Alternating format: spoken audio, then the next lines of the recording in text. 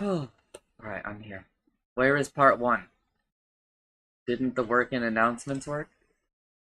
Will the link in announcements work?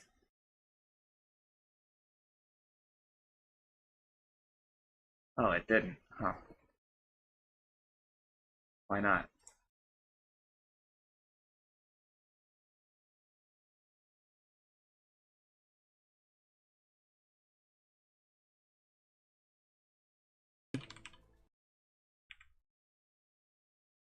Yeah.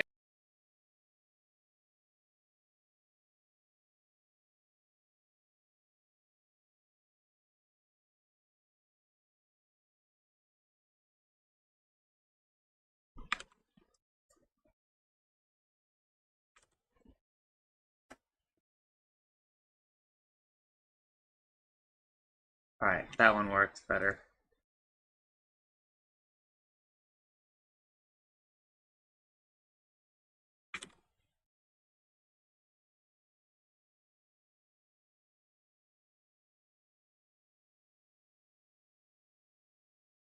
Alright, I'm starting.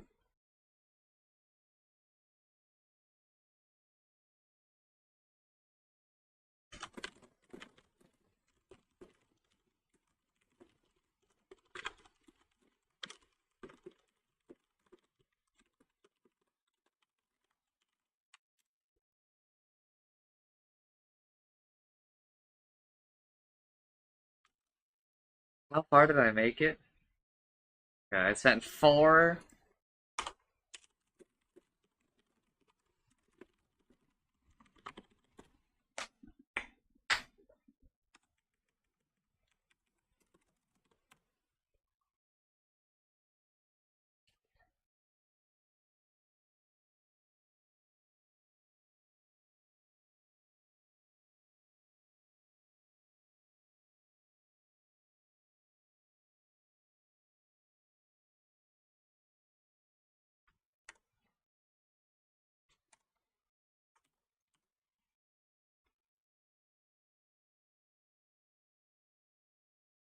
Alright.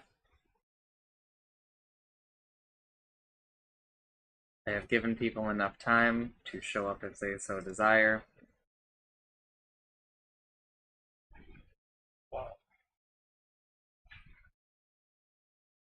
Let's pop that open.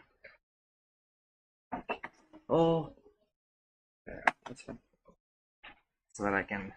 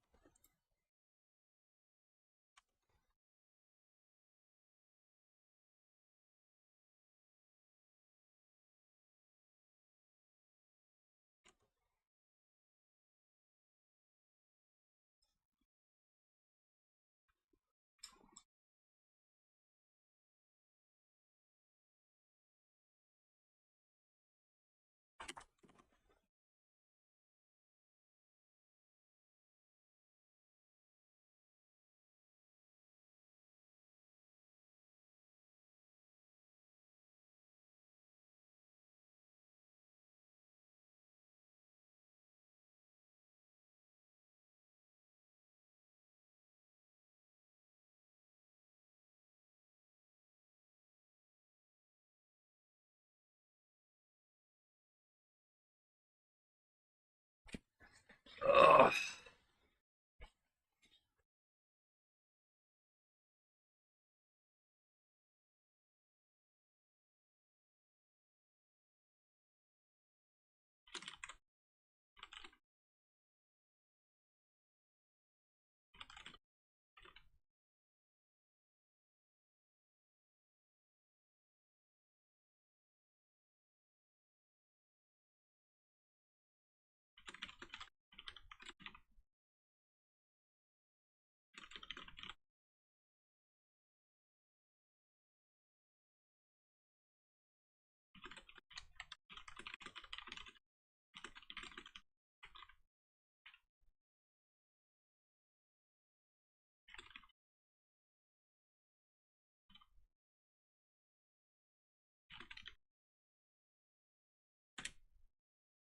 All right.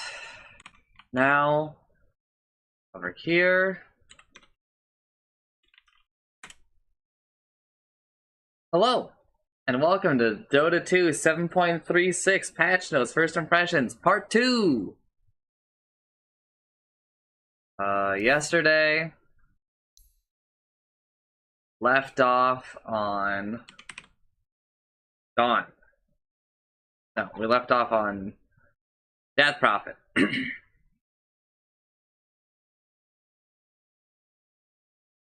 Witchcraft returns. This is an old, old third spell. So she used to not have Spirit Siphon, she used to have Witchcraft, which would improve Silence and Exorcism and Crypt Swarm. Occult Knowledge deepens with experience, gaining 0.5% movement speed per level and reducing the cooldown abilities by 0.5% per level, so up to 15% cooldown reduction. Who cares? Like, let's be honest. That's 1% at level 2, 10% at level 20. The movement speed, sure, the movement speed definitely matters.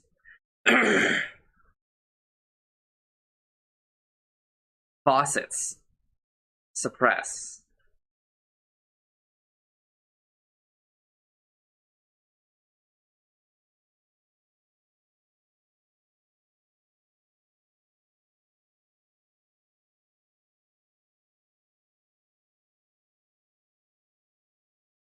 Silence supplies movement speed slow to affected units by 10, 15, 25%.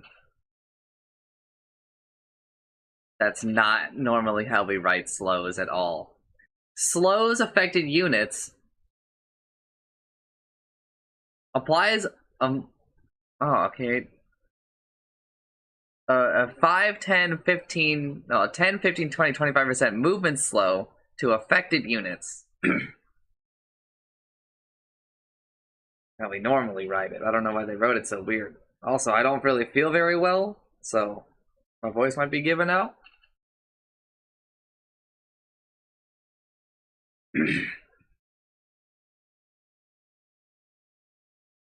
Sure.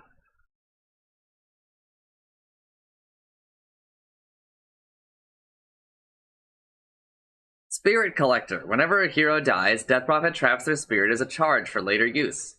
This affects both allies and enemies within a 2000 range. Can be disabled by break to prevent or regaining charges. Exorcism. Casting Exorcism consumes all Spirit Collector charges to replace one Stranger Spirit per charge with spirits of fallen heroes that deal a fuck ton of damage. Wow, what? If any hero is killed during Exorcism, their spirit will instantly replace a Stranger Spirit if possible, otherwise no charge is gained.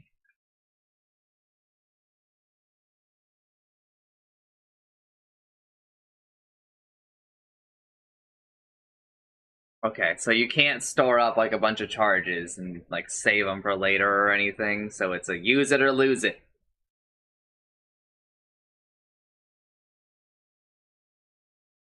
This is to kind of prevent you from like kind of snowballing, I guess. You have to actually maintain it. Silence no longer slows by default. Exorcism no longer grants passive movement speed. That's because Witchcraft gives the movement speed now. So it's a bit more granular. She definitely lost, I think, in this exchange, because the movement speed from Exorcism was, like, substantial. The passive movement speed, that is.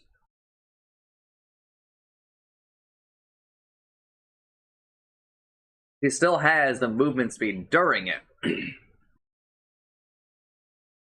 Although maybe she didn't lose. Maybe I think it was half the active value, or something like that.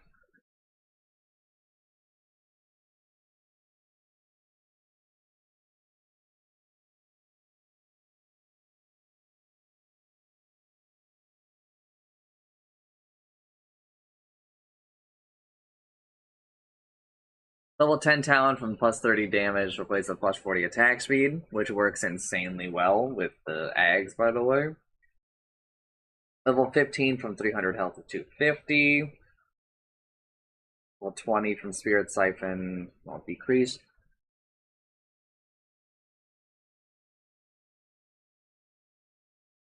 And move speed slow to Crypt Swarm damage.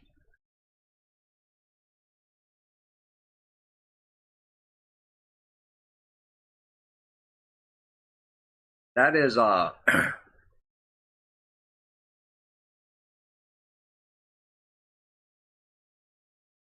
that is quite a lot of changes for her.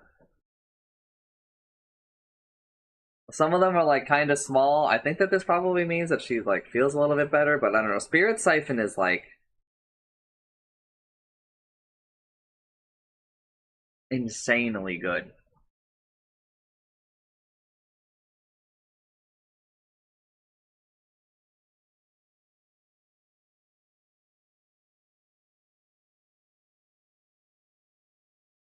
But I don't know. Losing the silence basically. This is like a weird trade-off. I think that Death Prophet's probably like a bit more in line now. Basically, they were like, let's see which one of these people. I mean, I don't know. This is super lame. Just regardless, like this one is super lame. I feel like this is the option that you choose if you just want to interact with faucets less.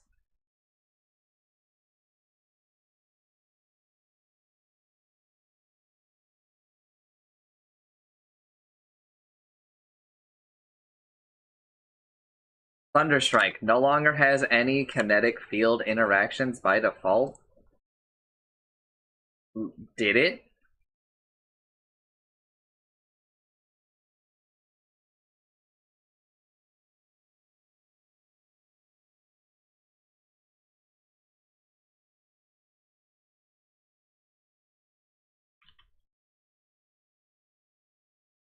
Oh, wow. I didn't even know that. Yeah, 7.34. Thunderstrike now strikes all enemies within the kinetic field if the affected target is inside the kinetic field. Okay. That's pretty. Oh, I forgot the innate.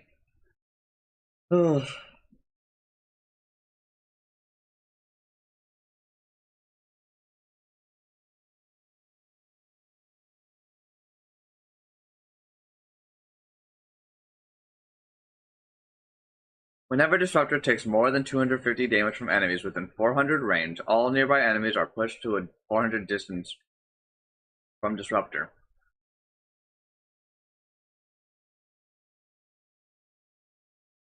What?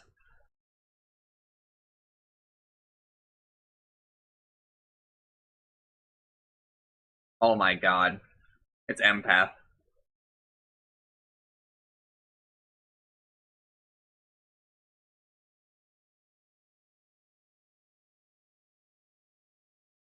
So Thunderstorm is, Thunderstrike strikes all people in Kinetic Field. Kinetic Fence replaces Kinetic Field with the new ability Kinetic Fence. Kinetic Fence is vector targeting, creates a single flat wall with a width of 1200. The wall is created for a 1.75 second formation delay and has a duration of 2.6, 3.2, 3.8, 4.4. The same duration, a little bit shorter formation delay though. You get to play a little Earthshaker in your Disruptor, except this one costs like way less mana. It doesn't stun.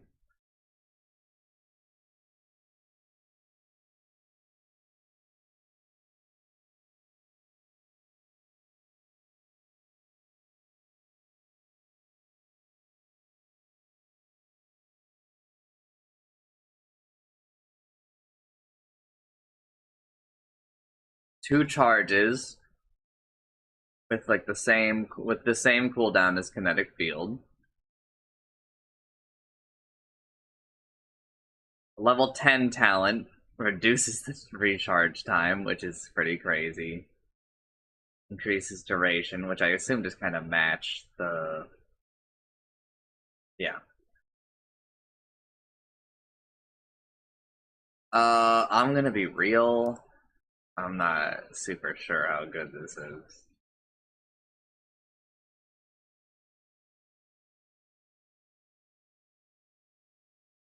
But it is very similar to Empath from Han's ability. Faster! Prepare for battle! I'm under attack! Wings.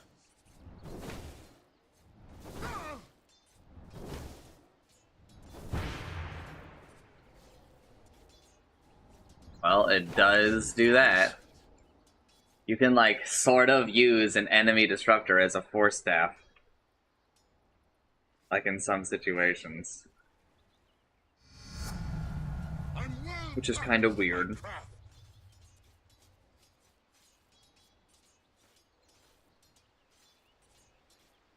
craft. Very... Very odd. Can you go check the microwave?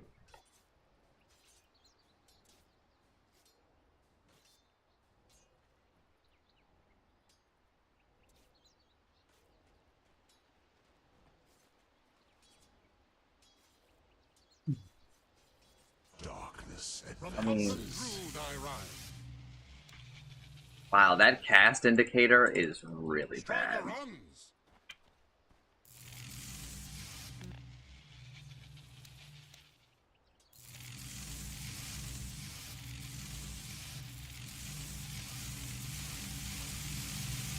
The blood sun rises. Fleet of foot.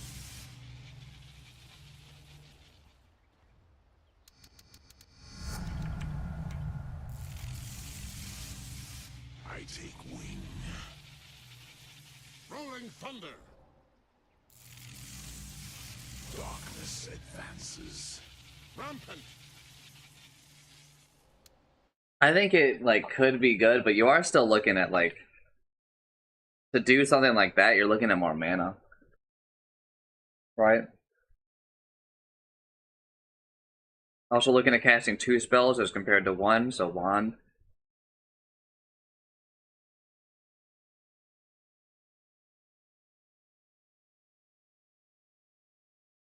Let's move on. Thunderstrike no longer has any kinetic field interactions by default. Shard bonus range decreased. Shard bonus strikes decreased. Shard on ground duration decreased. Yeah. Shard is pretty good. Here's the scary thing. The good thing about a shard was that it was really good at taking high ground. So well, you get, like, not really contestable vision. So nerfing it is kind of like a buff to high ground.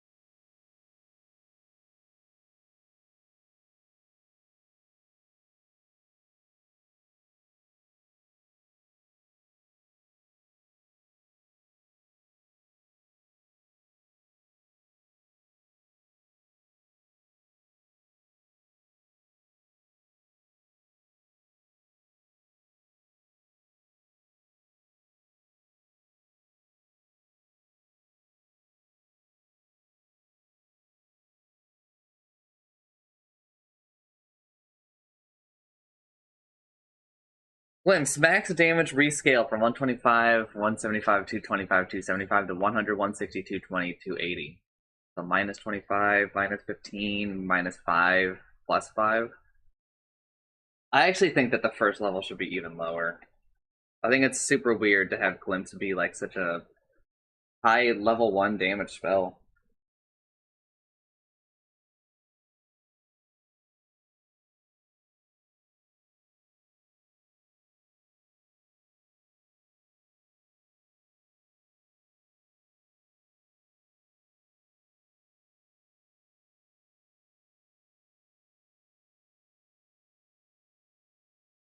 Kinetic field cooldown decreased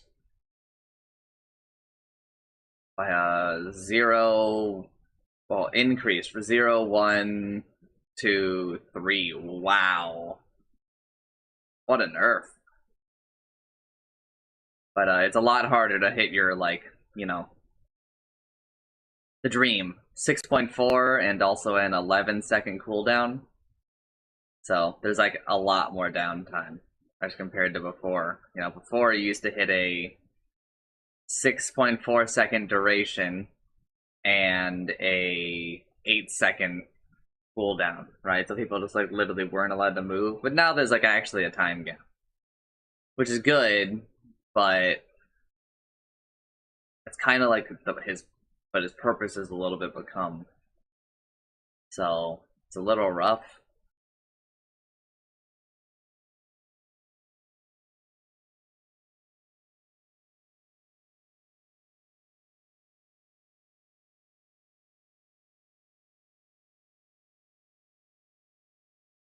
Doom.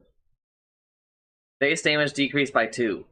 Base health regen increased from 0.25 to 1.25. Okay, so he's a bit tankier in the lane. Strength gain increased by 0.1. We don't really care about any of that, except for the fact that, I mean, like, this is like another hero pushing 4 strength gain. Like,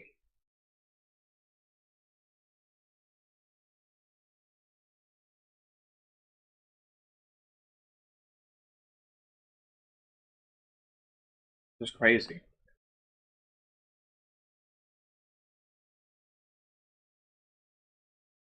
Level question pain. Doom deals 10%. Now, is this Doom the spell or Doom the hero? Doom deals 10% bonus attack. Okay, so here's the hero. Bonus attack damage to enemies whose level is lower than his. Alright, so Midas is quite good on it. Attack damage, though. I mean, like, okay, I guess. We don't really care too much about that.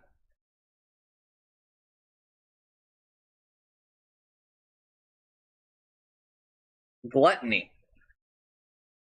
Devour. Replaces 70-second cooldown with 2 charges with 90-second restore time. Stolen creep abilities are upgraded by 1 level.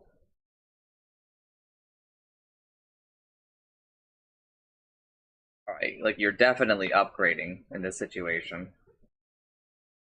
By a lot. Right? The 1 plus 1 to the level is pretty sick.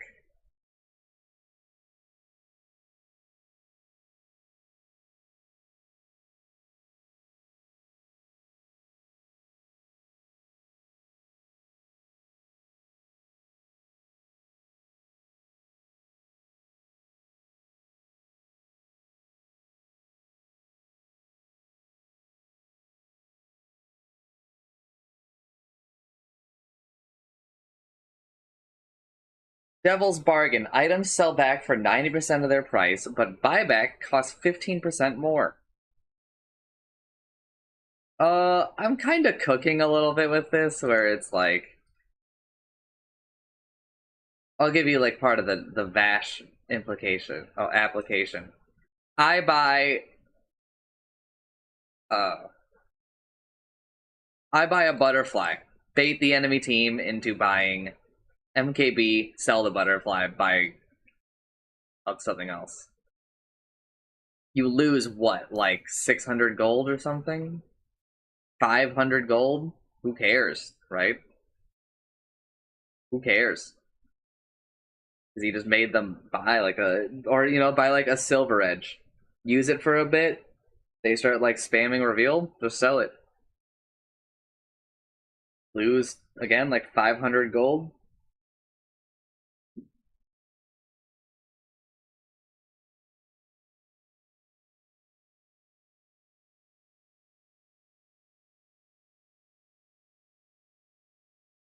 Like the speed to farm 500 gold for Doom is really quite fast, right?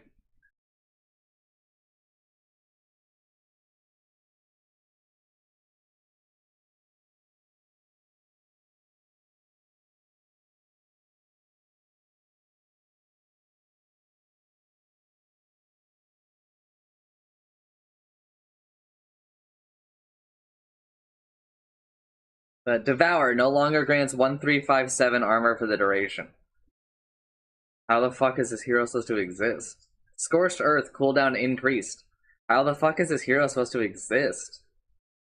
Also, like, you're really not going to... You're really not gonna change Doom at all. It's so unfun.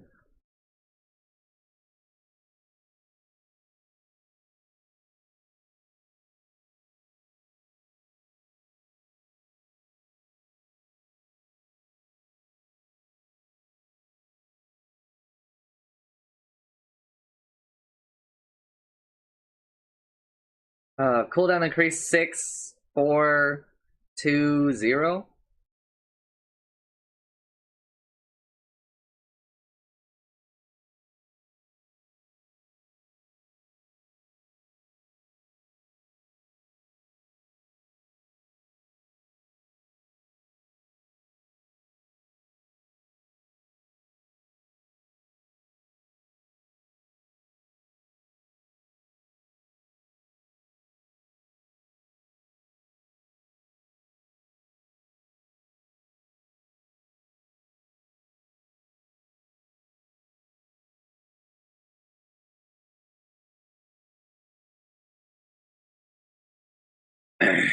I don't know.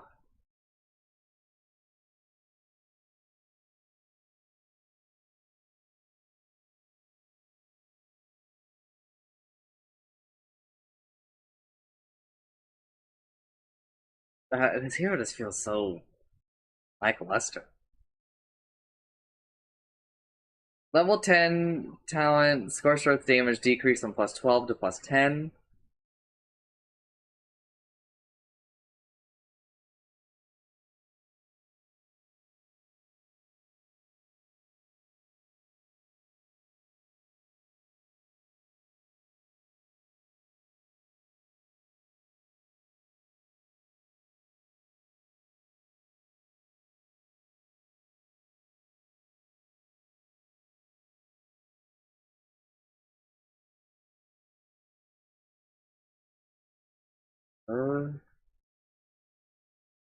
Level 15 talent, scorched earth movement speed decrease from plus 7% to plus 5%.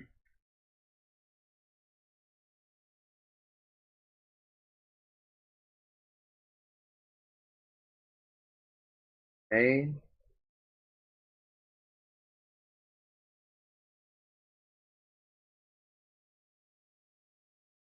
Level 20 talent, infernal blade, max HP has damage increase from plus 2% to plus 2.5%. I don't know. I think that Doom's like a dead hero, dude.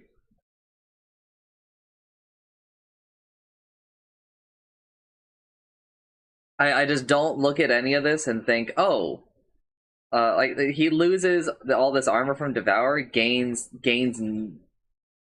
a little bit of health regen, gains 0.1 strength gain. Have fun, I guess. Like, oh, okay. Guess I'll just die. The guy's got awful armor, right? So it's kind of weird. Gluttony is cool for like the money aspect, but he doesn't gain the armor anymore. He still gets the ability, so it's kind of nice that he can swap out abilities like that. But really, it's for the money. You can still take this magic resistance talent, but like it still kind of leaves him severely weak to physical damage. And but the thing is, he's a melee hero, and like many of his, scorched earth really incentivizes him to be able to be near people. And it's cool that heroes have weaknesses, but like maybe that weakness shouldn't like fly completely in the face of like what they're trying to accomplish, right? That's just kind of like mean.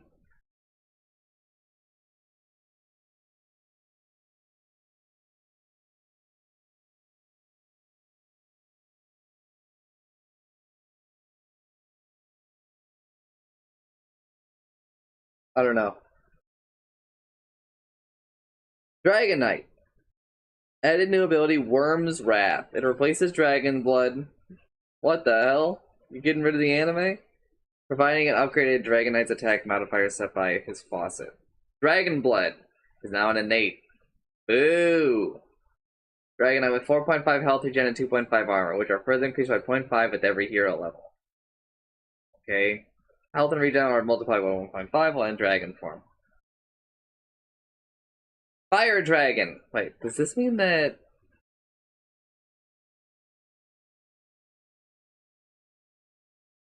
What?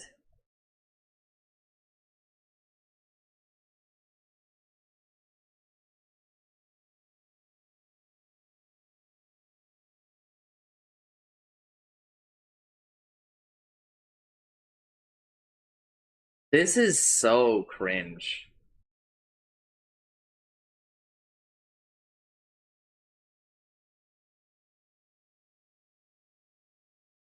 Fire Dragon, Worm's Wrath. While in human form, attacks have 20, 30, 40, 50% cleave, with 450 range. This is previously the level 2 dragon.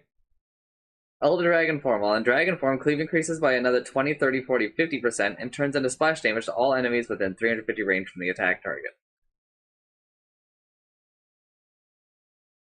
Theoretically, like, your range of the cleave gets shorter here, but, you know, obviously you're hitting a larger area, because it becomes a circle, right?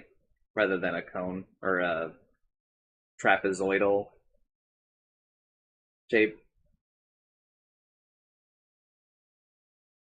Worm's Wrath, or Corrosive Dragon. While in human form, the attacks apply poison to the target. It deals 10, 15, 20, 25 damage per second and reduces the target's armor by 1, 2, 3, 4, duration 3 seconds. Poison also affects buildings. Elder Dragon form, are increased by 30, 40, 50, 60%. Wow, I couldn't just... And it's applied to all enemies within 350 range from the attack target. Yeah, they just take the poison, not that they're taking your attack. So it's not just like better cleave. That one's pretty good.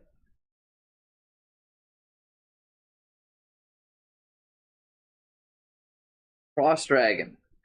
While in human form, attacks apply frost to the target. Reduces enemy movement speed by 14, 21, 28, 35.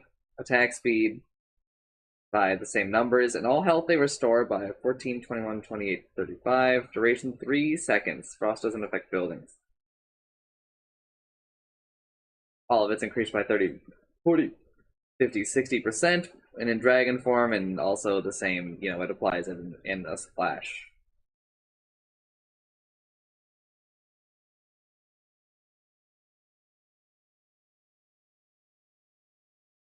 Breathe Fire no longer applies Dragon's attack effects. Okay, that's a pretty large hit. Worm's Wrath is a new ability. Wait, what?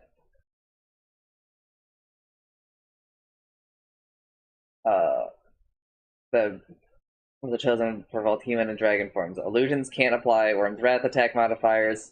Now upgradable with Eggs, improves attack modifiers of the chosen facet.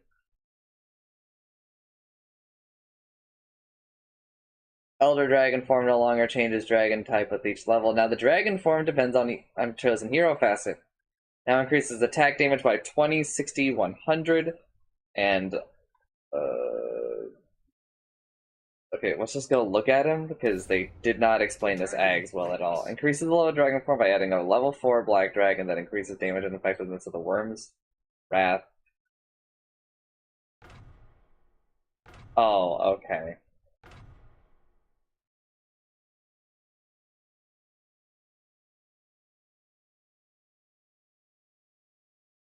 But could you, like, explain it better at all?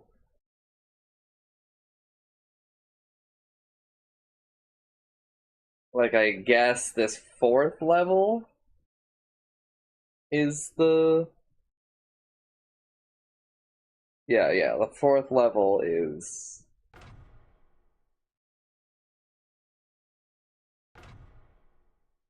Yeah, I think that this is pretty garbage. This should go, I think. It's hard for me to even really comment on it because of how gutted a lot of it ends up feeling. Having him go into one of these types and just kind of being locked into it from the beginning, it's kind of rough. Also, the fact that he just gets Dragon's Blood passively, which means that he is allowed to basically have something else in the lane. He doesn't have to, like, dump points into it, right? Is a bit rough. But he still has a passive to dump points into. It's just that now he gets to, like, severely improve his laning in some way for most of these, or, you know, like, I don't know, the Dragonite also just gained like a really good way to farm. Because like all of these kind of work for farming.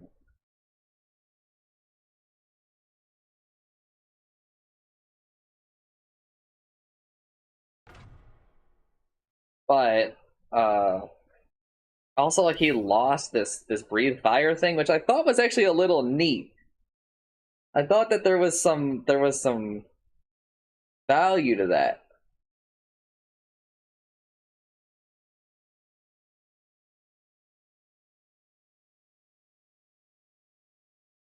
So I'm kind of sad to see it go so quickly.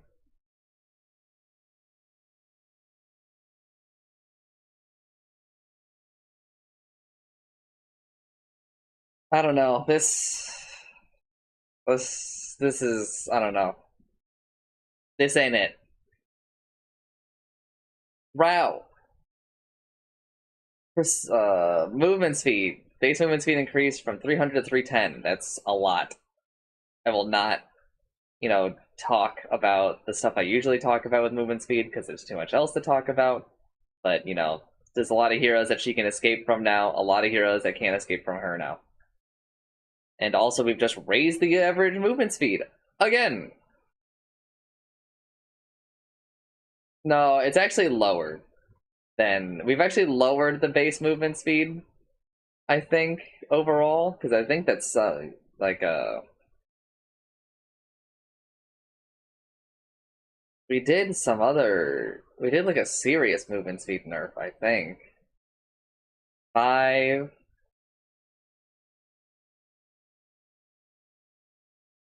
Five. That it? Yeah, 5, 15. So that's 20.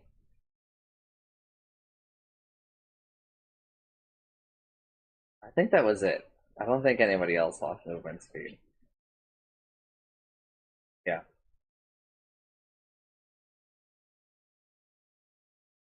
Where were we at? Dragon Knight.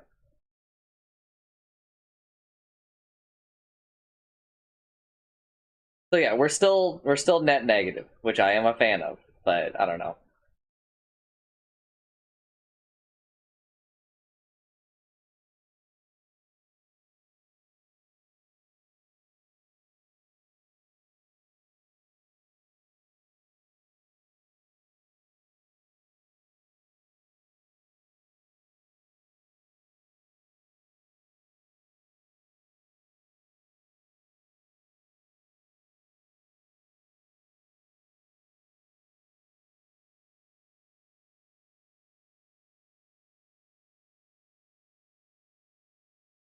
Precision Aura turns as an innate. Oh wow. True Shot Aura's back. Grants bonus agility to Drow and allied ranged heroes within 1200 range. Effect starts with 1% of Drow's current agility, increases by 1% with each Drow Ranger level. Bonus is double for Drow Ranger itself.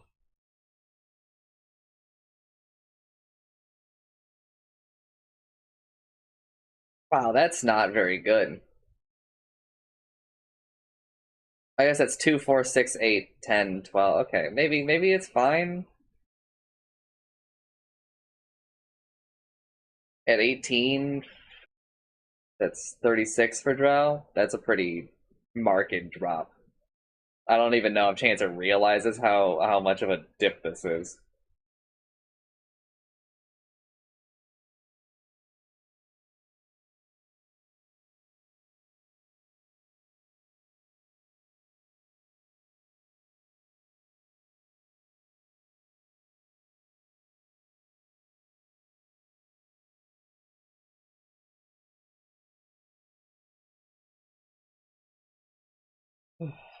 Vantage point. Drow Ranger deals 20% more damage with attacks from high ground. Wow, I can't imagine you typing something more cancerous to the game. That is just completely unaware of the situation. Sidestep. Drow Ranger can use items and move during multi-shot with a 40% movement speed penalty while aiming at the initial target direction.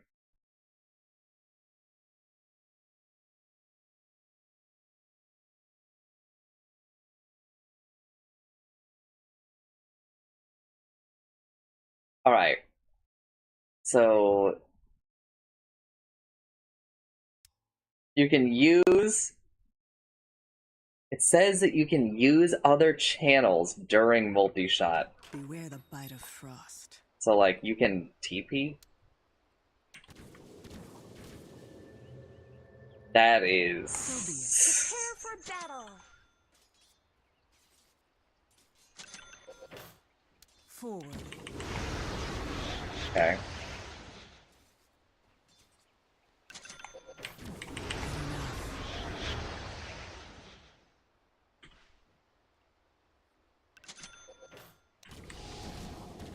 I mean, you could already do that, though.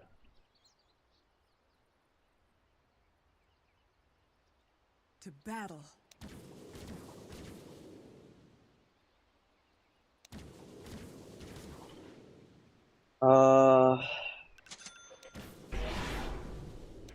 Yeah, because it moves her.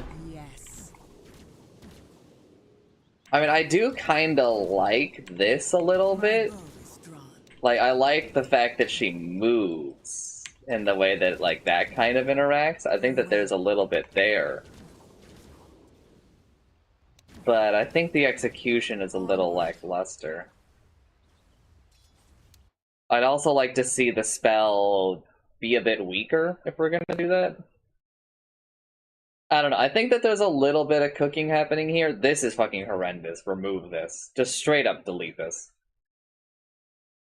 This should be like a tomorrow or the next day change. I'm just gonna be real. Take a little break right here and say, I'm not feeling this, dude.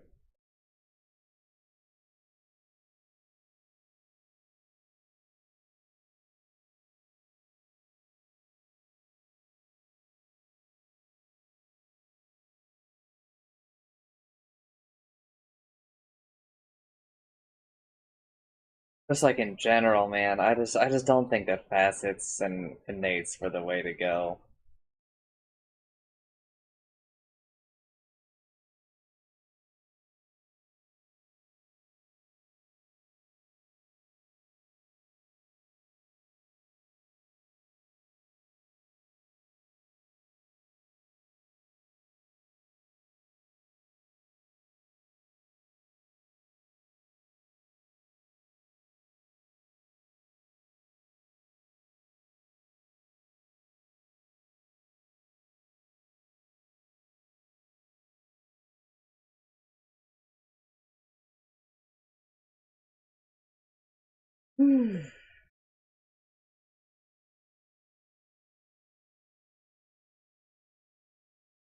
Cross arrows. Movement speed slow decrease from 10, 15, 10, 25, 40, 55 to 10, 20, 30, 40. Wow. Minus 0, minus 5, 10, 15. That's huge. That's fucking... Drow got shit on here.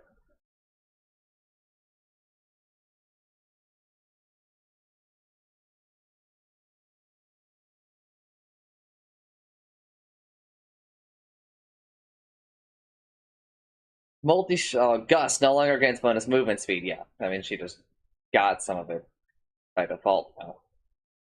Multi-shot no longer has bonus slow duration, instead plays a normal frost arrow's duration. Again, that's like a huge hit. Marksmanship agility is now innate. Now it's just the proc thing? Wait, this means that... Oh wow, there's no disabling for agility, huh?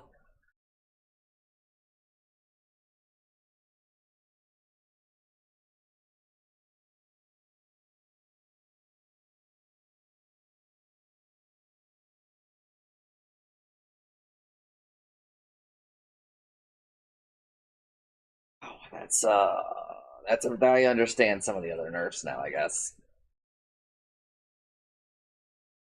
Level 10 talent, plus 15 gust movement speed, replaced with minus 3 gust cooldown.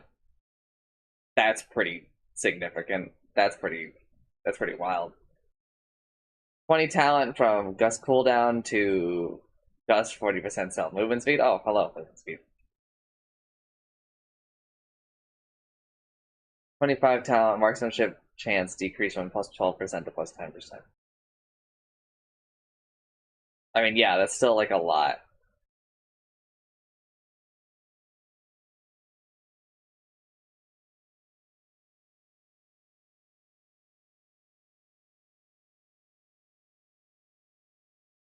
Uh, I don't know. Drop feels super weird. I don't even know. Like moving close to her is like the counter anymore. Like you are reducing her damage still by reducing the procs, but like, bro, and it's also like easier to get closer to her, so maybe that's why she lost so much of it, right? I don't know. I don't know. I don't know, man. It's kind of fucking weird. I think we've moved maybe like a step back in the design there. Earth Spirit. Keep Stone Remnant as an innate. Faucets. Resonance. Stone Resonance. Stone Remnant have a duration of 60 seconds, which I think is what they are right now. Has 7 charges with an additional 1 max charge gained every 5 hero levels. Charge restore time 18 seconds. We had to cost 0. Magnetize. Each magnetized Stone Remnant gives Earth Spirit 40, 80, 120 bonus attack damage. Does not stack. What do you mean does not stack? You said each one gives. Does not stack. Each one, but it doesn't stack? So do you mean having one magnetized remnant, or do you mean... I'm going. Here we go. Prepare for battle. Exactly so.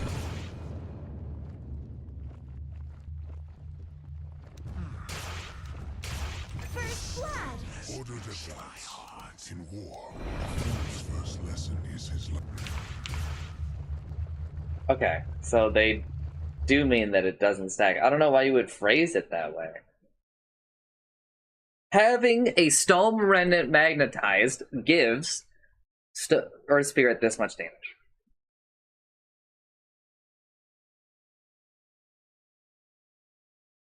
Stepping Stone. Stone Remnant has a duration of 20 seconds. Does not use charges, instead has a cooldown of 4 seconds, mana cost 15. Mana cost. Eesh.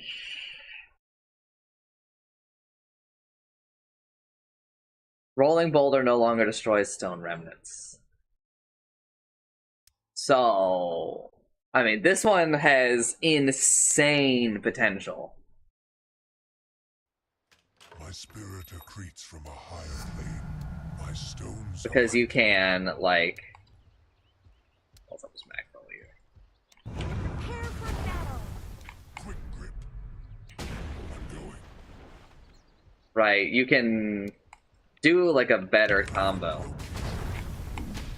Wait, an even better spot.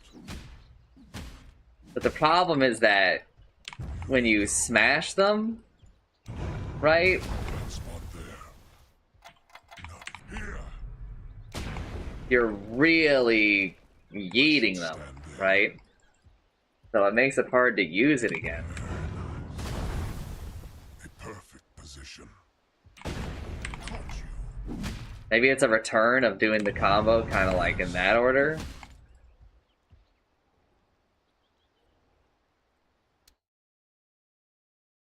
I'm no Earth Spirit expert. Honestly, I should message Poppy. Ask him what he thinks.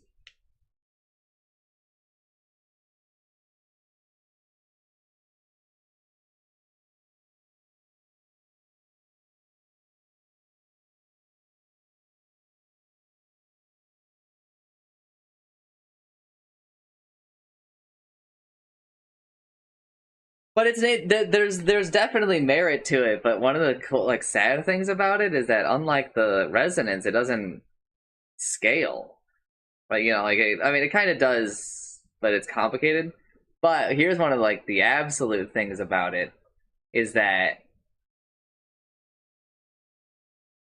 it's a 4-second cooldown, so you can do this. Like, Earth Spirit just got his own poison touch. All paths are one. Prepare for battle. It's not time yet. Covering ground. Set in stone. I'm going. I'm not ready. Not yet. I'm not ready. It's not time yet. Perfect location. It's not time yet.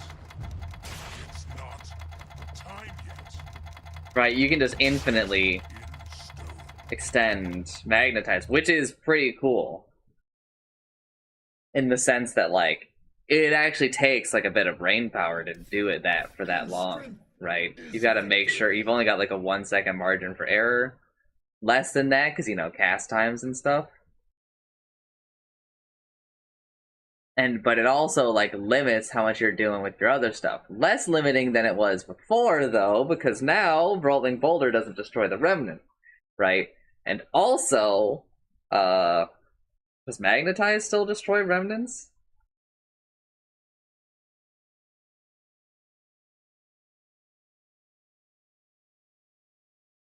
Yeah, it says that it still destroys them.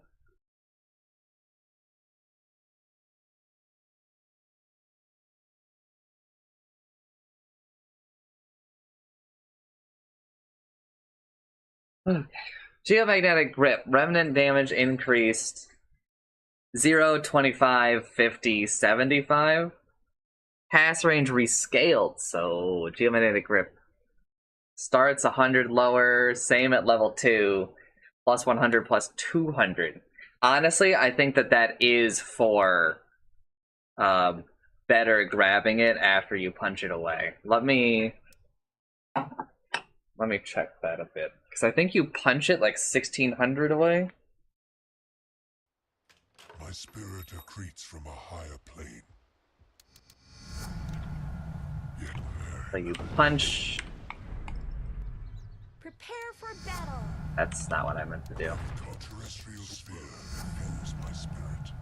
So punch, bring it back. Yes. Here we go. Punch, bring it back. Punch, bring it back. Yeah, it feels a bit better this way. This way. Also, my Remnant has a hat that I don't It's have not equipped. done yet. It's not using my model. Had always been like that? I don't think so.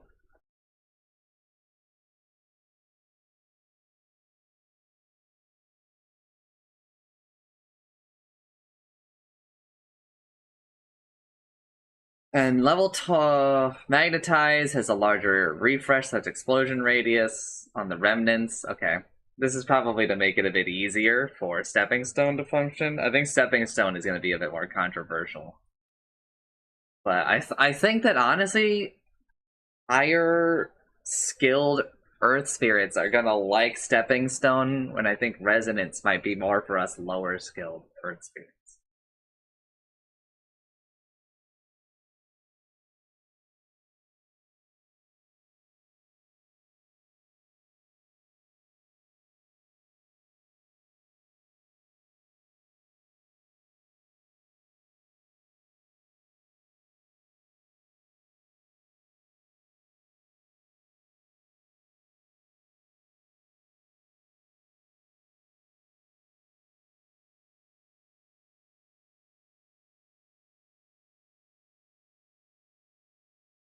Level 20 talent, Geomagnetic Grip cooldown reduction increased from 2 seconds to 3 seconds. That's fucking crazy.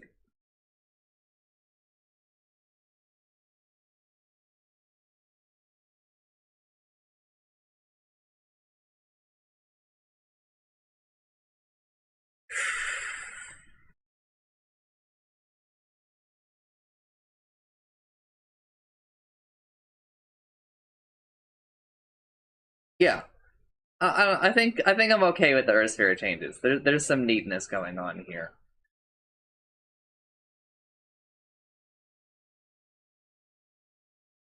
Earth Shaker. Aftershock is now an innate ability. Passive can be leveled up as skill points. Okay, so it still remains in the hotbar. He just has it at level 1 and can make it better. Damage rescale from 70, 100, 130, 160 to 30, 70, 100, 130, 160.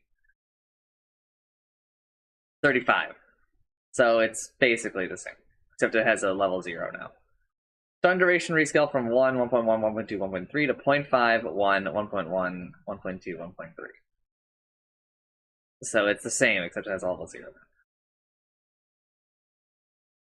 now. Tectonic buildup. Aftershock radius is increased by 50 with every 10 levels.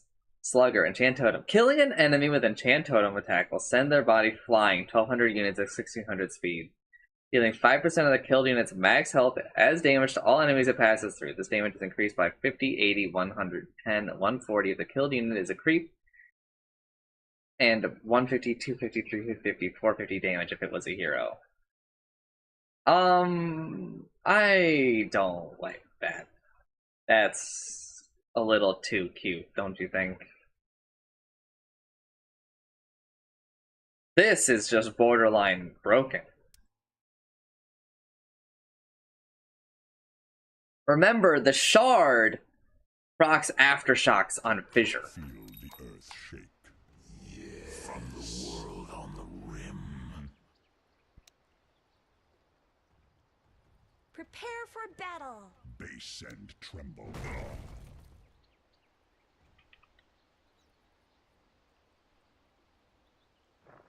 Is there a way to up this opacity?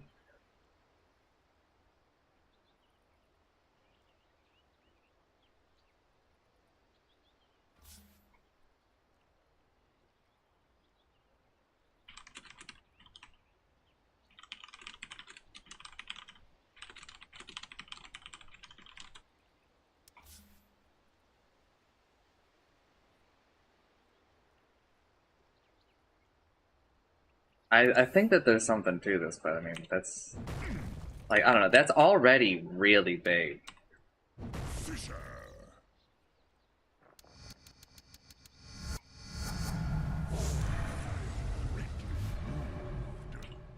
Fisher. Fisher. So then let's give him the shard. Gape. Clank and crack. Fisher. Like, look at that, Fisher. man. I guess I should wait for fissures to go away. Ground power. Clank and crack. First blood. First. Alright, and then let's take it to 20.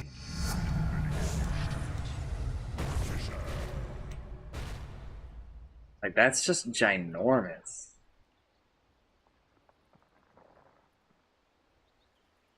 But right now, it's actually at 450. And now, it's at 500. Moving. I don't know, I think that that's the take.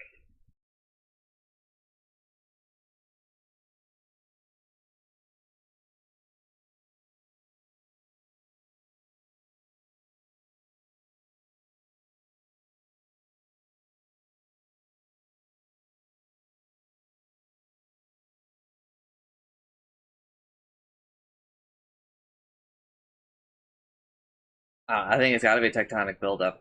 Even just a level, if it only did the level 10, I think it's still the take. Aftershock radius is so insane. Minus 50% Echo Slam cooldown. Okay, gamer.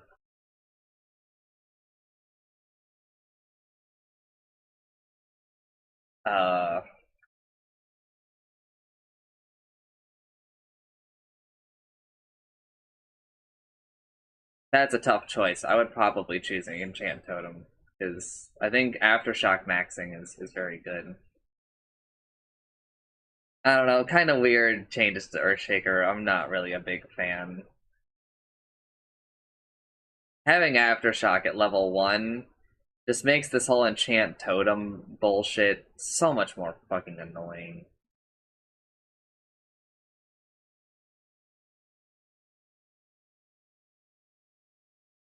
Like, it makes him so much stronger in lane when he was already strong there. It makes him... But I guess it does maybe allow for, like, a bit more Fissure playing early on, but I don't know, like... I don't think that the problem is that Fissure is weak. I think that the bigger problem is just that, like, Aftershock, or like that, or Enchant Totem is just broken. Enchant Totem is just way too good.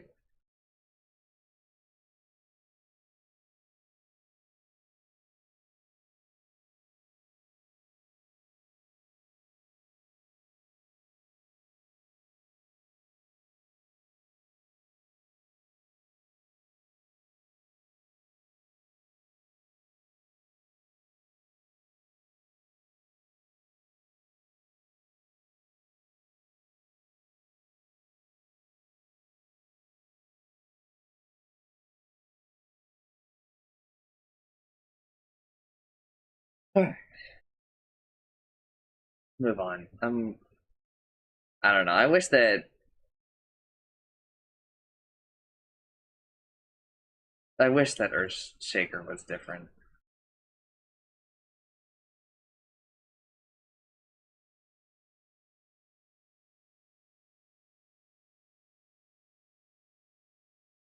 Tauren Chieftain. Ancestral Spirit is now an innate ability, can still be leveled up. Bonus speed for hero rescaled. So it's the same. It's basically the same. Bonus for damage for creep is basically the same. Oh, let me just see if there's any fucking differences. No, it's all the same. It just has like a level 0 now that is obviously worse. But one thing to note is that from level 1 or level 0 to level 1, it the bonus creep damage doesn't improve.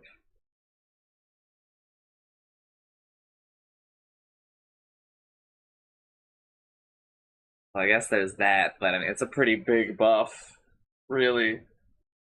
Then we can take Natural Order at level 1. Or you can take Stomp, and like this guy's kind of actually like a monster at level 1. To be honest. Natural Order is also like pretty insane to take at level 1 here. Because it means that you can just throw it out, and because people probably don't have boots or stuff, right? Like you get this movement speed, so you gain like a movement speed advantage.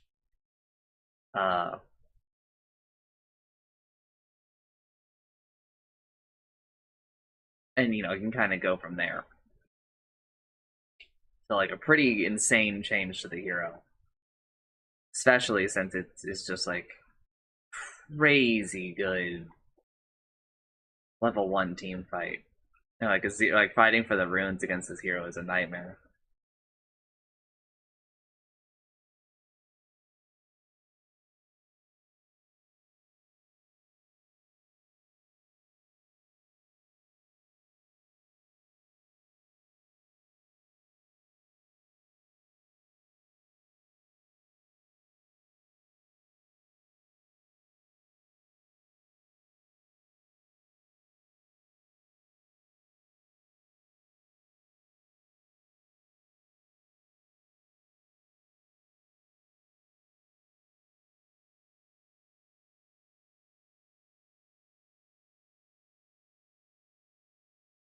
Deconstruction. Every second an enemy hero stays under the effect of the aura, they lose an additional 1 armor and 1% magic resistance, stacks up to 20 times.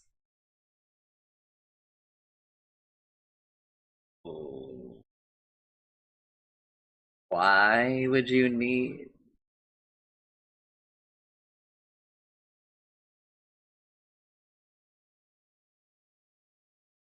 But like... Doesn't Natural Order say that it reduces their base magic resistance?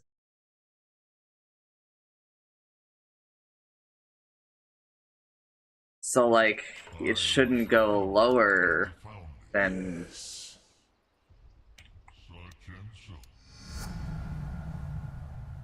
Prepare for battle.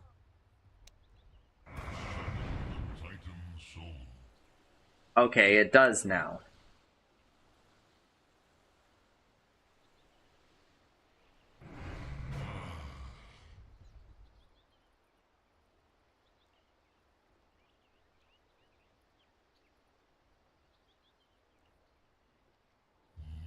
Wow, that's pretty crazy.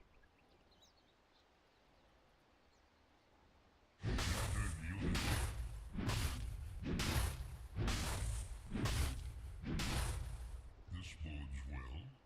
That's cool. I kind of like that.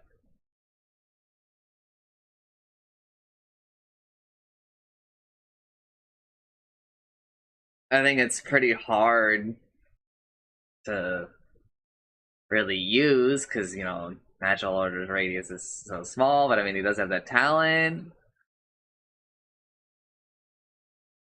Momentum. Tauren Chieftain's attack speed is decreased by 75, but he receives 20% of his movement speed as bonus attack speed. So it will. Okay, so if you hit a lot of people, you'll end up doing better. 20% of 300, right, is 60-ish. So, like, at default movement speed, you're Elder Titan. not missing out on a lot. Right? Such and so.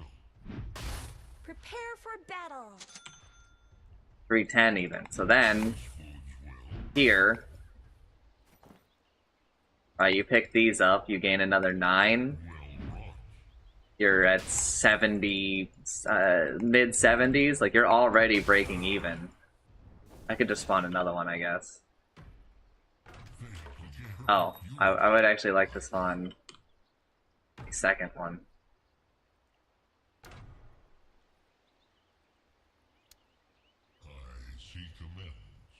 So, like, right now, there's only, a 13 difference, right? So then, just buy boots. Now we're looking at a 4 difference, right? That's nothing. This is just like a pure upgrade.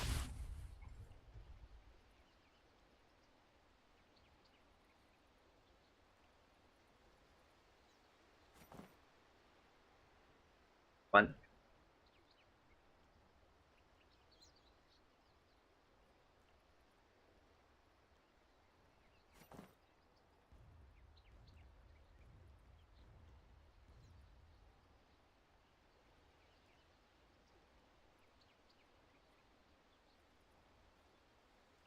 No, that's just not right. Maybe that's negative, right? Yeah, negative 13 is what it's saying.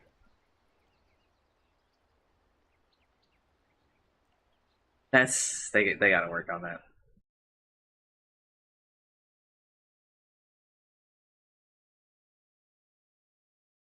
So, I mean, honestly, I think momentum's probably just the better choice.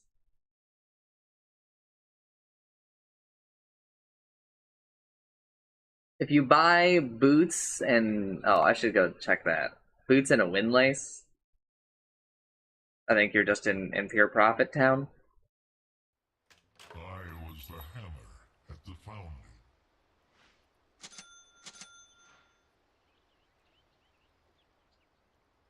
Prepare for battle. Orin Chieftain. So there, with a boots and a windlace, you're neutral. So any amount that you gain over this, upgrading boots to one that give you more, right?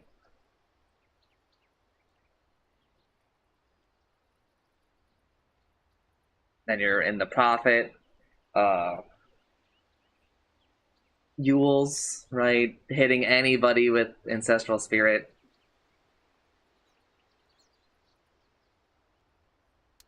I think that there's a lot to be gained there. Not so much to lose. I think that they should maybe work on that because it kind of feels like a no-brainer. I mean, this one is really cool and I think also pretty good, but its execution, I think, is way harder than just getting some more attack speed. And like even both versions of Tauren Chieftain benefit from both, right? So like a support Tauren Chieftain cares about deconstruction, a support Tauren Chieftain cares about momentum, a carry ancestral Tauren Chieftain cares about deconstruction and also cares about momentum, right? But I think that momentum's like a bit easier to capitalize on, right? You buy boots, you buy windlace, and then you play the game regularly, basically, and just gain free attack speed. Deconstruction, you're like, all right, I actually have to like either keep my spirit on people and make sure it's like kind of being microed in that way, or I have to make sure I'm actually like near them. Because you can, a lot of times you can kind of treat natural order as like a bonus. You're like, okay, if I'm near people and I end up, reducing their resistances and stuff, that's cool. But I also, have like a job of like living and stuff. But like if you take this faucet over the other one, like you're kind of, I think, like investing a bit more in it. But I mean, you know what? I'm caring about value too much, and I think I really shouldn't be. So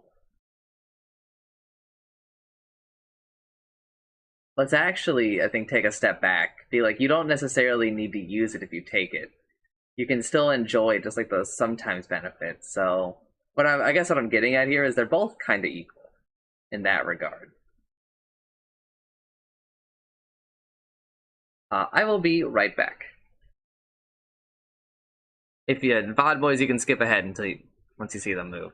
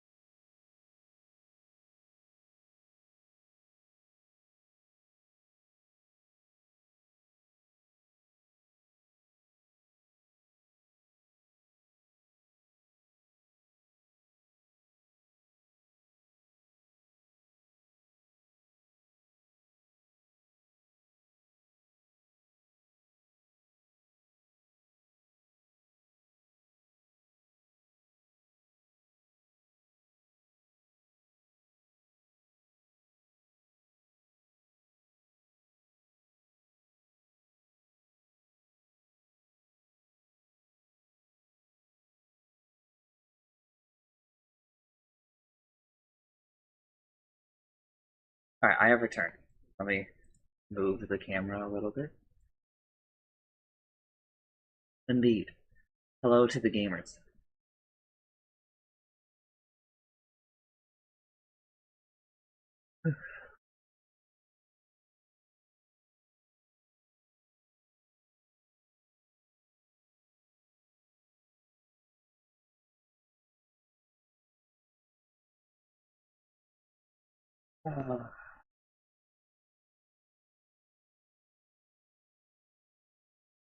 I think momentum can still be a pretty big menace in the lane. A little bit of attack speed early on goes pretty far, right? And, you know, putting it on like a creep camp and then just like running at the other support, right, is kind of what I'm talking about. I think that he's super strong now early on because he's going to have a bit more. I guess you could make the same argument for deconstruction. Because deconstruction, you put a point in natural order. If you don't want to put a point in ancestral spirit at level 1 anymore, right? I don't know. I think he's a fucking menace at all points in the game now. His early game was like a little bit hindered by the ability point shortage. But now, without having to put a point in ancestral, I think it opens up like a lot for him. I think honestly, I think it opens up too much. We're looking at like a I often feel like Clanks is just a real fucking monster in the lane at the moment, and this is kind of reminding me about how I feel about Clanks. Where Clanks can just like spam tar bomb, and it's just fucking annoying. Because it's so mana efficient, it's so damage efficient, and you're just kind of suffering, and nothing changed on that front, which is great. Oh my god, Conda unchanged.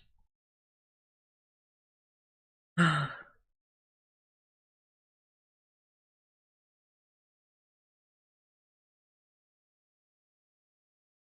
I'm gonna move on. I spent a bit of time while I was in the bathroom thinking about it, but I don't think I have anything like new to really cover.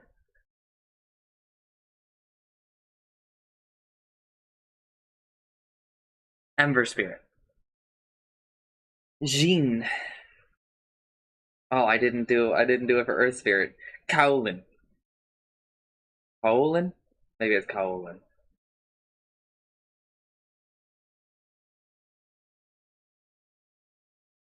Flame Guard is now an innate ability, so it's got a level 0 now.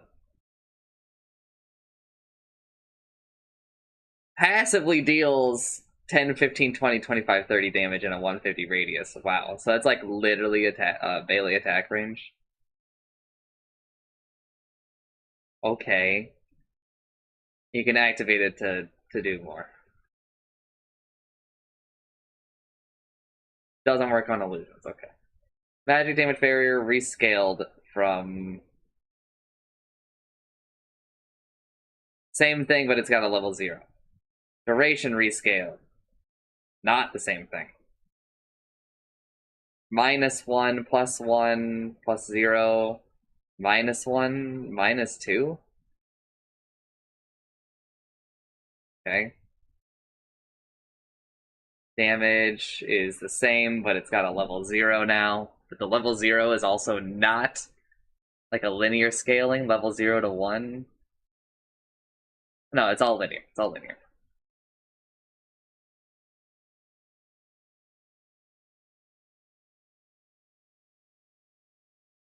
Sure, let's just keep reading and then I'll come back.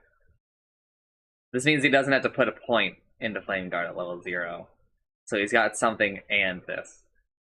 Double impact. Sleight of Fist. When connecting with 2 or more enemies, the enemy closest to Ember Spirit will be attacked a second time with damage reduced by 40% at the end of the Sleight of Fist.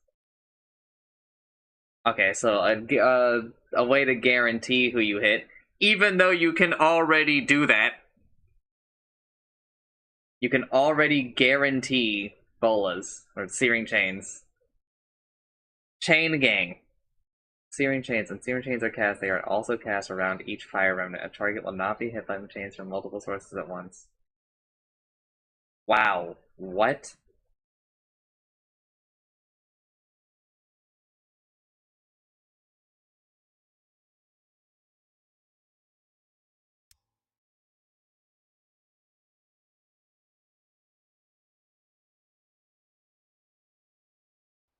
I carry the torch. Yes, by the increase. No path, but through. That would be best, Italy. Prepare for battle.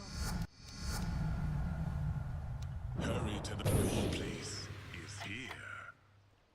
Be ensnared in fire. As the shape wand of the forge. Behold my searing chains. Behold my searing chains. What the fuck?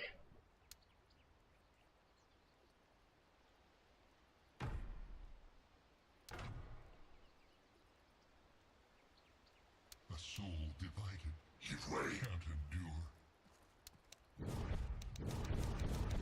She's a roadblock to my path. Be on your way. Your place is here. Wise, flung among with false. Did you and I. Your place is watch here. Them solemn, cut and run. Behold, my did you and I. Doesn't that seem like a bit much?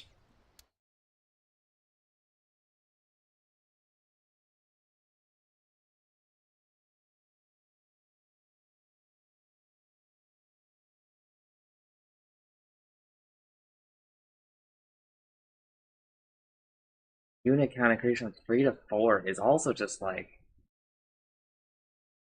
that's crazy, man.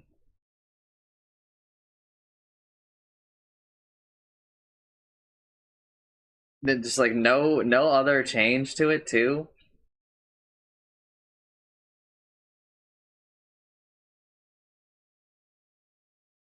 Ah, this is broken. I think you have to go chain gang. The second attack is cool, right? But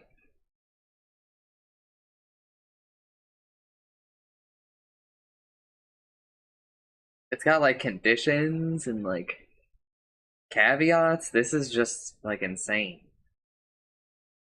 Sleight of Fist cooldown decrease from 15, 12, 9, 6 to 12, 10, 8, 6. So -3, -2, -1, -0.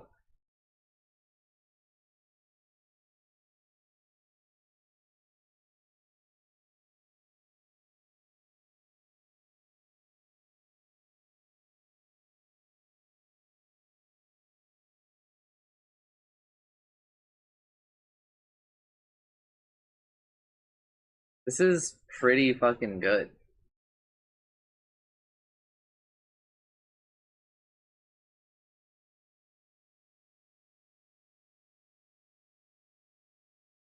Level 15 talent from Flame Guard DPS replaced with plus 100% Flame Guard DPS. So both passive and wow. Okay.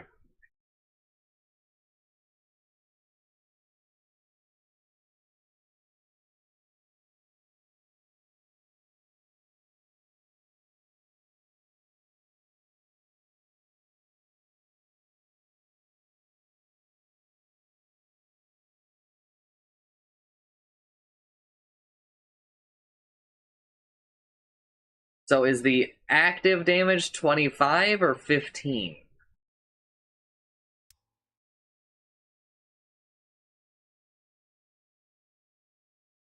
Like, does it add the active damage, or is that number what it is set to?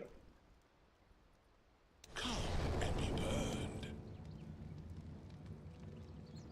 Prepare for battle.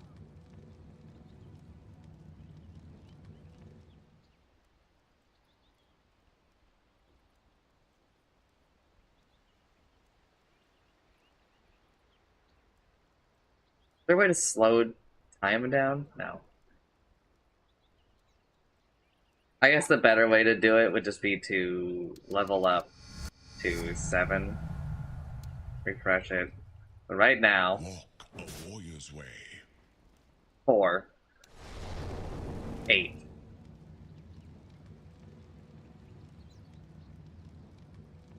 So it looks like it roughly doubles.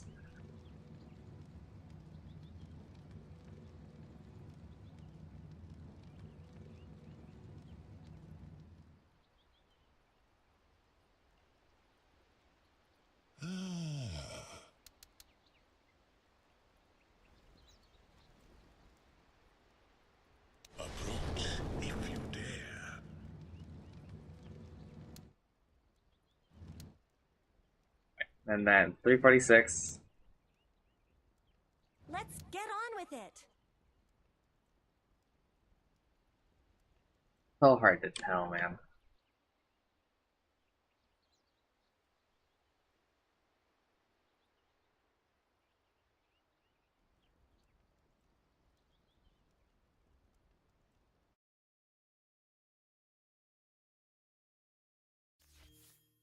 I think it sets it to that. I don't think it's adding it.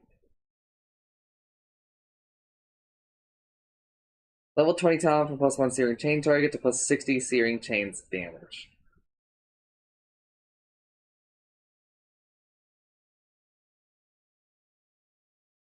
Yeah, I think it's Chain Gang, dude. Like that's so broken. You take the extra damage now and you're doing like a lot. Like this is such an insane farming tool too. Like this is how you get to farming with Sleight of Fist, right? It's pretty mana efficient.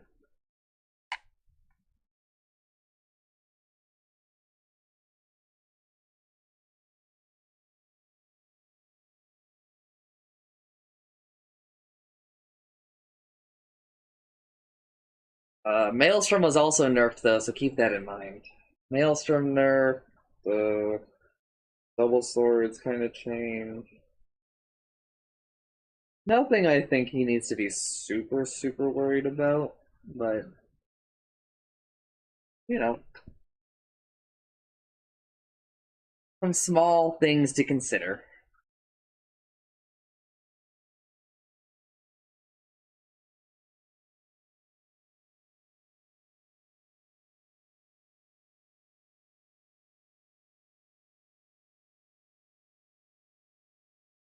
I think it's kind of similar to how I felt about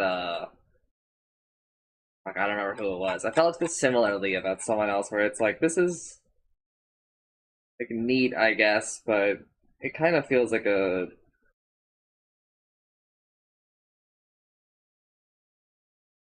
pretty large potential increase here, right? This one, I mean, this is still like good, but I think that this one sounds more alluring than it is.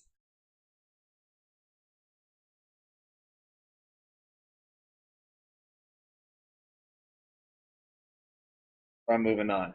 Enchantress. How enchanting. Forest freebie. Whenever Enchantress is about to receive a neutral item token from a neutral creep, she gets one more if available. Okay.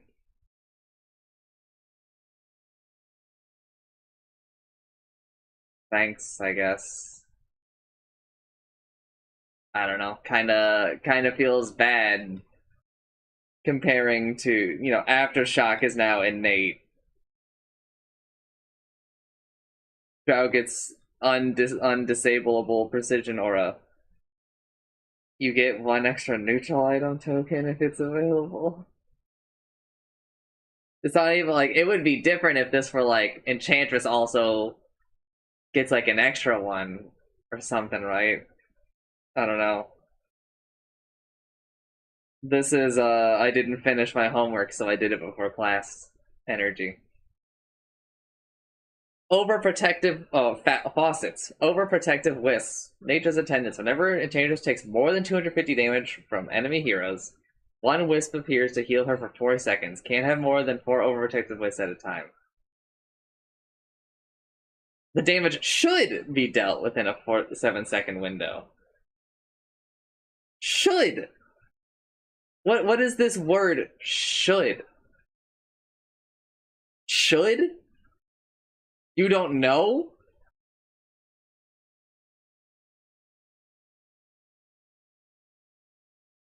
Is there somebody that can I ask the manager?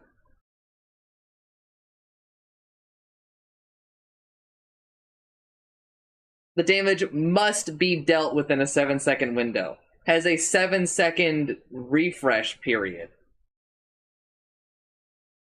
Like they actually already had better wording up here for Disruptor. Damage counter resets within 7 seconds. Boom, done.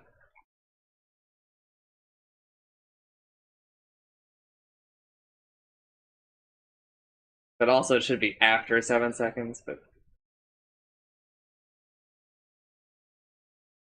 I mean, that's pretty fucking good, because... Right? If you take it, 250 damage, you're gonna start healing 16 health for 4 seconds, so 64, so you're undoing, theoretically, like 25% of that damage. Theoretically. There's no cooldown on this, so they like if you get fingered, right, you're basically instantly getting 2 of them to come out, heal you for 128, but it's still, you know, roughly like healing 25% of it.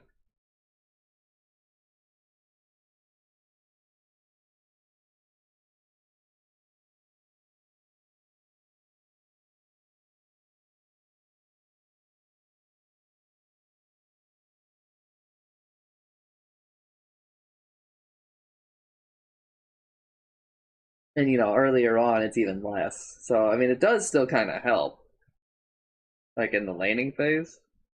Seems really fucking good to me. Spellbound. Enchant. Enchantress gains 50, 100, 150, 200 additional attack range when attacking enchanted enemy heroes. Cast range increased from 50, 50, 550. So plus 50 to... Oh shit, never mind. 550, 650, 750, 850. Oh my god. This shit's still a dispel, right? I think you take this one, brothers.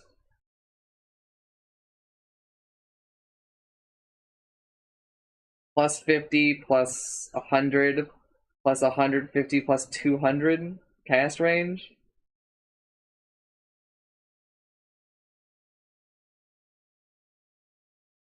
Yeah.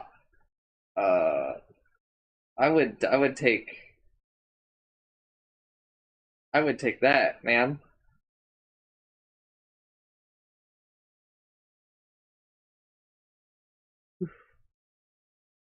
That's super good. Enchant no longer deals damage per second to heroes. Enchantress receives 50% of the experience bounty of the enchanted creep. Like as soon as she does it. Or Cthulhu font.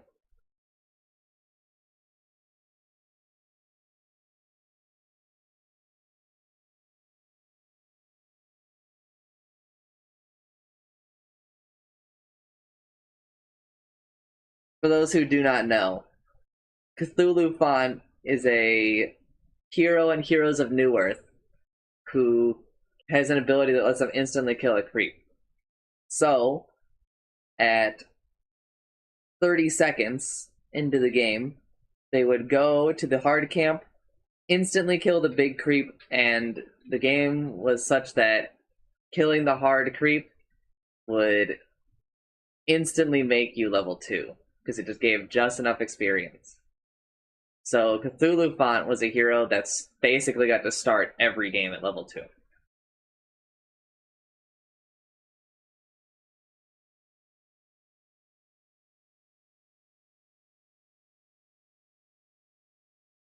Now, I'm not saying Enchantress is there, because Enchantress has, you know, the level requirement, right? But, I mean, it's kind of like some similar energy, right? And it also means that Enchantress is actually creating XP, because that creep still lives, right? And then, like, the enemy can kill it. So now there's just more total XP that was on the map. Which is very weird.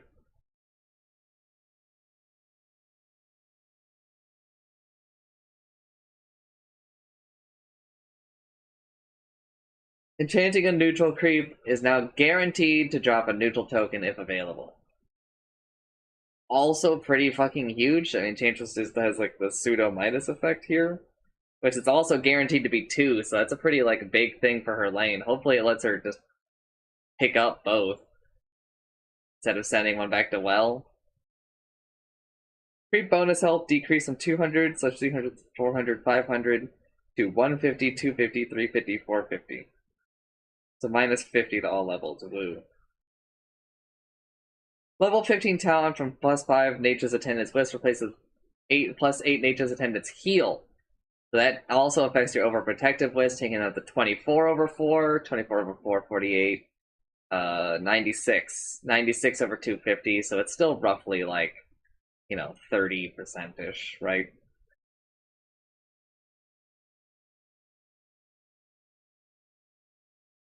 Level 20 talent from, oh, what's that against? 45 damage? I don't know, 45 damage is a lot. Level 20 talent, plus 30% enchanted creep, health duration, health slash damage plays with plus 150, health slash 25 damage for enchanted creeps. 50 health. 50 max.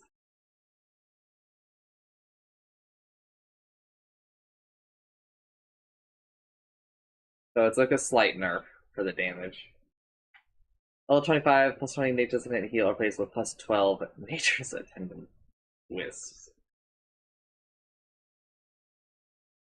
I think the talents are definitely worse, right?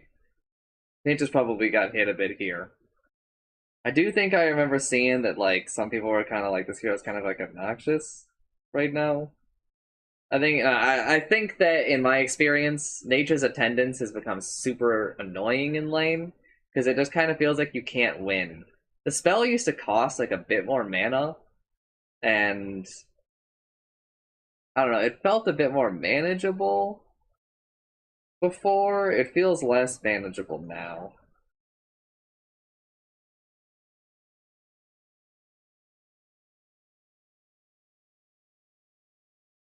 But sure, whatever. I don't know. None of this seems all too spectacular. I mean, to be honest, like these two changes are actually kind of big. Well, especially Enchant no longer deals damage for second to heroes.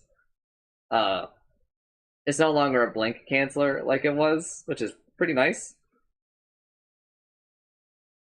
But it's still a dispel, and if you take this thing, the cast range is like pretty fucking big. So, and we haven't really done anything to address like some of the other things.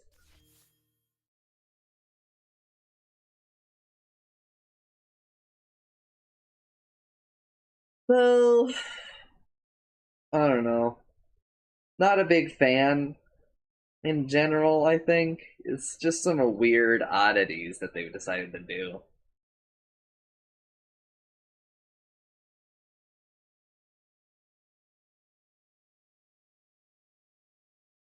Enigma!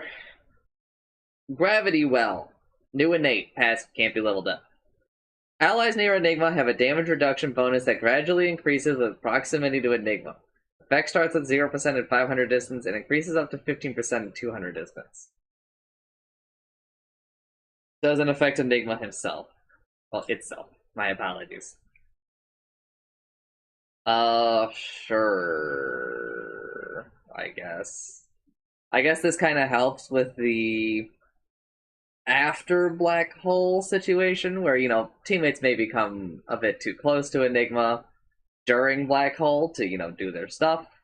Black hole ends if you don't team wipe the enemy team, then like maybe you're in kind of like you've been reverse black hole, right? Like the black hole attracted your team as well, right? So now you're the team that's sort of black hole. This kind of alleviates some of that pressure, I suppose, but I don't know, this seems really super gimmicky. 200 distance is really small, 500 distance is really small. This really seems like it's trying to be more cute than anything. Really, here's what it is. Enigma had to have something, but we didn't know how to make something that wasn't super broken, so let's just do something that's a little cute, I guess. Because instead of maybe rolling this out in waves, we have to do all this at once. Because we have to, okay? Event Horizon. Enemies in a 600 radius have a 15% move speed slow while moving away from Enigma. 600 radius is not super large, but that is an attack range. I guess. So that's kind of neat. Splitting Image. Demonic Summoning. Whenever Enigma takes more than 350 damage from any source, he...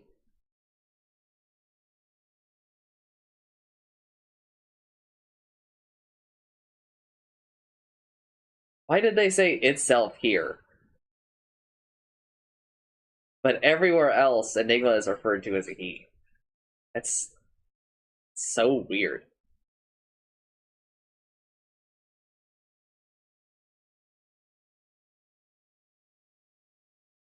Like they forgot that he has a gender? I don't know. These Eidolons have he spawns an Eidolon next to him. These Eidolons have 50% reduced golden experience bounty. Damage counter resets after 7 seconds. So, once again, damage counter resets after 7 seconds. The damage should be dealt.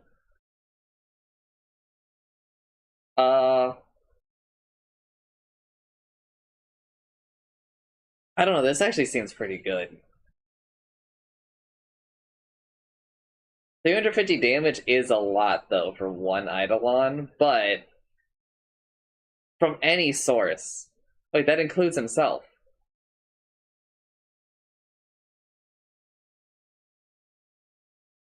So that means if he spawns Eidolons,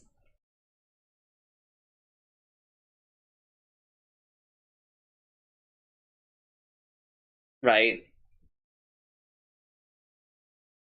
then he's already 150 out of that 200. Or out of that 350, right? So he only needs 200 more damage after he summons. That's pretty good.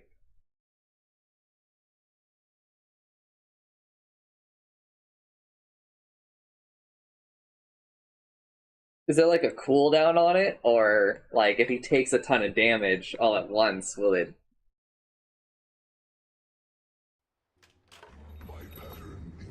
Like, let's just have our boy Loin. Yes. Prepare for battle. Not yet. Ooh, there is a limit on it, huh? Yes.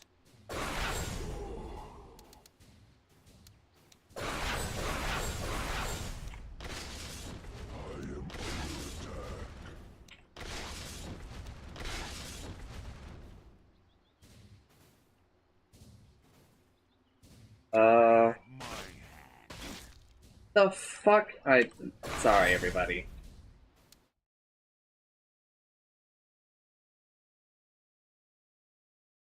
Uh, that's weird that it works that way.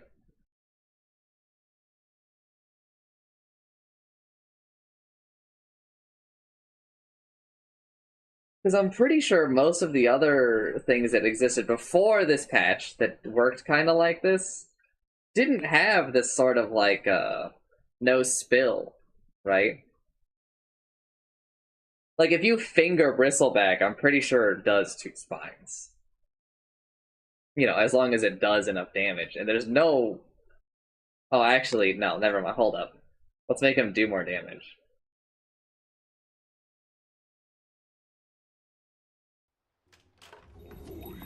Also, we will choose the other one for my sanity. Yes. Prepare for battle. Oh, nope. Where's the fight? Not those. Verily. My rage will bring me back. Forward. Onward. First blood. Triple kill. Once again. You fought to tame the lion. Dominating. Rampage. By my horns. Rampage.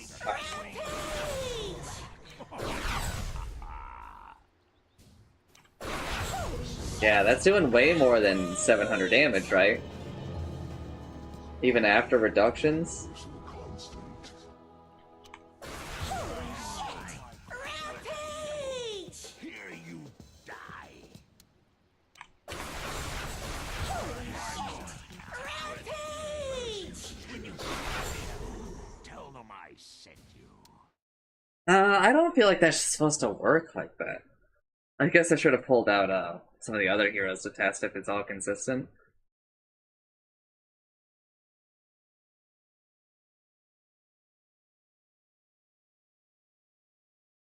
It's nice that they have a reduced bounty too. because since they like spawn on him like this, right, it's pretty easy to feed.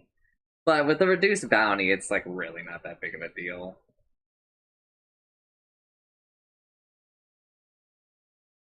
I think I'm taking Splitting Image. I don't know, I think it has like a way higher potential.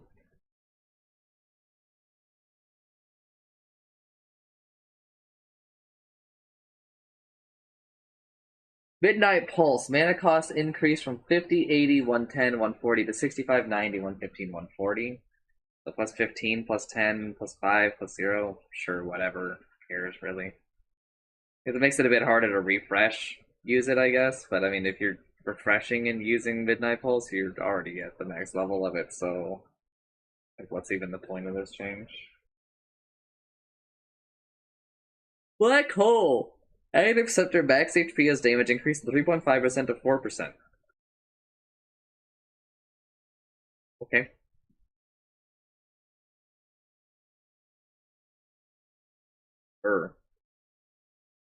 I guess TIs are on the corner, that's why we had to buff Earthshaker and Enigma. Level 15 talent from Malefice instant damage increase from plus 35 to plus 40. Definitely matters. Level 25 talent. Demonic summoning Eidolons decrease from plus 5 to plus 4.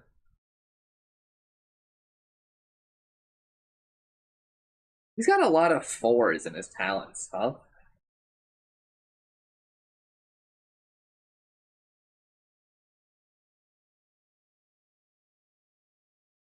I'm honestly surprised that they didn't like lean harder into that and just make the black hole damage per second plus 40, right? Also a 4. Is it just like a lot of 4s in Enigma?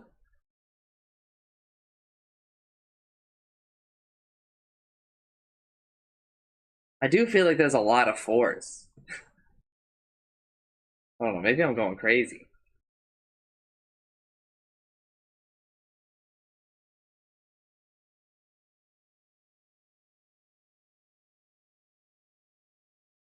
But I mean, sure. I don't know. I actually think that the Malefice instances is better anyway.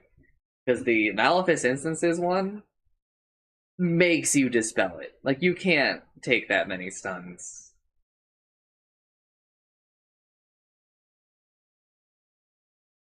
That's too much. It's like a permanent thing, too. Anyway, moving on. Enigma's, thanks for showing up. Everybody had to have these changes, so he got changes. Faceless Void, agility gain increased from 3 to 3.3. Okay.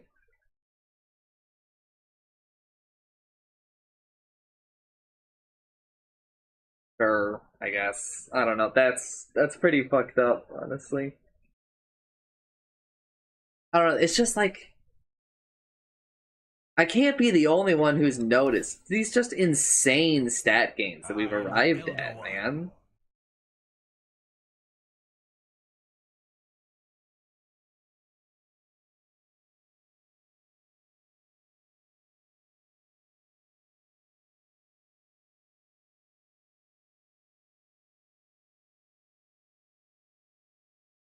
$7.5, man.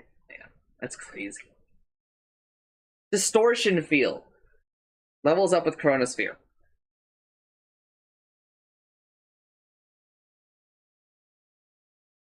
Enemy attack projectiles are slowed when they fly near Faceless Void. Attack affects projectiles even if Faceless Void isn't the target. Projectiles slow 25, 30, 35, 40%. Radius 500. So he does have it at level 1. Doesn't need a point in the Chronosphere. Temporal Impunity. Time Walk. Faceless Void is guaranteed to backtrack any damage for 1 second after casting Time Walk. Has no effect on reverse Time Walk. Time Zone.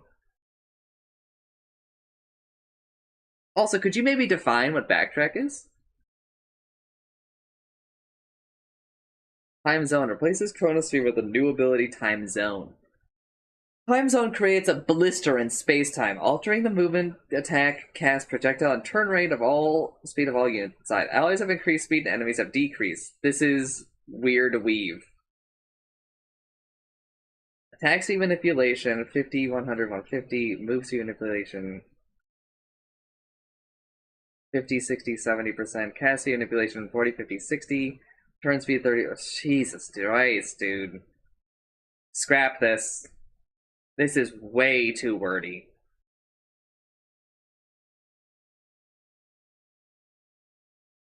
This is awful. Radius 800.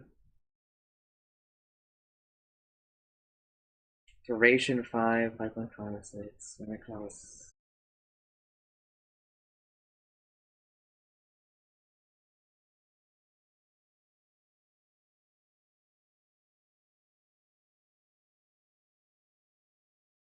Bro.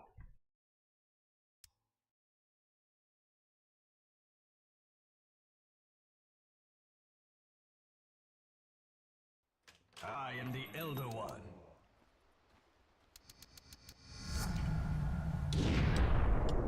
Why not? Prepare for battle. To hell and back.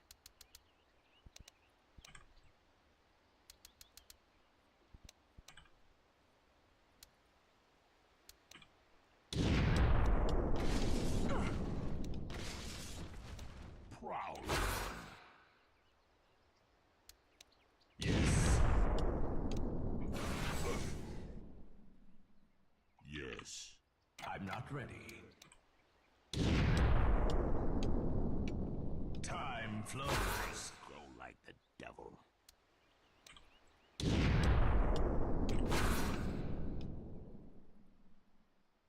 I don't know. This is.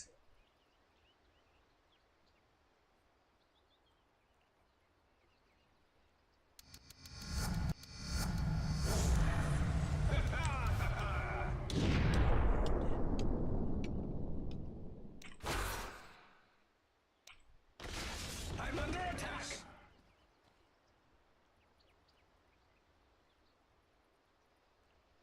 Battle rages.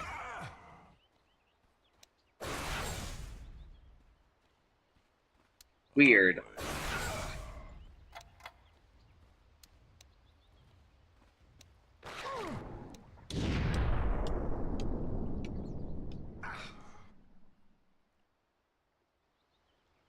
I think that this needs to be scrapped, man.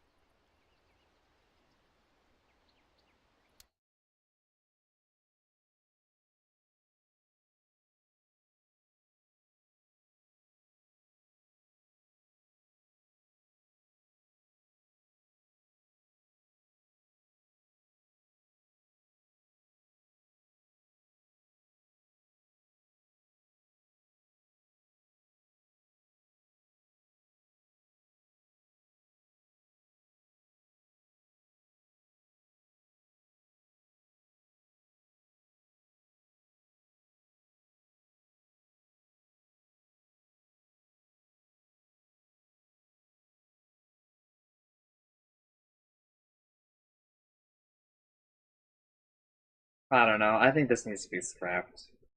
I think that there's no way that this, number wise, ends up being acceptable. I think right now, it's generally worse unless your team can really, like, utilize it, right? Like, there's a lot of better combos here. You know, like, there's a lot of different combos enabled by this.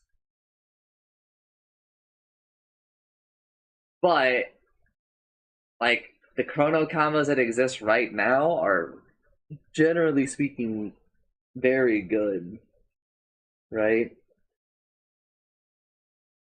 The thing is that this takes a bit of the pressure off of Faceless Void, right? Because if he gets stunned, because let's say he didn't use BKB or whatever, then it's not like Chrono is as diminished. because there's 4 other heroes who could be in it and taking advantage of it or something. It means that he could be buffing like another carry inside of it, right? He could be. Again, it's weird weave where like it makes your team stronger, it makes the enemy team weaker, and you're kind of relying on that amplification to be the difference maker, right? But like part of my problem with that is that I think numbers wise, I just can't see this really being like balanced. Like right now, it kind of feels like ass, right? Sort of, but it is still a lot more forgiving. But like if we make it better, I think it's pretty easy for this to become like super broken, right? But the problem with that is that like I think that the distance between this being like not great and it being broken is very small. Like I don't think that there's a lot of wiggle room. And I also think that this thing is just like a mess to read. I think it's hard for most people to actually see what the fuck this does. Right? That's a lot of words to say very little. Also, it's formatted differently than like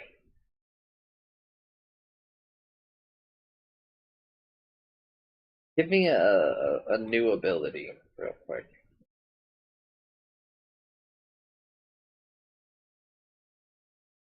The ability description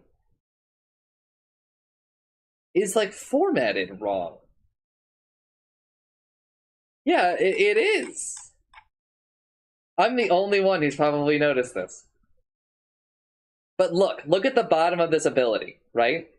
Look at the distance between cooldown, mana cost, and range, and the bottom of the text box, right? See how small it is? And you're gonna be like, yes, that's because other abilities have flavor text. Okay, yeah, sure. Look at Worm's Wrath, also fucked up, right? But then we go to like some of these innates, and they have like the proper padding on the bottom. But look at electromagnetic repulsion. It has like the proper padding on the bottom, right?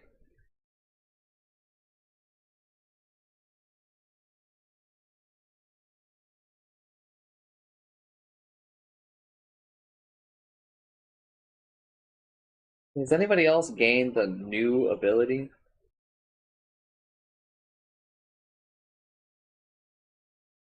Can anybody name like hero summon convert? Yeah, proper padding. I will check up in game in a moment, but lol, they just brought back the old fucking flavor text.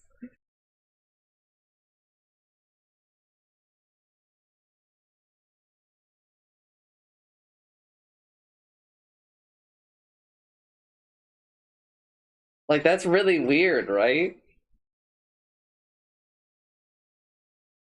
Who are we on? Boy.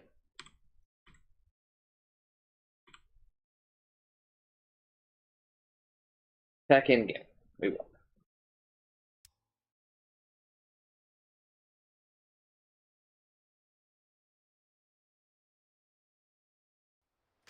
I have seen how this war ends. Yeah, it's like kind of fucked. Let me take it to max. Yeah, see, it's fucked.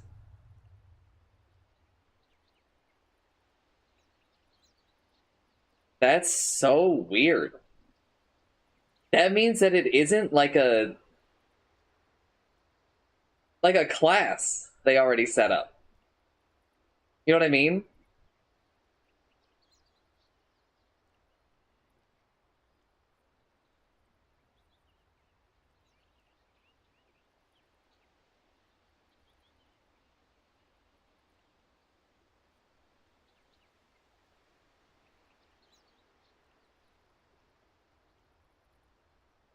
Like to draw that box.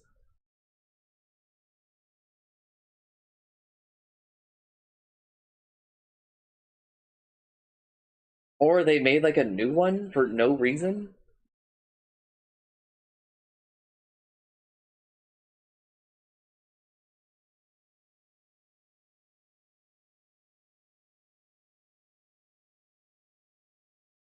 That's gonna bother me. What about somebody who else has like a different ability?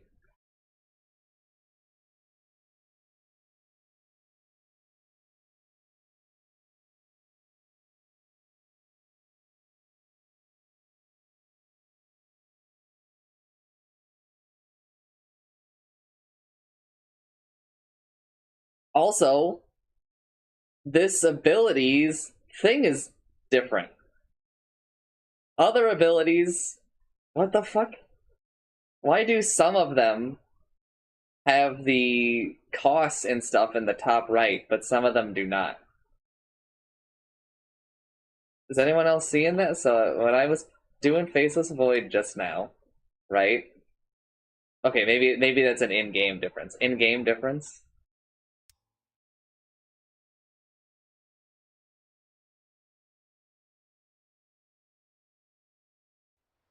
The days of fair weather are over.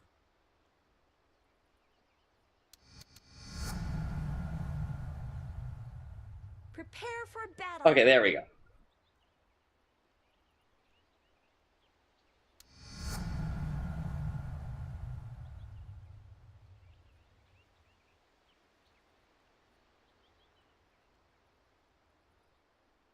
That's so weird.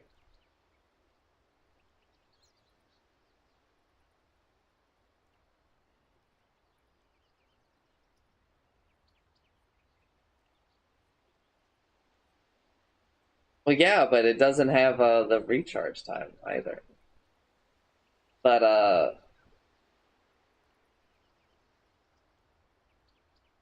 mean, it works properly in game, but it's still that the text, like the draw box, is fucked for this, not for this one, right?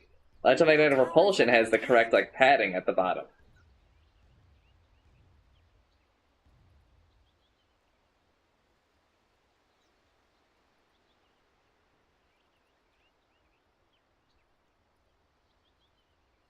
Maybe they're trying to.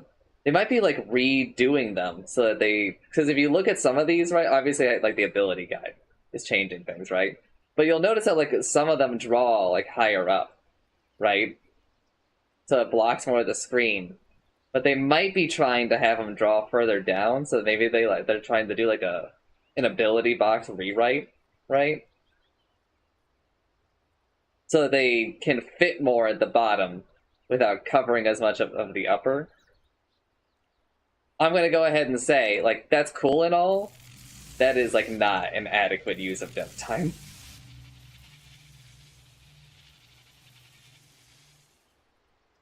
I would consider that a very poor use of time if that's what they're doing. Like, I really don't think that anybody would say.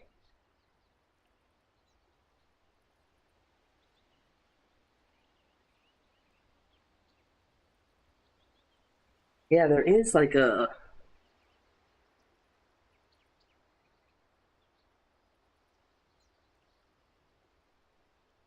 Yeah, it's because they use a different.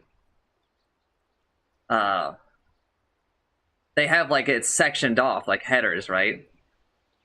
But electromagnetic repulsion is a long enough name that it needs a second line, right? So that like their normal header thing doesn't work for it.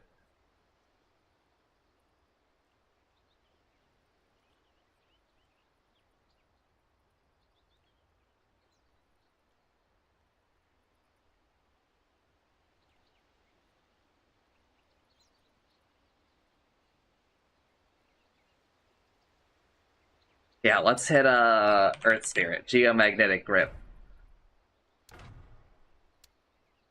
Go! My spirit moves. Alright, let's think about a longer name. Unstable Concoction? How about that? Covering ground. Shake it!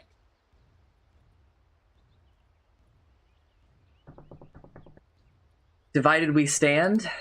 That's kind of dangerous going past where I am, but like it.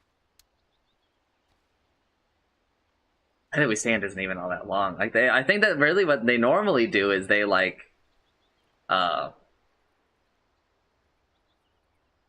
you know, like they maybe scale down the size of the letters or something just to make it all kind of fit. Because divided by stand is long. It's fucking something. Remove him quickly. Okay. Back underground. Apparently harder than previously thought.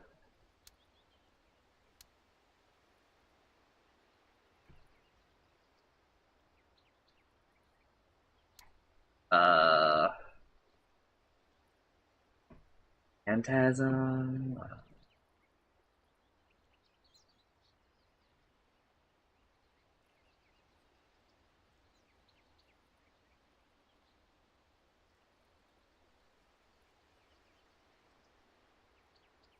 Nah, I mean that's like the longest ability name that we've seen. Your middle Like, tower is I under guess by a attack. lot, now that I'm looking at it.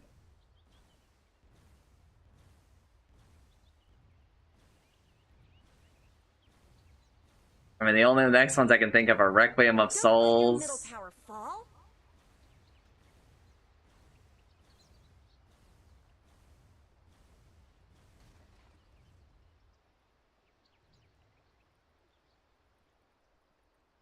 Maybe Thunder God's Wrath, but I mean, even that's pretty short.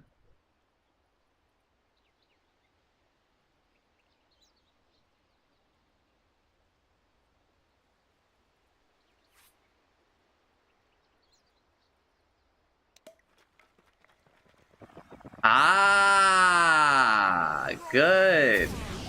Yeah, it's fucked up there.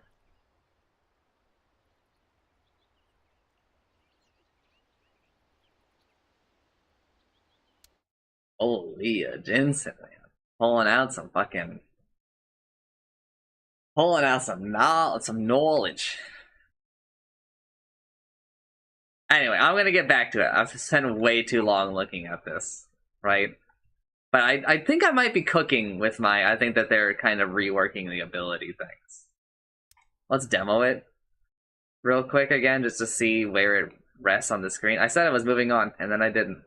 Isn't that fucking crazy? From a place beyond time, and time beyond counting.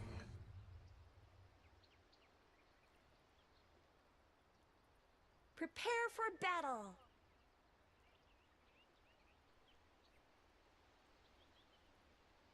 Like, I feel like it draws like a little bit lower. This one does it a lot less than the other ones, though. How big is it if you take the AoE down? Nothing to see here. Cube! It's Here is a question, though. I need a tiny. That is going to affect things, because I think that he has a talent now that impacts this. Rolling out for the quarry.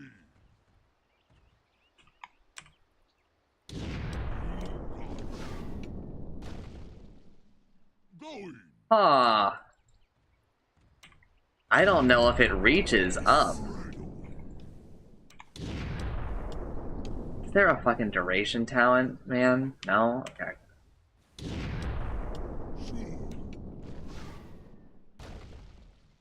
It leashes him, but I'm not sure if he's getting slowed. Can someone clip it right there? And check. I was able to click him while he was in the air. Can somebody click and see what his move speed was before he landed? Of course. How embarrassing. Tiny coming in. Rolling. I need to see the point at which he gets the effect, just to make sure that they actually... I should just set up like a... I should just move my camera a little closer, I think.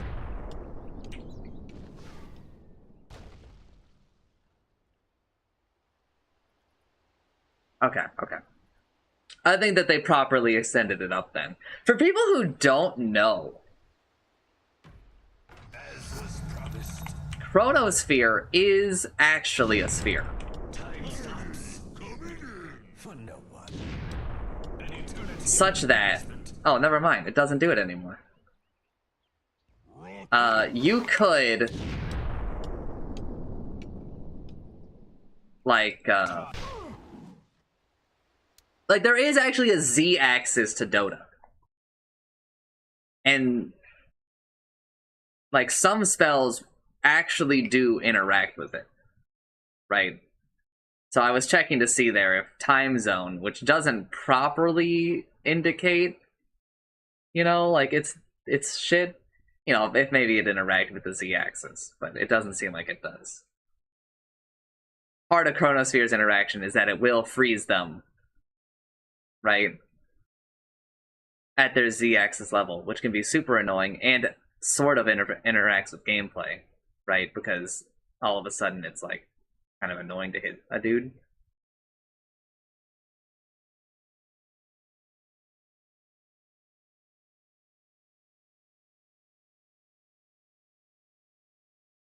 Alright.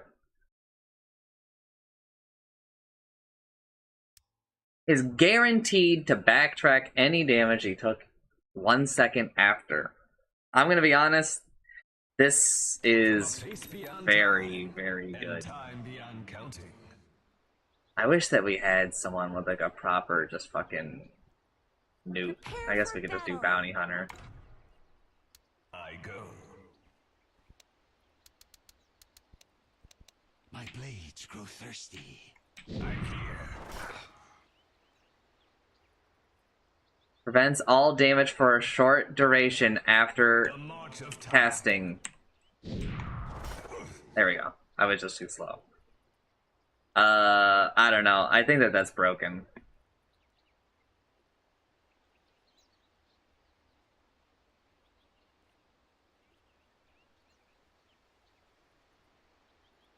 Just flat out, I think that's broken.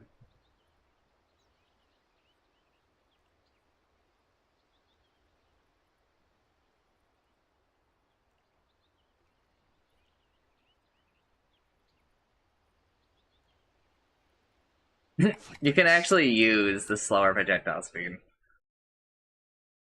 Correct.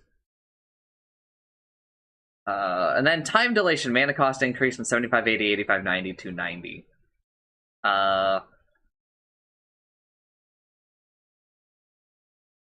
Does time dilation have an interaction with time zone in the bone zone?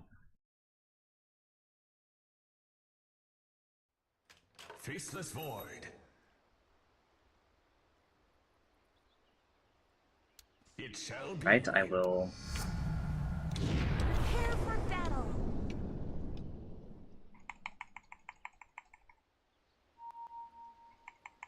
Okay, no interaction with time zone. Yet another downside.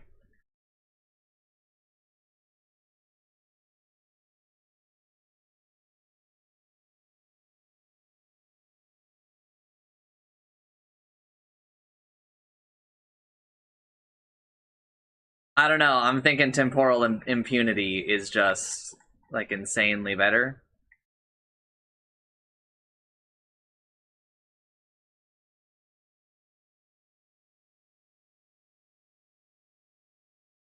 Uh, I think it's just downright broken. I think that this slowing projectile speed thing is actually pretty good. Like, in terms of its effectiveness, I'm not, like, a huge fan of it. I think that they're just kind of having fun with the fact that this is a variable that they can change. I honestly think it's something that more so they wanted to code than is actually good for the game. Grimstroke. Ink Trail. Adds an effect to Grimstroke's attacks that causes enemy heroes to leave a trail of ink behind them for 4 seconds, gaining a vision over them, but not over their surroundings, similar to Bounty Hunter's track vision. That's cool.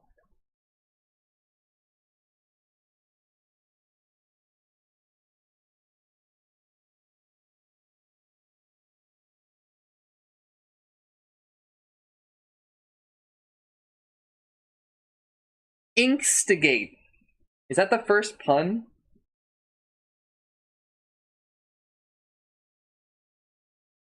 I feel like that's the first pun.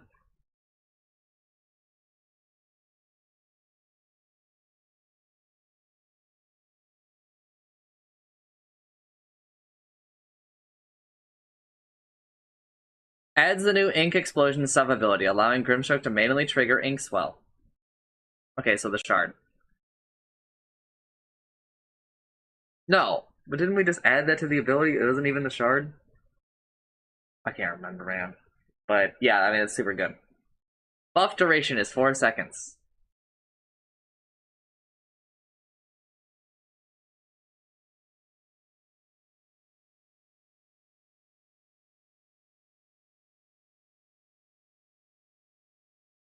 So, fucking so weird, dude. Why they would word it like this and instead of saying buff duration chain, like, you know, buff duration from 3 to 4 seconds. Like they do this in other places, right? So you know, from to, and then here they just set, which is very weird.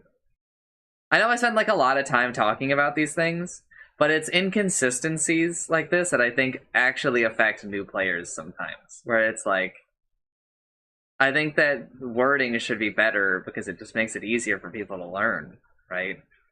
But there is an amount of like, well, people should just fucking go fuck with it and then they'll find out, right?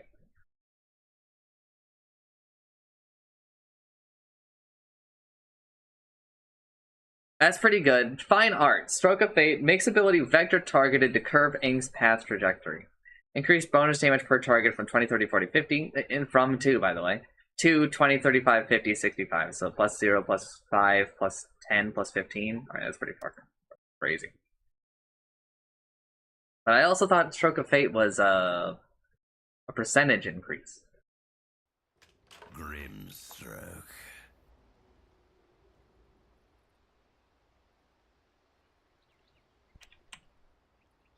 Prepare for battle. End draws near.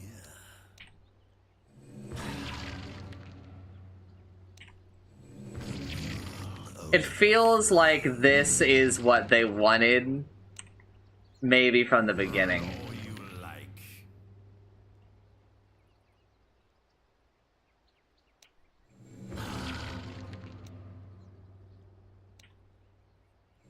By my hand alone. Alright, yeah, so you don't use it to extend the range. It still has, like, a max distance that it goes. Never mind. I guess unless you do, like, a pixel perfect and, ruin their code. Over there, repositioning. A lead.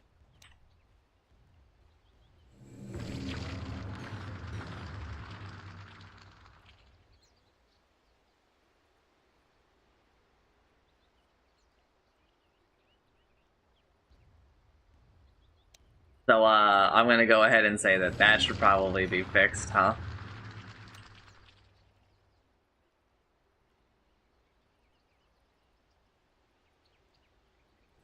I lift my brush.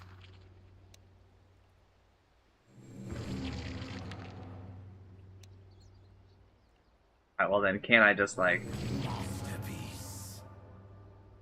That seems a little broken. Your lifeline ends.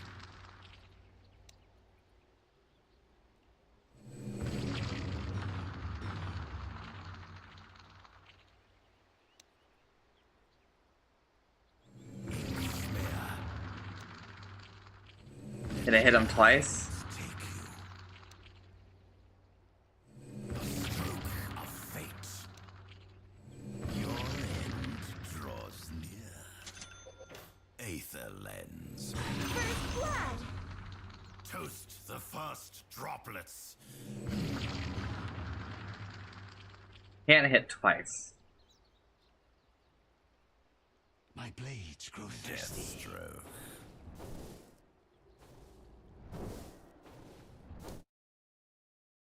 Neat changes, for sure.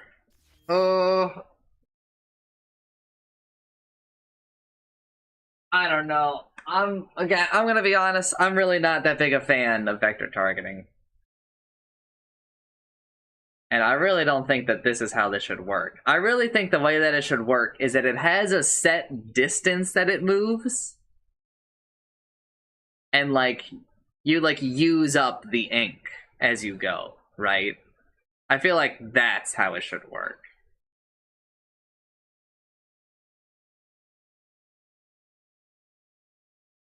So like it moves a total of X amount instead of being this fucking crazy ass like I don't know, maybe like 2,000-ish area that it ends up hitting. Honestly, I think this is cool, but I don't want to play with this. I don't like want to do this and I don't want to play against this, right? Again, it's cool, but I think it's like a little fucking strong. And I think also very annoying. It's a lot visually. It's a lot. And it gives him so much power in the lane. Because now, instead of having to position himself, like it's, you know, largely drawing. Which, I mean, I guess is kind of like the theme of the hero, but it doesn't, the rest of the hero doesn't play with it at all, really. If we were to rework Grimstroke to be more kind of like this, to be a very vector-targeted hero, where I felt like I was being a bit more of like an artist or whatever, I think that would maybe be cool, but maybe we should just... that would be a hero rework, right? But that'd also be kind of weird, because then we would like lose what this hero is, but I mean, I don't know, Grimstroke kind of has like a very weird identity in the game as is. Like for a lot of heroes, I can kind of like, you know, summarize like their identity, but for Grimstroke, it's like, I don't know, man, he has 4 spells. He's one of the weird new heroes in that he is missing like a couple of the components of every, you know, because I'm describing a new hero. They have an ability that like moves them in a weird way. They have an ability that affects their attacks, either uses their like attack or like their attack damage or modifies their attacks. They have at least a stun and a slow. We'll just say, or some other, you know, like disable, break, silence, right? Who am I describing? I have picked one out in my head. And there's no way in hell you're gonna get it, because that could be one of like 12 fucking heroes.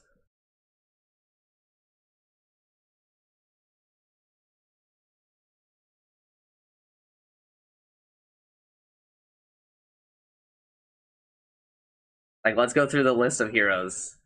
It could be. Could be Muerta, because her ult affects her attacks. Oh, actually, Muerta doesn't affect her movement. Maybe it can't be Muerta. Could be Pangolier. It could, because Swashbuckle moves him. Swashbuckle uses his attacks. Right? Could be Snapfire, because Cookie moves. Also, Little Shredder. And Point Blank is also an attack speed slow for some reason. It could be Willow. Willow has a fear. Shadow Realm modifies attacks. Doesn't have a way to move people, though. Except for with Terrorize, but that's a bit of a stretch. So can't be Willow. Can be Monkey King, Tree Dance, Jingu. Also Boundless Strike uses his attacks. Could be Mars. Oh, Mars doesn't have a way to move himself, but he does have a way to move enemies, so it kind of counts. His Sphere. Also, Mars, as for some reason, is a slow on God's Rebuke. God's Rebuke uses his attack. Arena moves people. Void Spirit. Void Spirit fucking uses his attacks on his ult. Revenant moves you. Also has, you know, the other ability to disseminate. That he can move himself.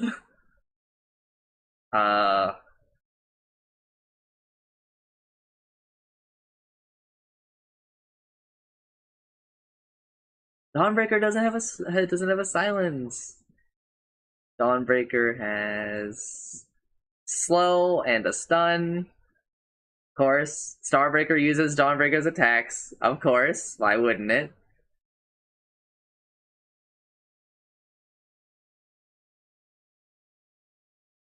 So there's like one of 6 heroes, I think one of 5? Oh, I'll just say one of 5 heroes I was talking about already. It's not all of them. And I was talking about Pangolier. But it's just like impossible to know that because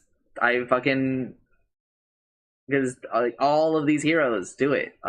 Every fucking new hero. Guarantee you that Ringmaster, who did not come out with this patch, by the way, will have a stun and at least one more disable. And also pretty much guarantee you they'll have something that does something with their attacks. Like, not every hero needs something that does something with their attacks. Lion as a hero doesn't have anything to do with anything with his attack.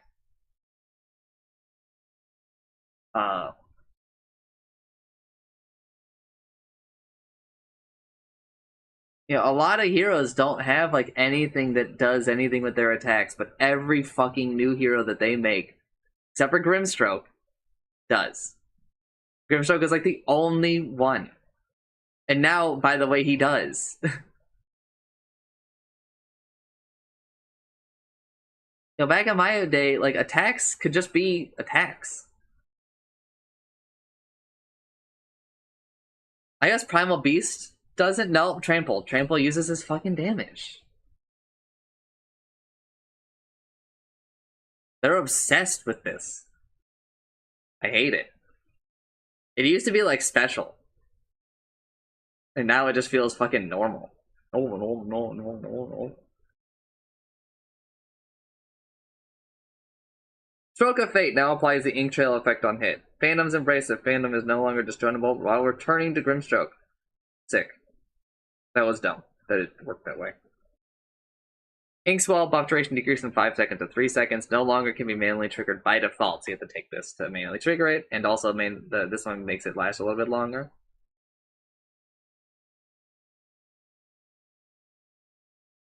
Level 20 talent plus 1000 Stroke of Fate cast range replaced with plus 75% Stroke of Fate damage. Level 25 talent from 75% Stroke of Fate damage replaced with plus 70% Stroke of Fate speed and travel range. What do you mean travel range?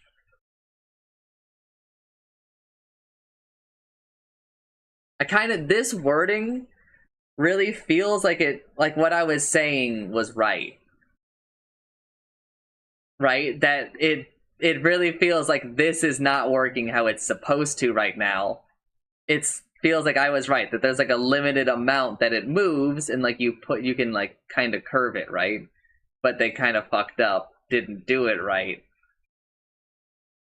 And so that's my theory. I think that this will be bug fixed. Right?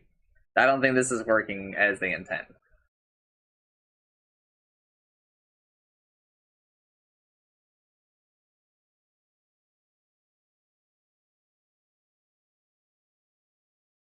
This is neat and all, but again, I'm not really a big fan of this. I think that Ink Trail is kind of cool, but largely, I think, just not very needed.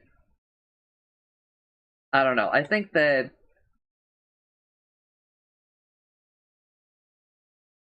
a lot of things I could change.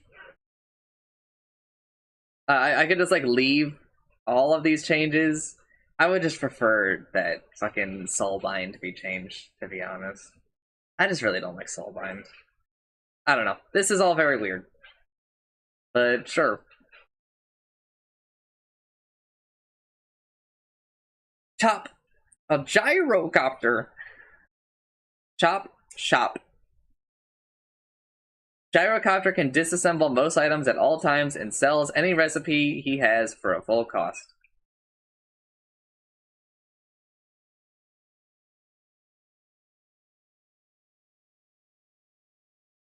Cool. There's like a lot of big brainness you could do with this.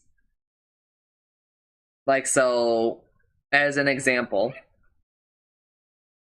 Basher takes a belt of strength still, I'm pretty sure.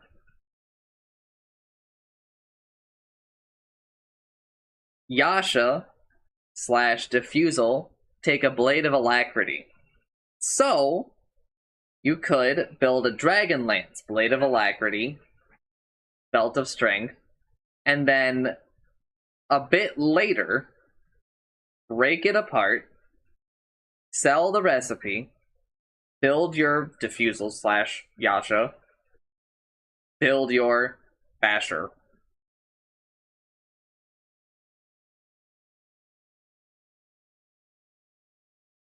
I guess.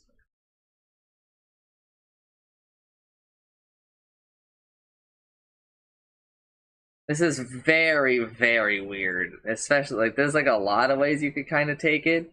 But here's the thing. Kind of, like, similar to the Doom one. Not really sure how many of them are good. I think the Doom one is honestly, like, a little bit better. Because Doom gets to sell all items for 90% of their value. Right? His does come with, I guess, with a downside for his faucet, but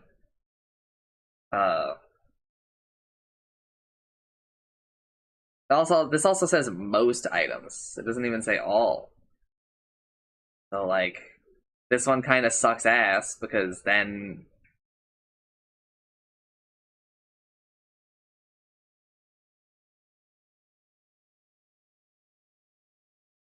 the tooltip maybe explains. Cannot just rapier or okay, or minus.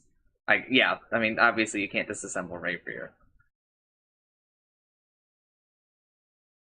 I understand why they like maybe don't allow Midas, but at the same time, uh like cowards.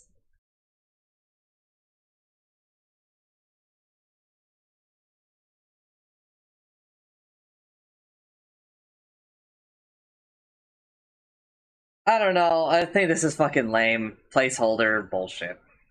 I like the idea of maybe playing into the fact that Gyrocopter is a dude who I'm pretty sure made his Gyrocopter, right? But maybe there's like better ways to play into that than this nonsense. Secondary strikes. Call down. Decreases strike interval to 0.8 seconds. If an enemy hero gets hit, another call down missile is called that tracks the target. Has a 200 impact radius centered around them. Deals 50% of the damage. Each hero may have only one tracking missile per cast. That's pretty insane.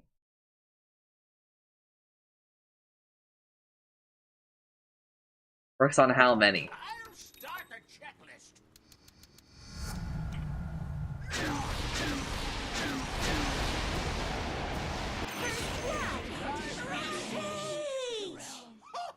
Obviously that won't happen in reality. It's a 200 radius. On the move, stalking.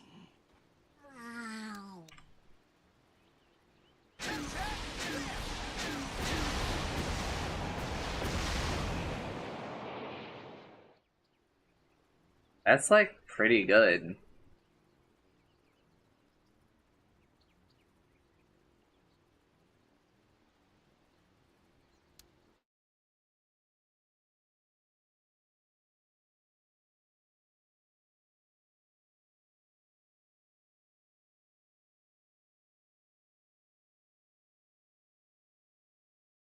One moment. Every successful hit increases gyrocopter's movement speed by 1, 2, 3, 4. Wow, buff duration 4 seconds. Each hit refreshes the duration. Doesn't affect the homing missile upgrade.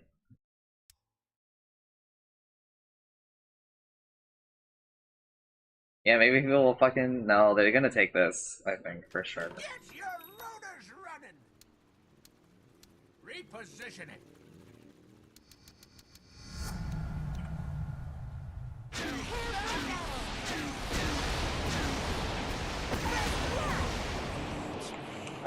You might be able to, This way.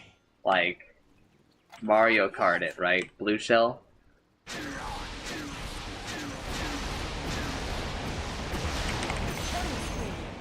Triple kill. Horse I think that you can. I just don't know if I'm good enough.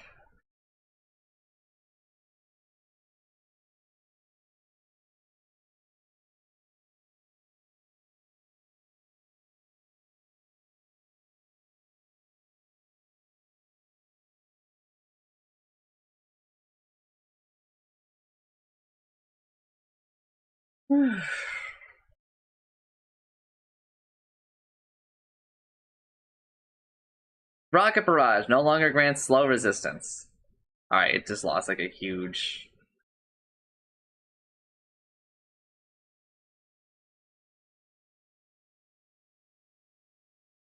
Just lost like a huge thing.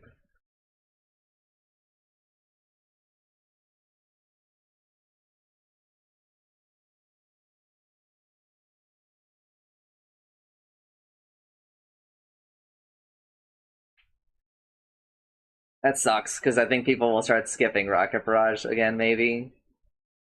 Unless they just take this afterburner.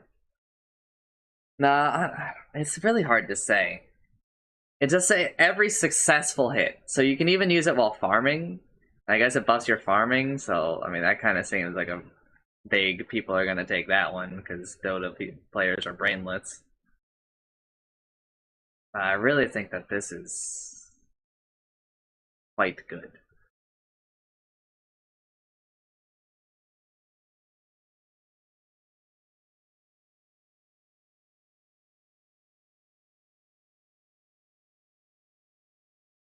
Level 10 talent from plus 30 movement speed during Rocket Barrage replaced with plus 25% homing missile damage. You should take that one, because that is a lot. That's broken. Level 25 talent from minus 30-second cooldown. Cooldown no longer grants global cast range. Okay, but it's still really fucking good.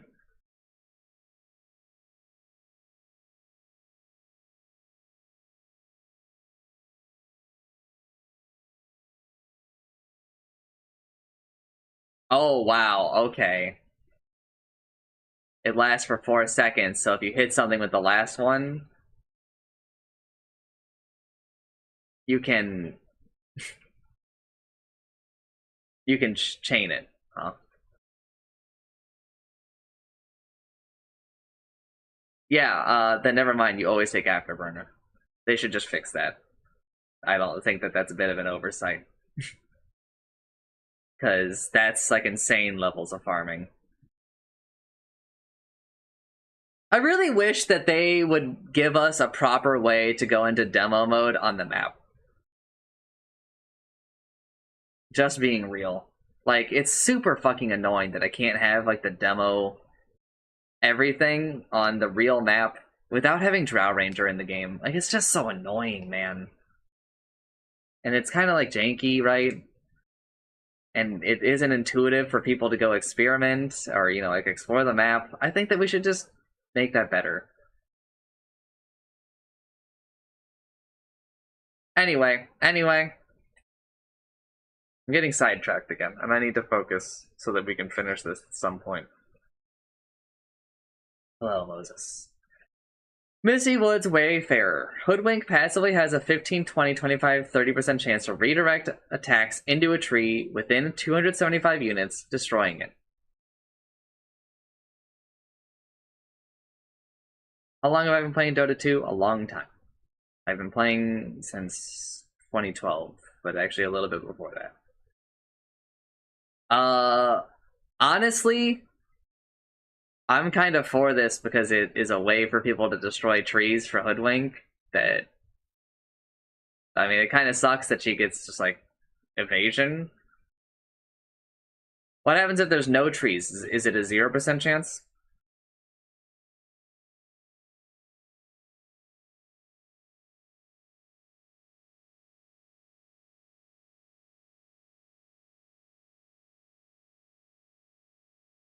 We'll see. Go nuts! Scurry, while Scurry is active, Hoodwink gains 50, 100, 150, 200 attack and cast range. Okay. It already did that before. Tree Bounce Trick Shot. Acorn Shot. If there are no available targets to bounce, Acorn Shot will look for a tree within its search radius instead. Bouncing off of a tree sets the remaining number of bounces to 1. Honestly, I think that this is how the ability should have worked before.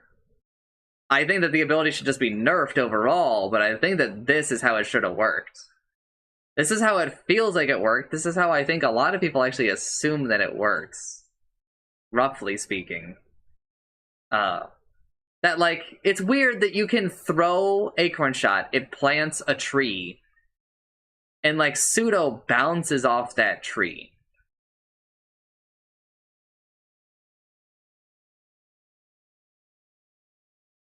Right? Because it kind of, I don't know, it kind of makes you feel like it bounces off trees. But it doesn't. It only does that in that situation.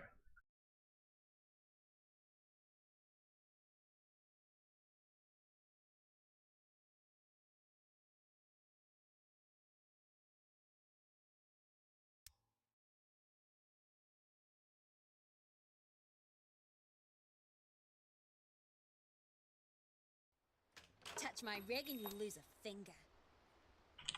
Right. You got it. Prepare for battle. Don't let him hide me. What does it level up with? I'm under attack. A rolling stone. Hey, ow!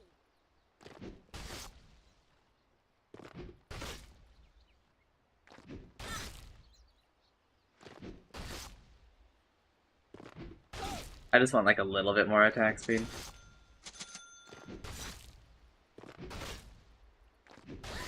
Have you seen any miss? I don't think I've seen any miss. Wait, did it say projectiles? No. Always wanted to So, do this way. now. Rock on.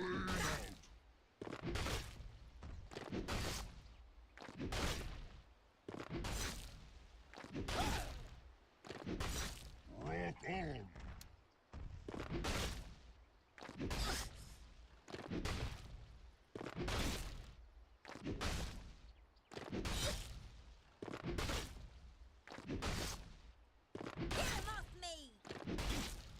Going.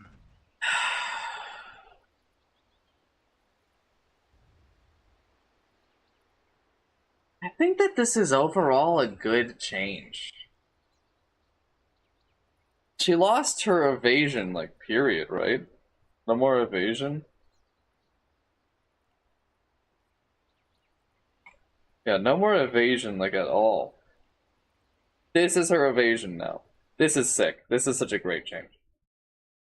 Because it also means you can, like, reduce Scurry, you're reducing Acorn Shot with Tree Bounce, you're reducing Bushwhack, right? You're making a lot of Hoodwink worse by attacking them. And it also means they don't have their stupid fucking evasion. No, their evasion's just gone. It's gone. Period. This is their evasion now.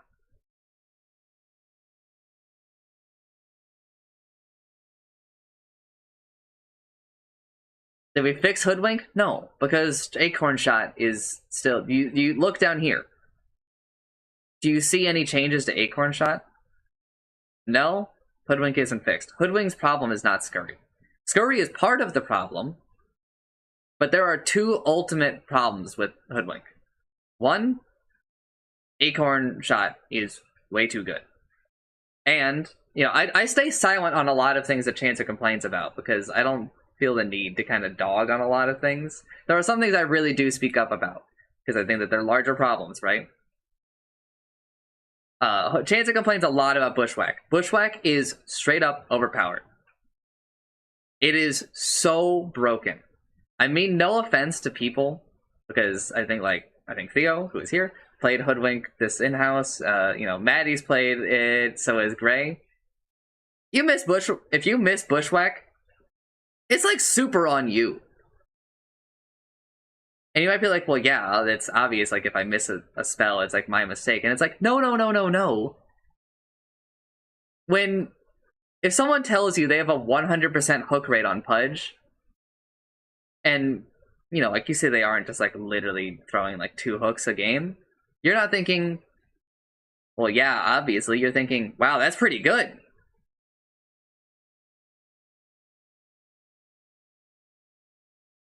Right? You're not expected to land everything in the game. Like, all the time. There are varying degrees of success, and there's, like, an acceptable level to a degree, right? With Bushwhack, I think Chancer and I kind of agree that, like, you should be hitting 90% of your Bushwhacks. Maybe, like, 95. And the 5% are, like, how, like, why did you miss? If you look at the trigger, like, if we look at all of the available area in Dota where, like, you can land a Bushwhack on an enemy, it's gotta be 70-ish% of the map. Now, you might be like, well, yeah, but what about, like, Shackle Shot? Shackle Shot's, like, a bit more weird. Shackle Shot's coverage is probably similarly at, like, 60%. If we don't look at where you are, because there's another whole point of interest with Windrunner, right? There are 3 points that matter. Windrunner, the target, secondary target, right? But with Hoodwink, all that matters is a primary and a secondary target, right? The thing you want bushwhacked and something to bushwhack to, a tree, right? And because of its radius, that's a lot of the map. I know, although I will say I did skip ahead. I've been reading ahead a little bit. This bushwhack radius reduction talent being gone is fucking sick, but it's not. It doesn't address the other 2 problems on the screen right here. Bushwhack does an insane amount of damage. Bushwhack is so fucking good. Let me go back in here and like just really like show you. I want this to be clear. Let's not get squirrely. I believe I have To kill you. zero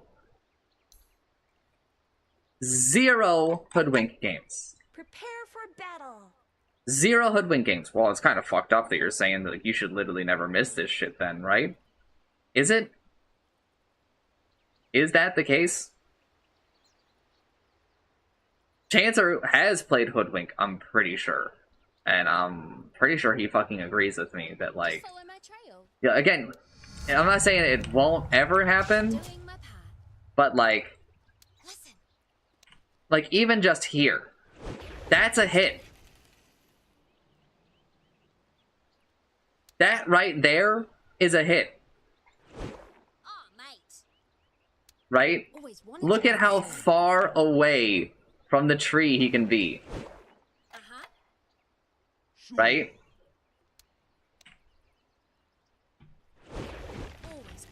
Always watch where you're walking. And then...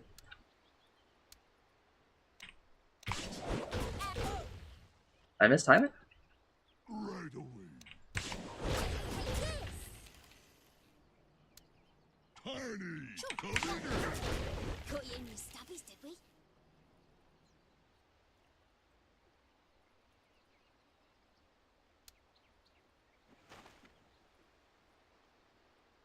Better not catch you littering, bro. Yeah, I've just come under attack. I gather no Let me see, can you throw Bushwhack? Justice. I'll get over it. When's the murder start? You always want the trees. No. Really?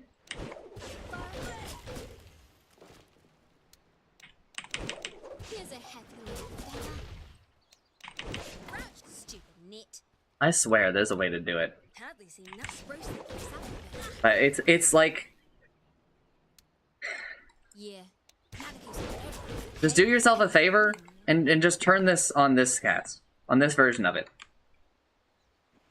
Always play with this version of it, and like, you're gonna realize this hero. I mean, people already realize that Hoodwink's broken. I think that Maelstrom has really fucking opened people's eyes on like, oh, this support does an insane amount of damage for little cost. Right? I think that at the core, Bushwhack is an insane amount of the problem. A hero that puts out the amount of damage that Hoodwink does can be fine. There are tons of heroes that just do an insane amount of damage. Right? It's really not okay when a hero does an obscene amount of damage like that, and also has, I won't say one of the best disables in the game, but Bushwhack is really, really good. Bushwhack is crazy good. That is really like what Chancer is complaining about all those times. And I'll tell you, I'm pretty sure I was the one who complained about it first, right? And the spell also just does like a lot of damage. Bushwhack is a disable that covers like a 275 radius, right? So it pulls those people in. Like, you saw how far away Tiny got pulled? At level 1, it does 90 damage. Shuriken is one of like the most cost-effective damage spells in the game. And it does 100 at level 1. And it doesn't stun for over a second. Right? Bushwhack goes up to like 2 seconds, I'm pretty sure. I'm sorry. Did you think you were hunting me? Sorry, 265 radius. Look at everything that this spell says. It gets rid of your vision during it. So during that time, Hoodwink is allowed to scurry into trees and escape, or do whatever. During that time, Hoodwink can start setting something up. During that time, a lot of things can happen in 2 seconds where you don't have vision. The vision part of this spell does not need to exist. It's so insane. This spell does 360 damage at level 4. This is before the talent, where with the talent, by the way, it does like 400-ish. Yeah, 400. Just so that we're all aware, when Hoodwink takes that talent, Bushwhack does post-reduction Finger of Death.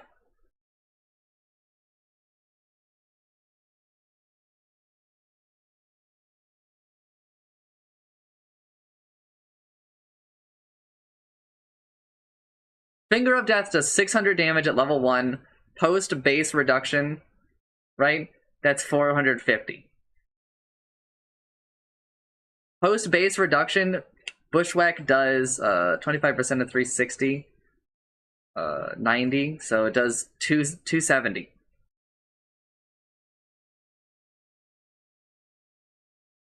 Bushwhack does a comparable amount of damage to Shuriken, which again is one of the most cost-effective, like, damaging abilities in the game. I shall hunt them down.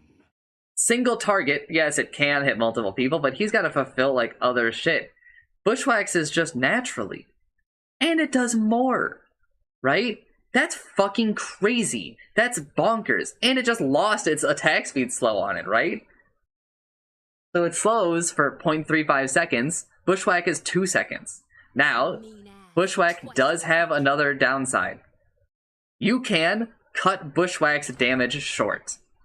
Yes, because you could cut down the tree and end it early. But that's unreasonable. It's just unreasonable. This actually helps a little bit with that, because it means if you're a ranged hero and you threw an attack at Hoodwink, and then, you know, like Hoodwink does like a point-blank bushwhack by throwing an acorn shot or whatever, there's a chance that your attack will hit Hoodwink, you'll proc the 30%, and then Hoodwink will destroy the tree that she used to bushwhack you, ending it early, saving you damage, stun, and vision. But doesn't that just feel a little insane? Doesn't that just feel so lopsided? Heaps All the shit that I'm saying? It just doesn't feel balanced. Look at how cost-effective all this is, and then realize that at level 10, you can take a talent that reduces its cooldown by 2 seconds. So it's a 2-second disable, 12-second cooldown. So, in reality, it's a 10-second cooldown, right? Because, you know, the cooldown's going down during the disable. That's a lot. That's some very effective damage and disable. It is crazy. 120 mana. At level 1, she gets roughly three casts of this, right? And that only gets better by like level 7. 2.9 int gain, right? She's almost gaining 30 mana per level. That's like obscene. Who said you could stroll in? This hero is so mana efficient. This hero is just so much better than other heroes, I would say in general. Like, this helps for sure.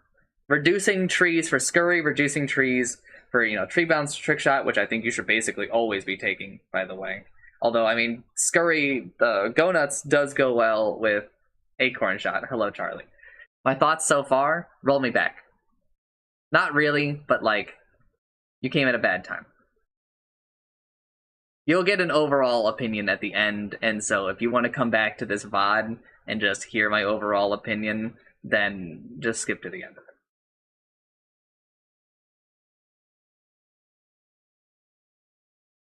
Or maybe it'll be tomorrow's VOD, because some people think I'm not finishing today. I don't know, I started in the middle of D, I'm on H. I went through 4 letters in 3 hours. That's not looking good for me.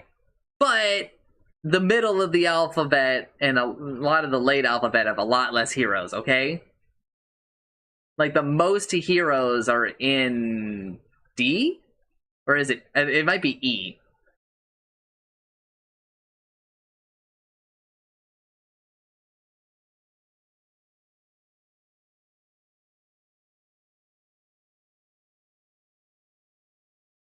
Oh, actually, we can just go look here. Cross me and I'll cross you out. Right, so I'm here. So about a third of the way through strength. Less so on agility. No, not a third. That's like 20%. Almost 20% agility. Not even close on intelligence. And really far on universal. Right? Well, actually, like, basically the same as strength.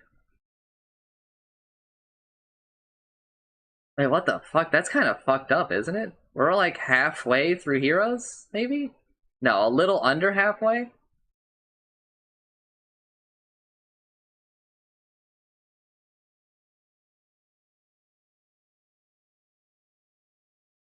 Yeah, we're like a little... We have 5, 10, 15, 16... We have 20-ish heroes before we're halfway. There you go.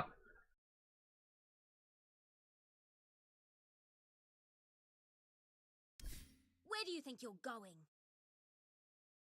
Again, I'm saying this, I'm realizing not looking good for me finishing today. Anyway, level 10 talent, Scurry Evasion when active replaced with +1 second Scurry duration.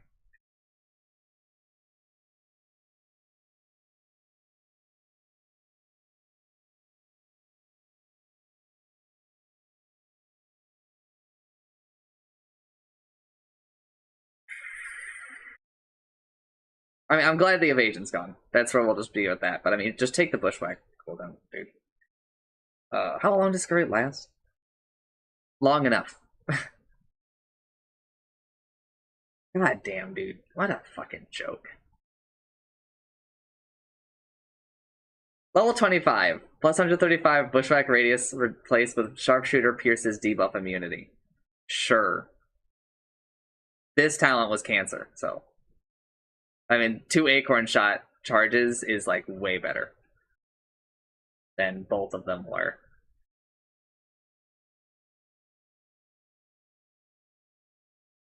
But fuck you, Hoodwink. Hoodwink is better.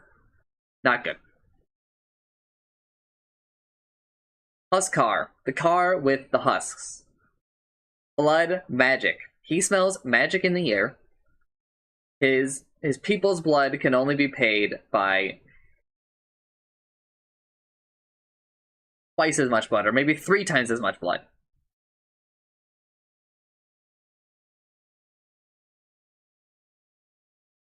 Huskar doesn't have mana.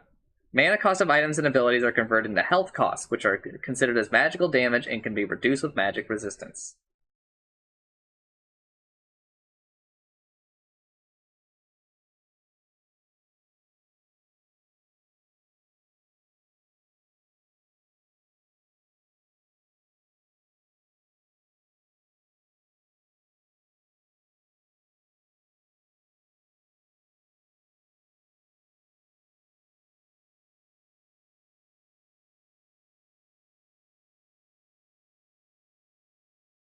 Mech is free?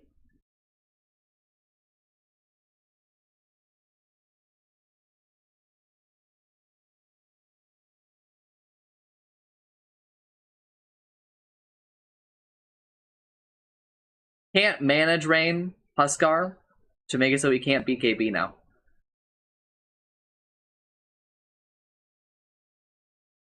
I think that that's very much notable.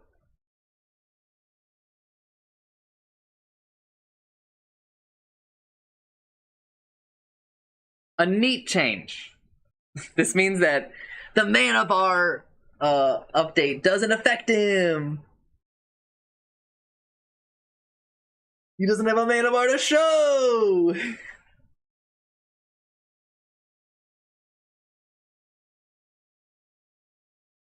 Do you think Medusa's gonna lose her health bar?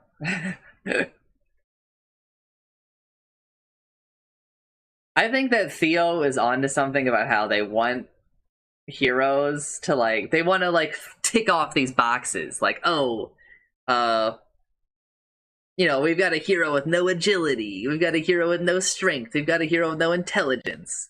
Now they're like, okay, we've got a hero with no mana bar. Now let's make a hero with no health bar. Now let's, you know, like, okay.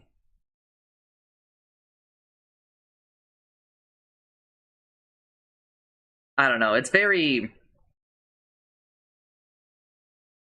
like, trying to find the right word. It's like tacky, in my opinion. It's like a little cringe. The way that I kind of feel like maybe Theo's right. They're just doing shit so they can be like, we did this. Isn't that, you know, cool, wacky, and unique?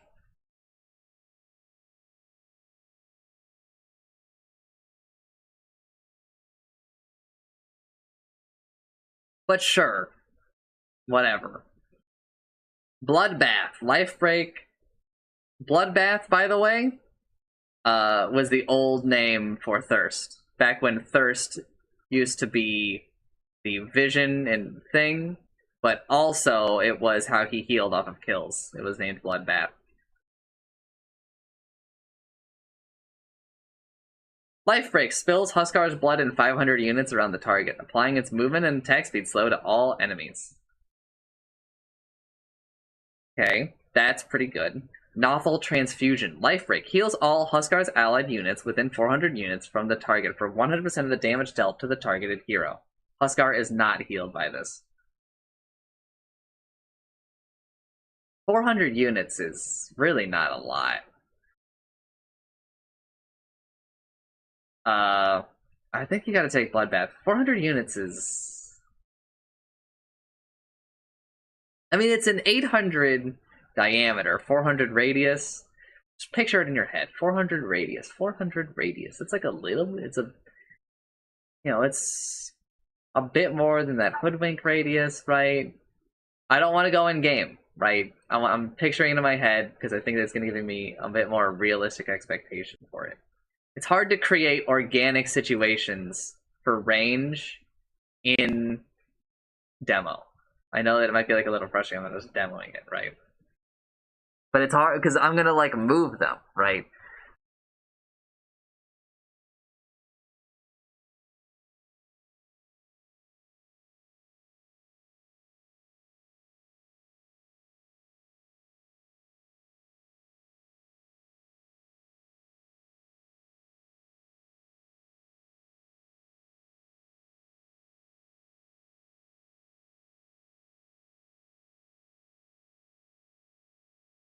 I think Bloodbath is generally better.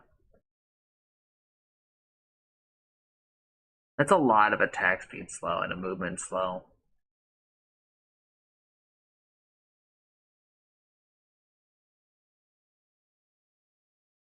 And like that 100 radius is a lot. It has a lot of effect, right? A lot more area. Plus, I think it has a lot more of like a panic effect. But I guess this Nothal transfusion also has this really nice, like,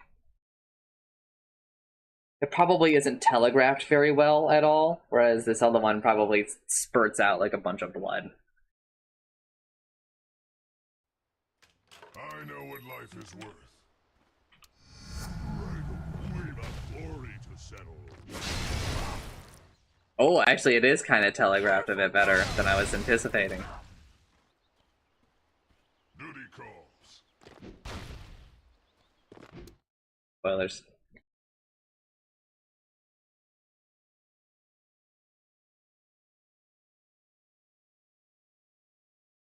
Nameless is screaming somewhere. I'm shadow boxing. Oh, let me just blue screen.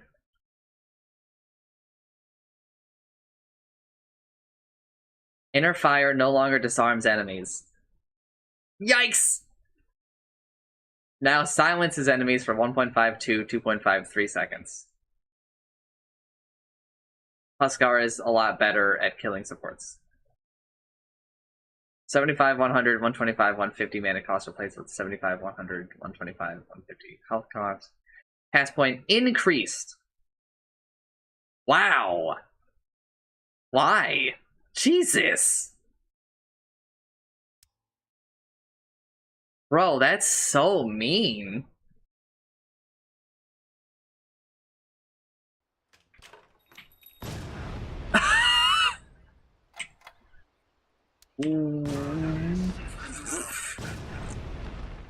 Prepare for battle.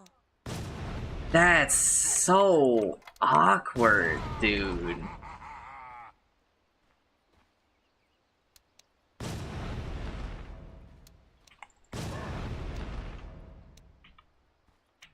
You can really fake it out, though. I'll give it my all. That's one of the nice things about having a really high cast point. It's like you might be able to bait some stuff out with that. So it's like it's I would say it's largely a bad thing, right? But there are like some upsides, but that is fucking rough. I guess part of the problem was that chain stunning Huskar, which is like part of playing against Huskar, was a bit punishable, especially now that it's silence, right? He could basically like shut down people trying to kill him with the 0.2 seconds, because it did come up really fast before. It honestly felt faster than like 0.2 seconds. I'm surprised to see that number. So like I kind of get it, but damn, that feels pretty rough. I think if they update the animation or something, it'll be a bit better. Because now it's also like super telegraphed, right?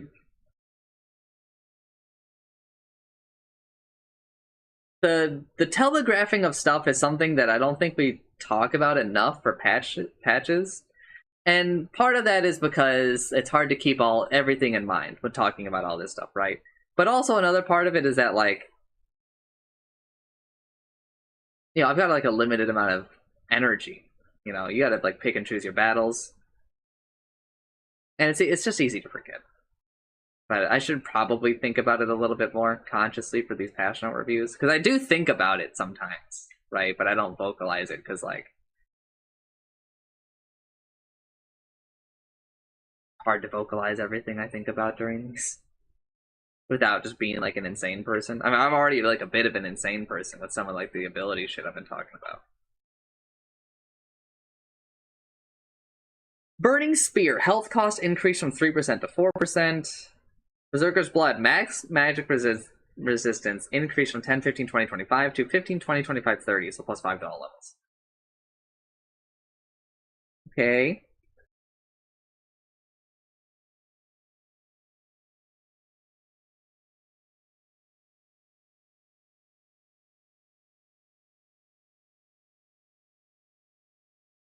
Life Break. Magic resistance during the leap increased from 50% to 60%. Yeah, okay. Level 25 talent, Burning Spear's pure damage, replaced with plus 6-second Burning Spear duration. Wow. That is a lot. That's really funny. That's super annoying. Super funny, though.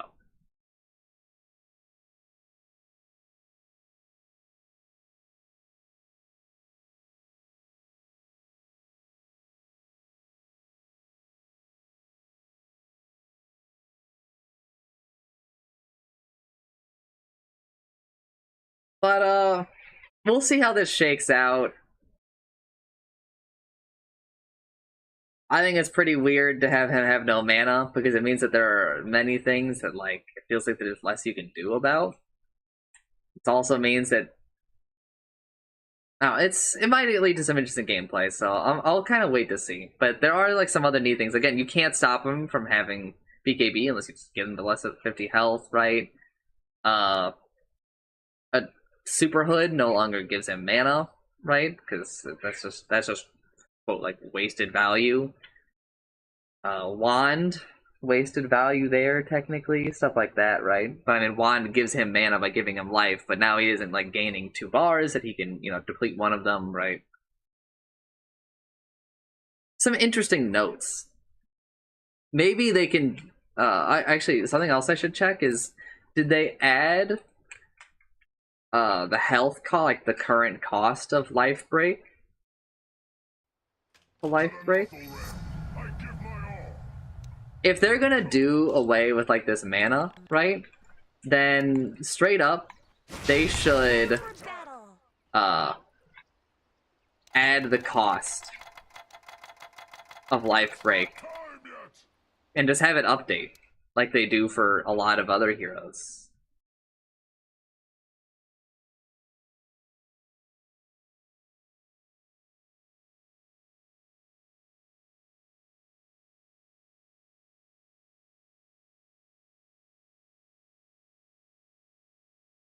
That's my thought. Invoker. Mastermind. When Invoker denies a lane creep, he gets 15% of the experience. Boo! Get off the stage. 1, this is very boring. Very, very boring. 2, this is fucking bullshit. One of Invoker's weaknesses, less so now than like before, is that Invoker needs XP. Invoker needs experience, and in the past he was kind of not great at getting it. Over the years, we have slowly eroded this weakness down more and more and more.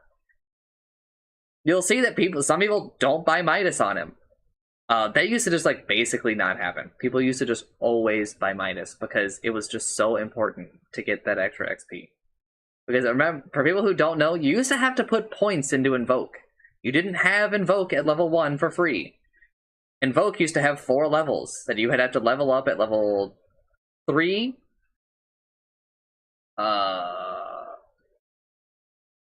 3, 9, 12, 18?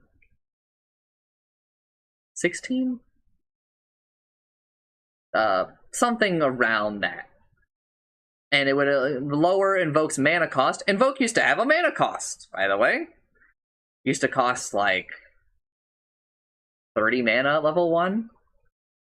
And it would go down to 0. And also the cooldown would slowly go down. But like Invoker used to be... Also, you didn't have 2 spell slots all the time. You had to eventually get that through leveling Invoke. Invoker used to be very XP hungry. He used to be like the most XP hungry hero in the game. Up there with heroes like Tinker and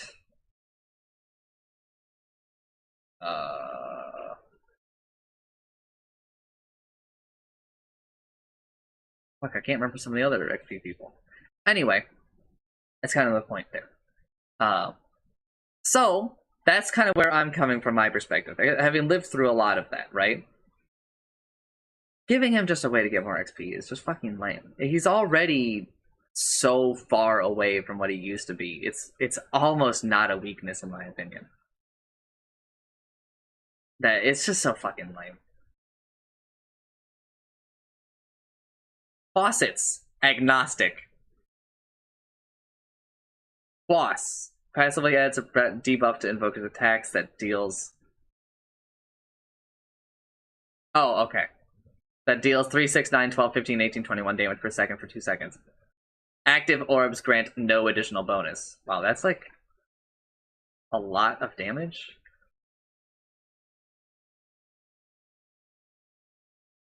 Oh, wait, okay. Doesn't matter how many he is, so it's a flat 3. Okay. That's still pretty decent. Wax passively grants 5, 10, 15, 20, 25, 30, 35 attack speed. Exhort gives damage.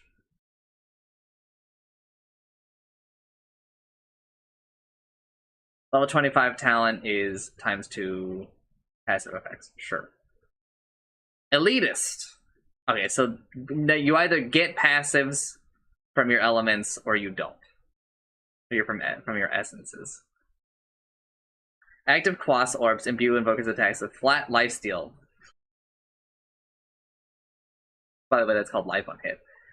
Restoring 2, 4, 6, 8, 10, 12, 24, 14.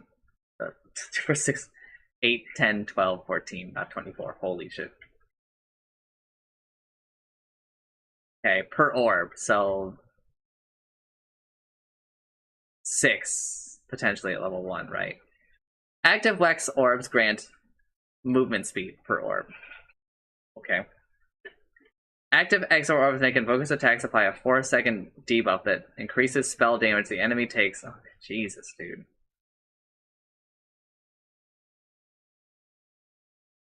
Sure, nerds a lot. Level 25 of talent is 2 times active effects.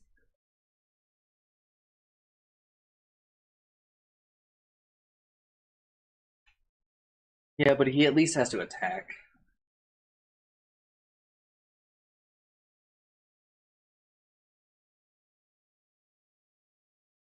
I think the important thing to ask here is, does the debuff go away for Exort if he swaps off the orb? It is beholding me.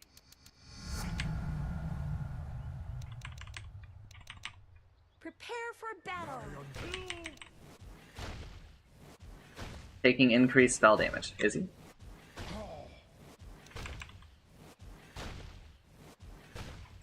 I don't want to have to do the testing to figure that out, so I'm not going to.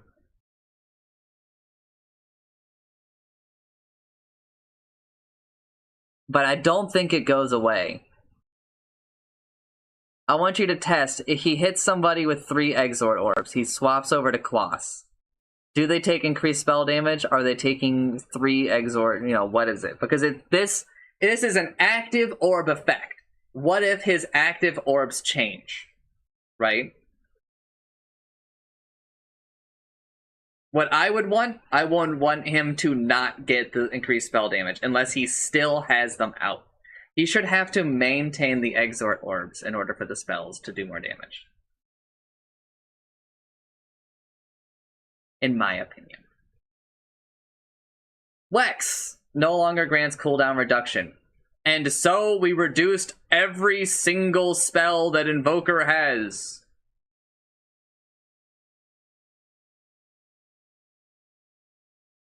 One, I agree. Wex should have never done that. Two, I appreciate the overall Invoker nerf, because you're going to look at these numbers and realize, bro, that doesn't match what they used to give. You'd be correct. Invoker has got a pretty sizable nerf there, but I mean, also the sizable nerf that you only get passives or actives on your. Oh no, you still get attributes. Oh fuck, Invoker's fucking universal. Blech.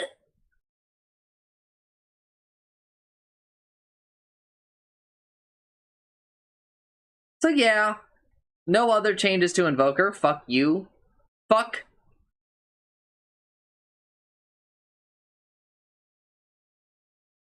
Cataclysm. Fuck Cataclysm.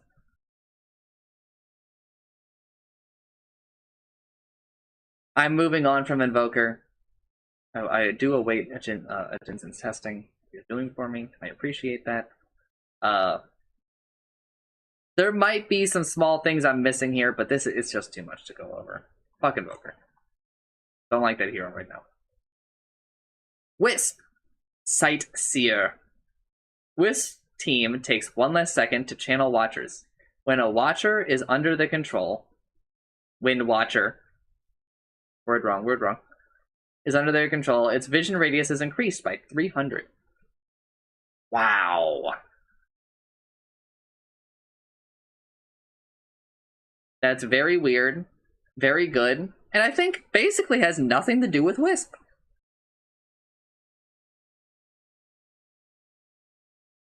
So I don't really like this. I wish it had more to do with like the hero.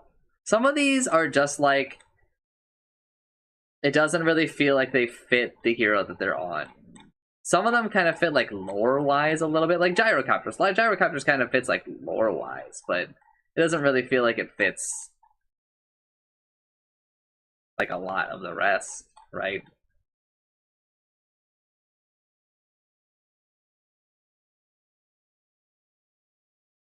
Alright, sick. He has to have the orbs active to get the spell amp boost. Good. That's how I think it should work. I'm happy with that. And again, I'm okay with the fact that he can attack, apply the debuff, swap to all Quas, invoke Cold Snap, swap back to Exort, cast Cold Snap, and, you know, like, blah, blah, blah. I think that that's fine. That takes, like, skill and stuff. I think it's, like, a little bit too high of a skill ceiling, to be honest. But sure, whatever. But he definitely should not just get, you know... Oh my fucking god.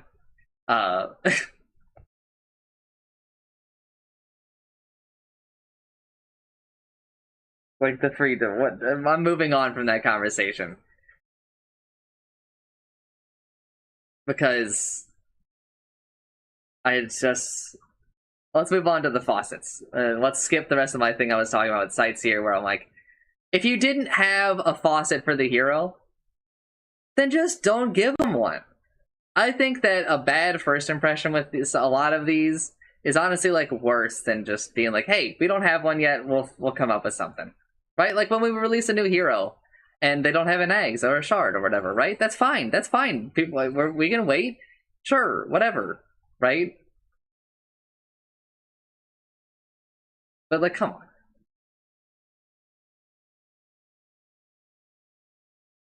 Blitzkrieg. Crits Creek, for people who don't know, is one of the name of the medic from TF2's guns. It is a healing gun that they can have. It's uber. It heals slightly faster.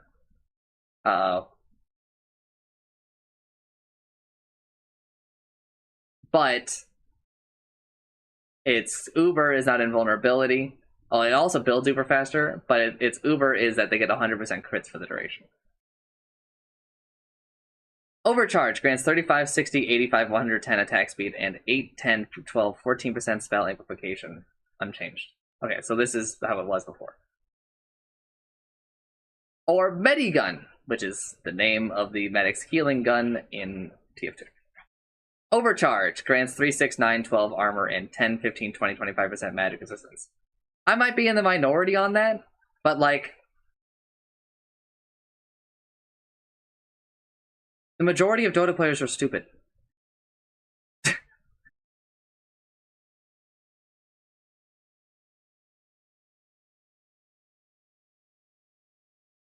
So, like, they can suck my nut.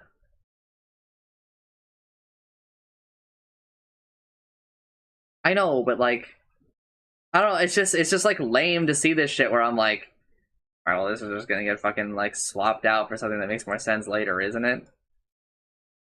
Like, why waste my time right now? Or like, make me have to deal with shit like this. Where I'm like, okay, cool.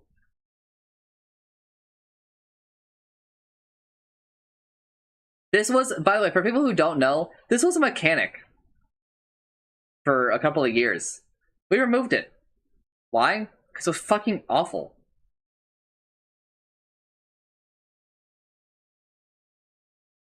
It was just fucking awful.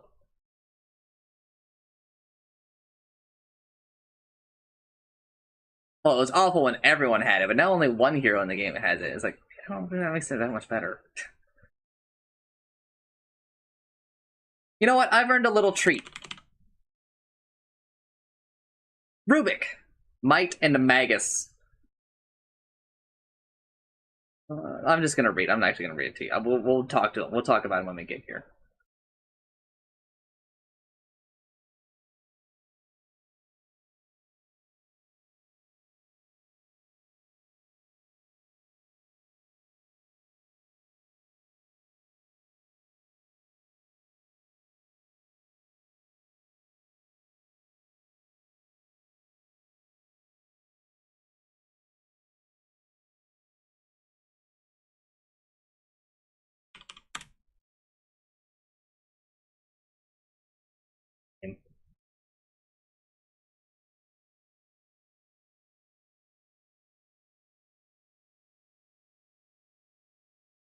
I'm a big Medigun guy.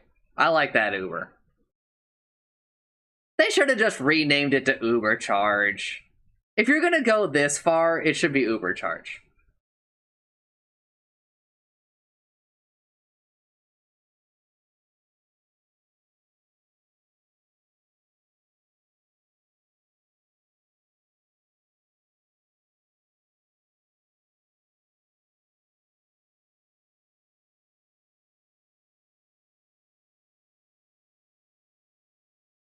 Also, Sightseer should be renamed to Overseer.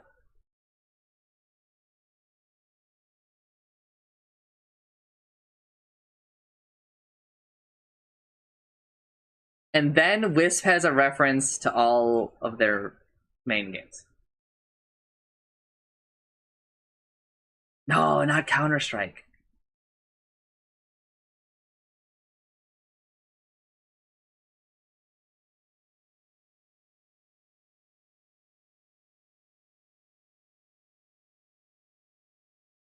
We can work on that. We can work on it. We can work on it.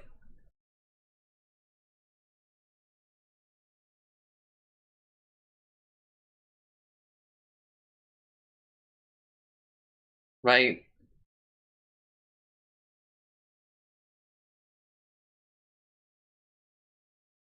Spirits can now ricochet off walls. Let's go! Ricochet! Ricochet! I don't blame them when they just do silly shit. Because, you know, I'm also down for, like, silly shit. Like, to a large degree, honestly. Like, I think that this is funny, and I'm like lean into it more. Call it Ubercharge, right? Because there's ways to have this stuff happen without it being like game destroying, right? And without just like, I think it's cute when you do it with cosmetic stuff like this, right? I think it's less cute when you're like, I'm marking off things on a checklist of like cool and wacky things I could do that like millions of people will have to deal with, but because I don't play the video game, I don't have to deal with. Right?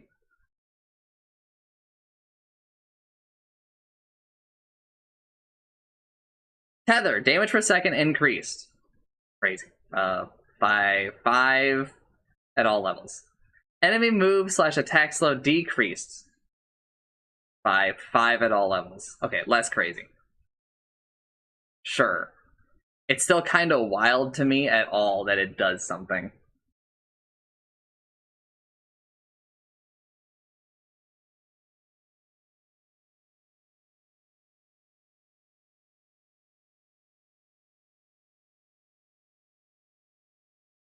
Because of history in Dota. I'm not going to go into it. We're on a little bit of a time limit. I need to message Candy. Let me just tell him.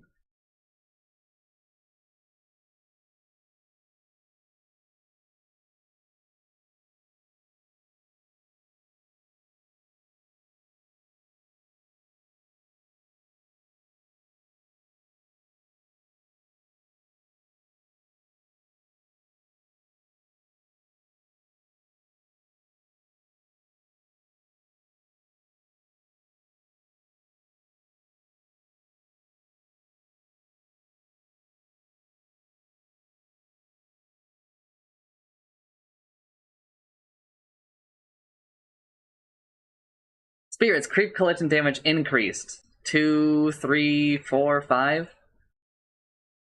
That definitely matters. The explosion.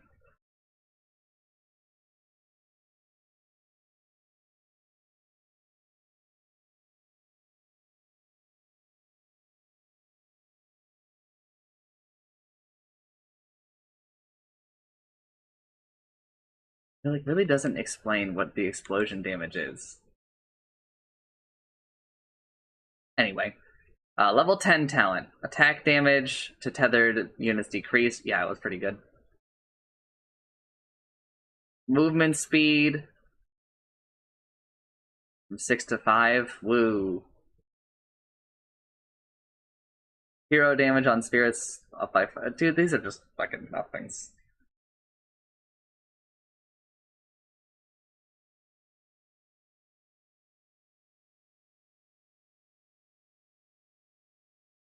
So they both versions of Overcharge still provide the max health regen.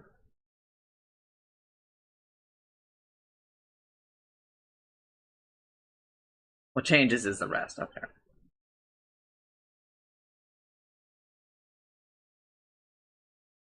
And level 20 attack now applies a 25% damage penalty on Wisp's attacks. Sure. I still think that Wisp is kind of fucking...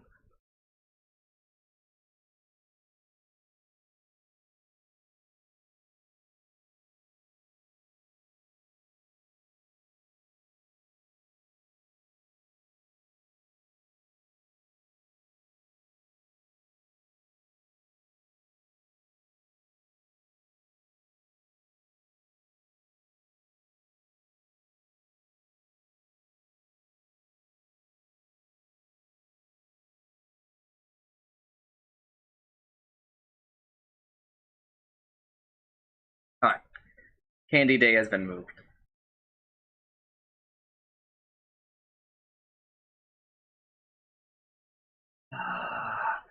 Cool, thanks for showing up to the patch, Wisp. I really don't think a lot of this matters. Jakiro, turn rate improved.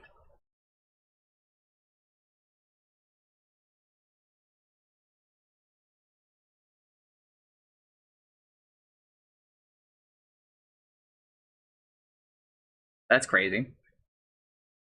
There shouldn't be too many heroes left with different turn rates.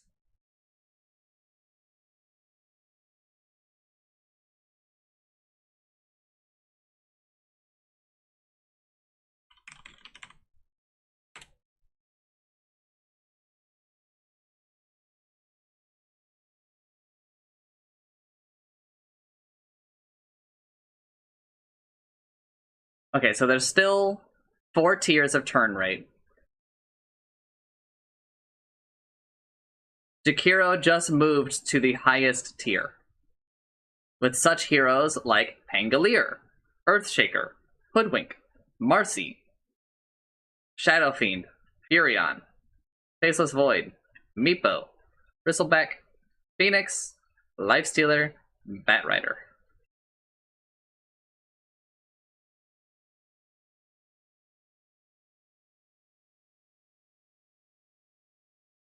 It matters, for sure. Especially with the way that Jakiro's spells work currently, into my understanding, but that might change in a little bit here.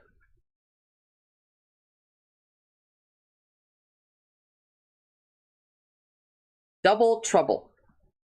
Trouble Wonder. Jakiro's attack launches 2 projectiles at the target with a 0.2-second interval, but each deals 50% less damage. One of these attacks ignores a melee hero's default damage block. Alright, so that's so you don't get hit twice with the damage block.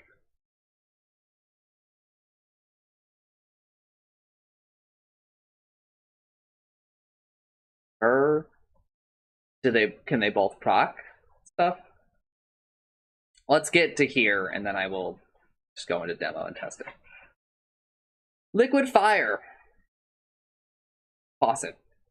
Jakiro's third basic ability, when the faucet is picked, Jakiro makes a flaming attack which burns all enemies around the target, dealing damage over time. Unchanged. Cooldown decreased.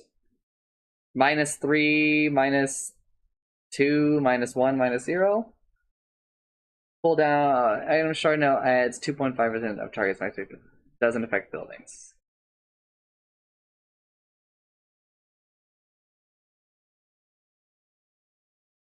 And then at level 25, you gain the other one.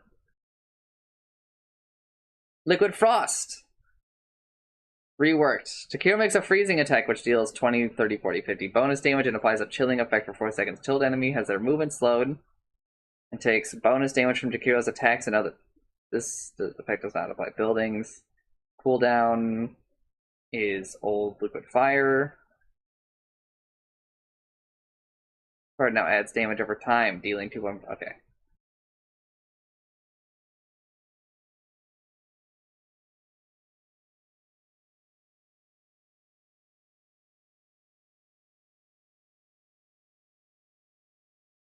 It's weird that they worded the shard differently. Each tick of damage. Max health per second.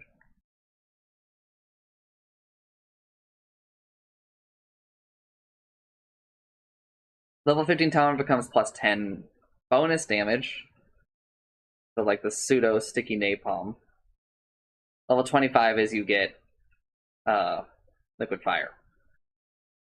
So that's kind of neat. That means that Jakiro is the only one who eventually ends up having both of their faucets, right? But I will be right back.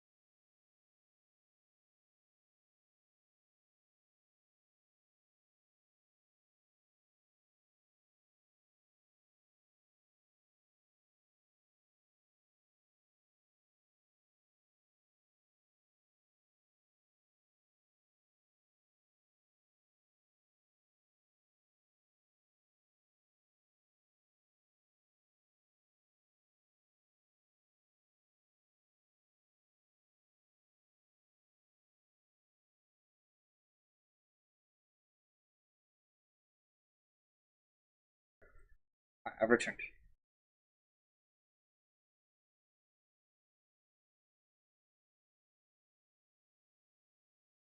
I think I already know which one Chance is gonna pick and which one I'm gonna pick.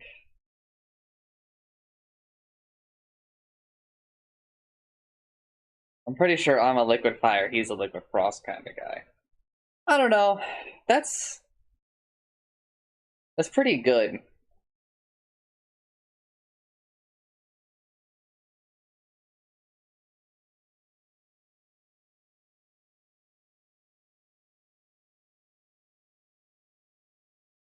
Because even just the liquid frost, right?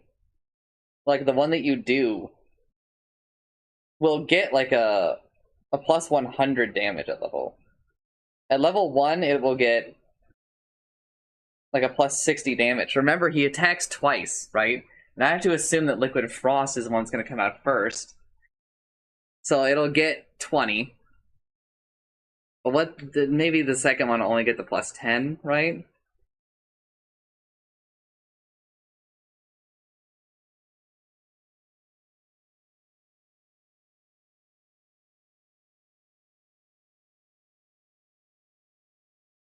But you know, a dual breath also like amps that by a lot.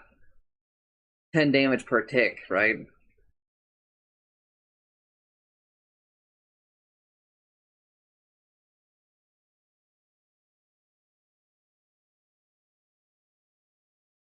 Well, dual breath cast range increased from 750 to 850.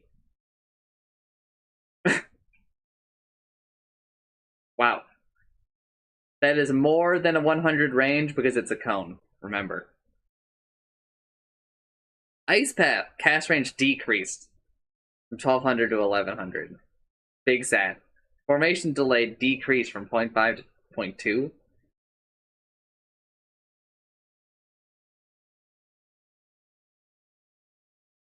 That's pretty fast. Macropyre, width decreased by 20. That's fair. I don't think that they properly updated the effect to match its width. And I think that caught a lot of people off guard a lot. I'm like usually pretty careful around Macropyre if I'm like there are a lot of times where I'm basically like I'm making sure I'm not getting hit by this, right? So I've kind of adjusted to it, but mana cost increased 70, 60, 50. Sure. That's a super expensive spell. I don't really this feels a little mean, to be honest. Cooldown increased by 10 seconds at all levels. I don't really I guess maybe to kind of deal with its potential with Liquid Frost, but I don't know. Feels a little mean, to be honest.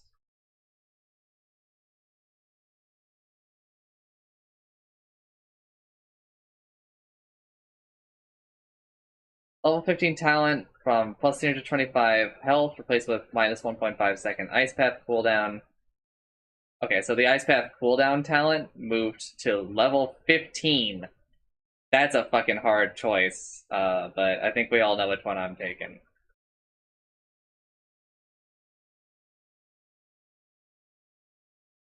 I'm also going to say it's kind of a no-brainer that you'd always take the one that you didn't take. Like, you always take the liquid attack that you didn't choose at the start, I think, at 25. This is all well and good, but having both of these is super strong. I think way better than having a better dual breath. I mean, dual breath is good. I love it, and doubling it is definitely insane. Especially now that you get another 100 range out of doubling it, right?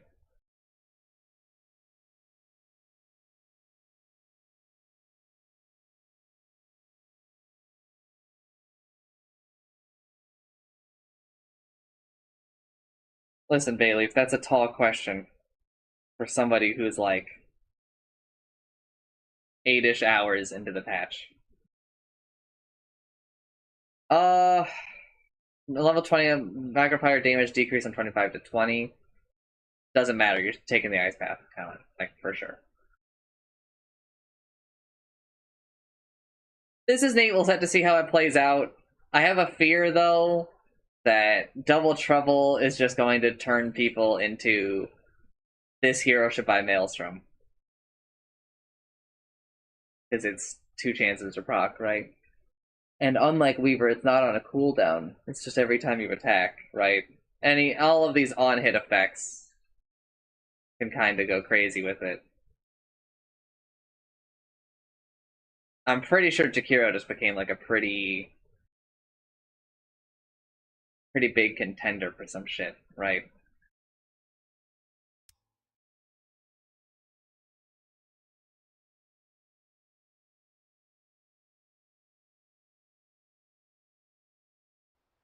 I don't know why I didn't choose the other one.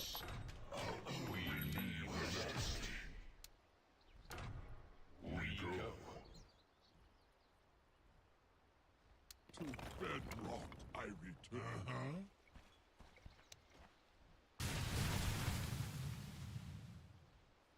So he took about 70 damage, I think. We ride the updrafts. About 100 damage there, but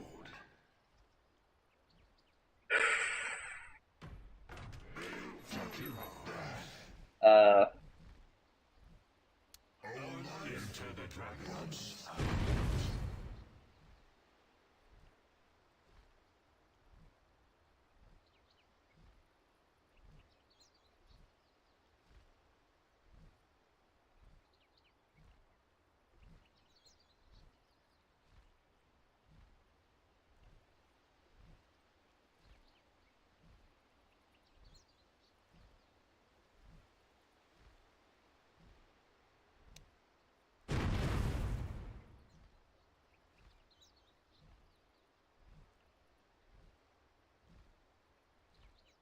yeah.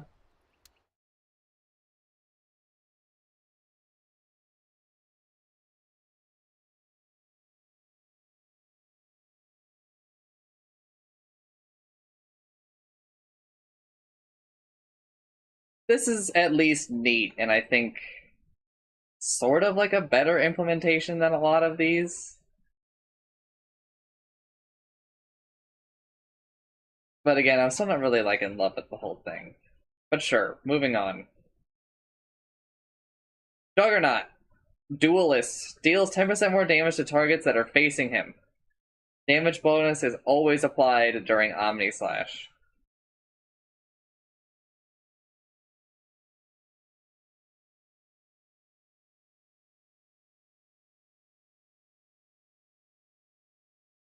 Hate that.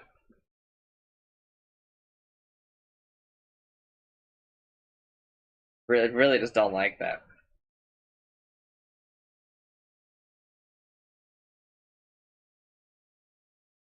Faucet. Blade Storm. A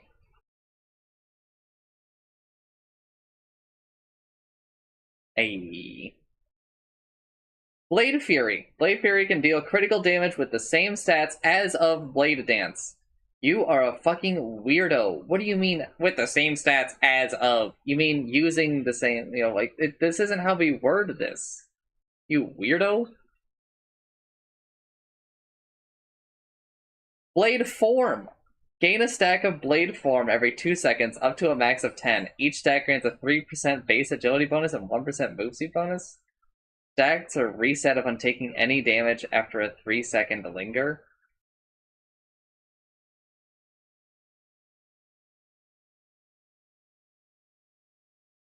What?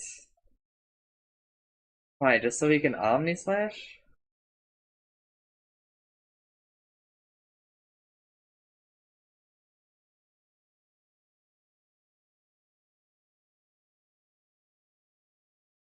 Yeah, Nameless is right. I don't know. This is super fucking annoying.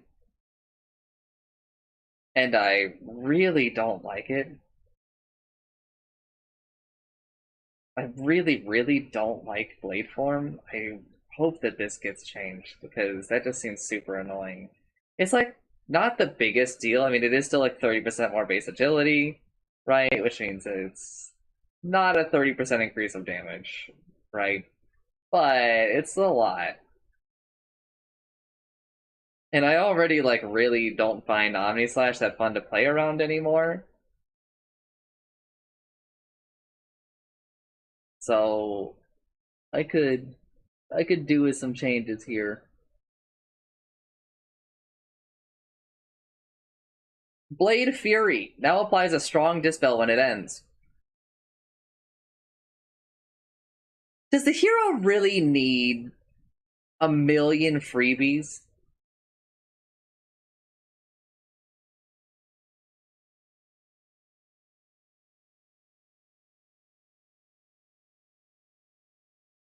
And to put it in the terms we were using months ago, when in the discussion that we were having with Nameless, Jug is dishonest hero.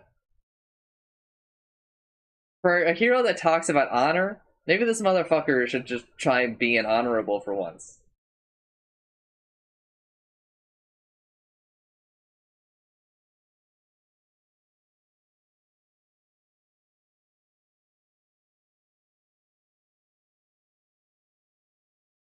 Like part of the whole change for like how the system works now is so that you could like stun somebody, and when their magic immunity ran out, right, you could stun them. But it's a strong dispel, so like fuck off.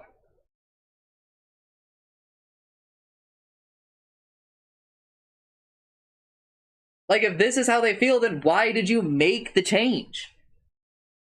Oh, sorry, for everybody but this one hero. No, dude. Like why does he deserve to be the exception? I don't get it. I think that Jug is a very good hero. And Blade Dance. Critical chance increase from 20, 25, 30, 35% to 35%. Oh, we're doing this flip-flop again? Critical damage decrease from 190 to 130, 150, 170, 190. Hey, everybody, here is my advice to you. Put a singular point in Blade Dance, and don't put more points into it until later on.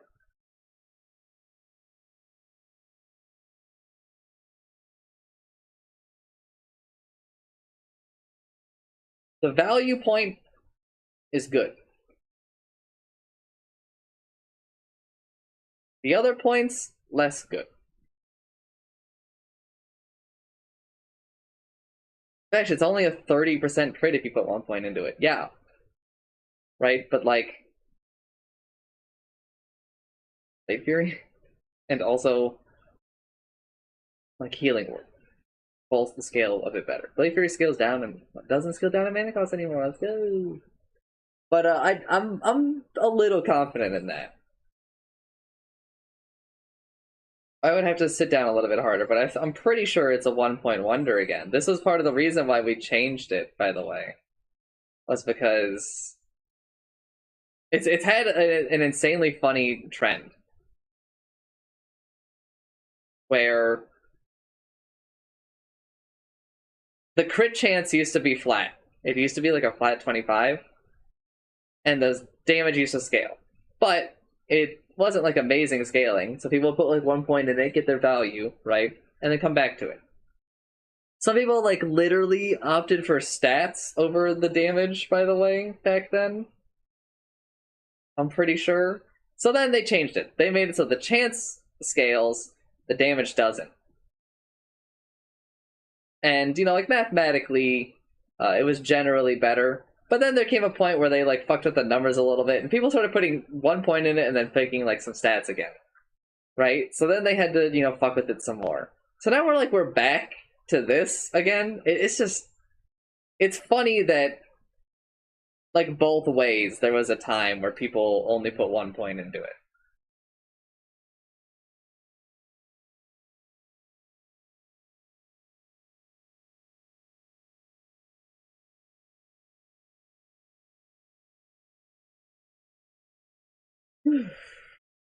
Omni Slash. Bonus damage decrease from 40, 45, 50 to 30, 35, 40. Oh my god. Less freebies. 10. Oh, minus 10, minus 10, minus 10. He should not get both bonus damage and bonus attack speed.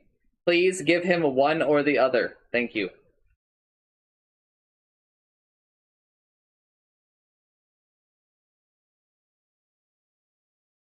Fuck Juggernaut.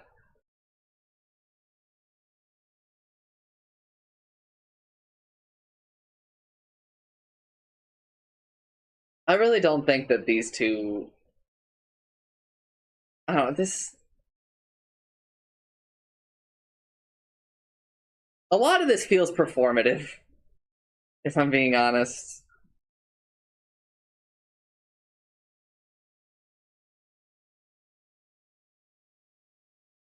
They matter, but they also like kind of don't. A lot of this. Again, it's not zero, but like I just don't feel like there's much for me to say. This stuff, fuck Jug. Fuck Jug. He gets too much for free. We take a little bit away from him, but like we give him so much all the time.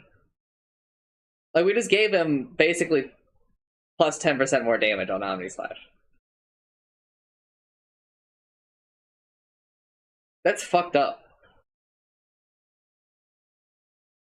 Like, he barely even lost here. Right? In fact, he probably didn't lose, just generally speaking. Because all he has to do is have, like, 60 damage by level 6.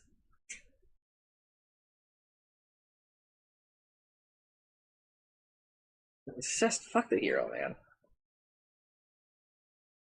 Keeper of the Light. Azalor. Mana Magnifier. Allies within 900 range of Kutl have 15% more max mana.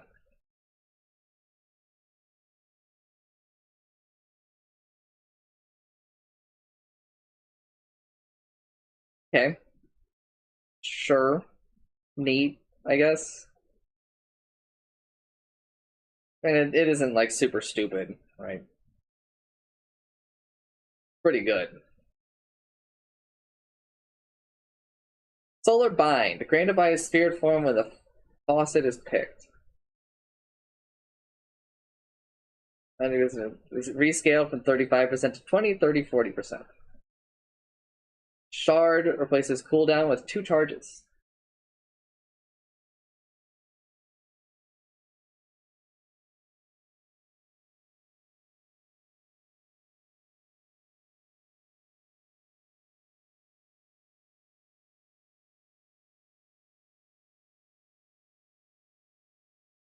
Cast backswing improved from 1.07 to 0.5. So there's less backswing, so you can queue up actions a bit better. Sure, I guess. I don't. You really shouldn't be encountering that spell's backswing anyway. Recall. Granted by spirit form when the faucet is picked. Cooldown increased from 15 seconds to 21, 18, 15. Teleportation delay increased from 4 seconds to 654. Now increase the target movement by 12, 6, whoa, from 4. So successful bulk column will receive this buff once again. Isn't removed to the teleportation within by taking player base damage. Now we can alt cast to teleport Keeper of the Light to the selected target. In this case, Keeper of the Light will gain the initial movement speed while interrupt and takes player base damage. Places cooldown with 2 charges. Holy! Bro, I'm taking fucking recall.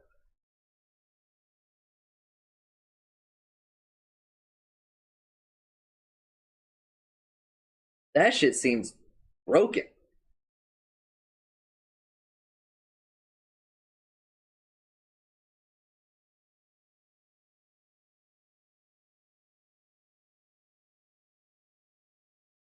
And there's like a reason why we removed it to a degree.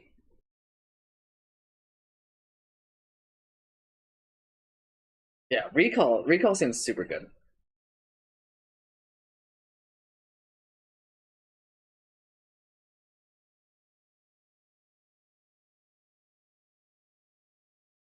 Spirit form.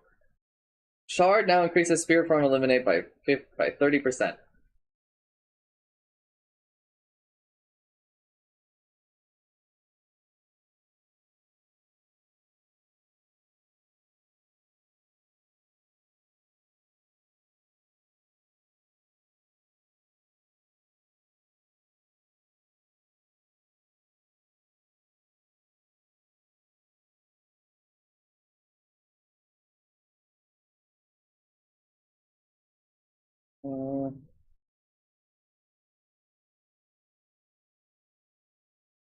But here's...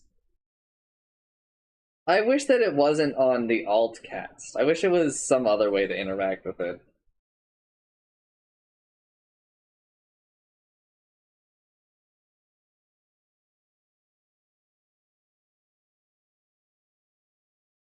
Maybe have these spells replace Spirit Form? I don't know.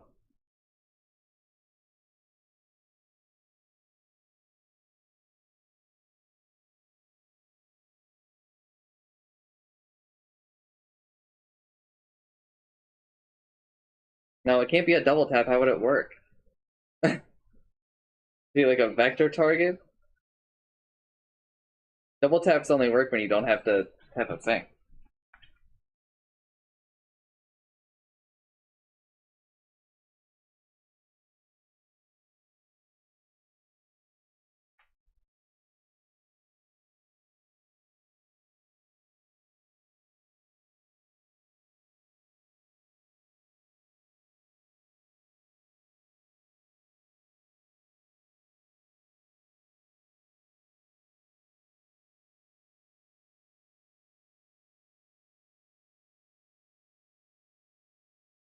What is this thing's called?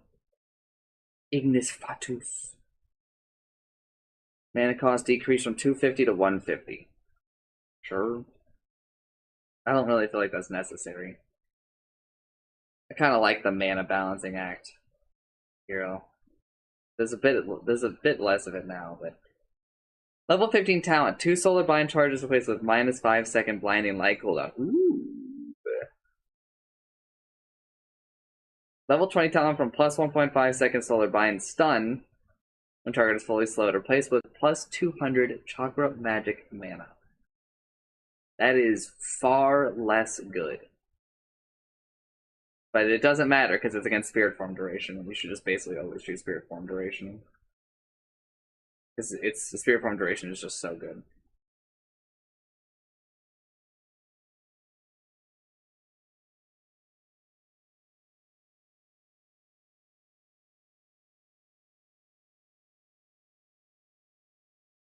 This is not awful. This feels a bit more balanced all around. So I like the coddle changes. I personally would take Recall like all the time. I think that is way more fun to play around Recall. But I think Solar Bind has become a little bit too integral to the hero. It's kind of weird where like Solar Bind feels like what we're playing the hero around all the time. And I don't really know if that's like by design.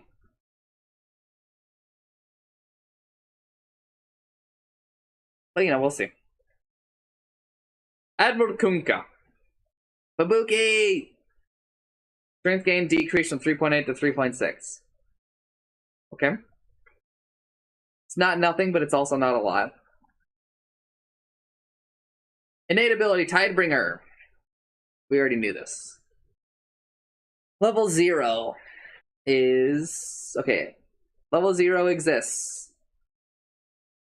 The other levels are unchanged.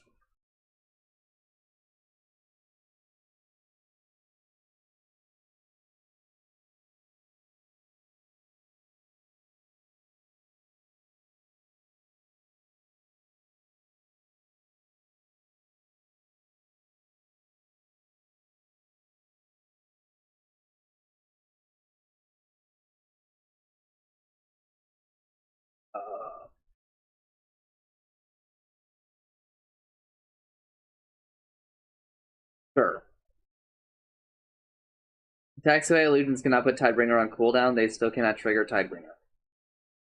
So it doesn't reveal which one is like the real one, right? Sure. High Tide. Tidebringer cooldown. Oh, faucets. The Tidebringer cooldown is reduced by 0.8 seconds per hero hit. Grog Blossom. X marks the spot. Whenever a unit is returned, Ghost Ship's rum is splashed on allies within a 400 radius around the returned unit.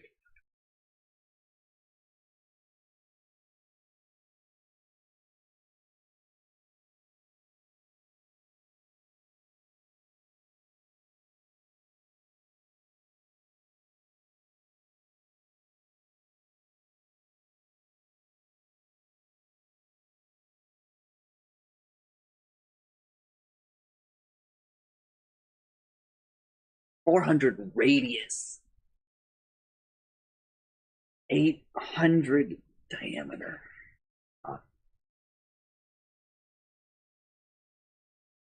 That is broken, I think. Rum might be more acceptable on such a short duration.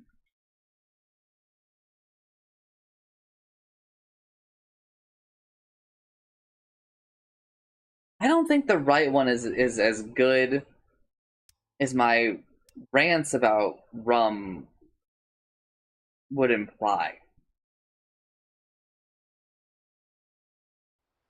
Admiral of the fleet. Because, like, think about it like this, right? Welcome I would have to back. take the damage in this time. Prepare for battle. So, like, let's do it. So you say. Right? Like, how much did it really do for me there?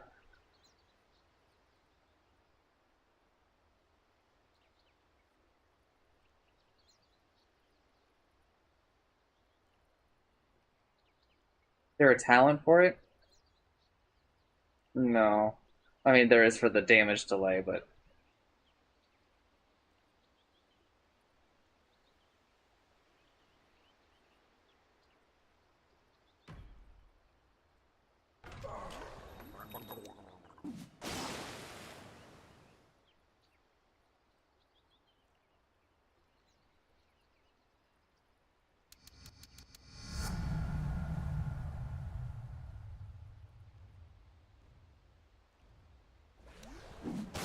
Fair enough.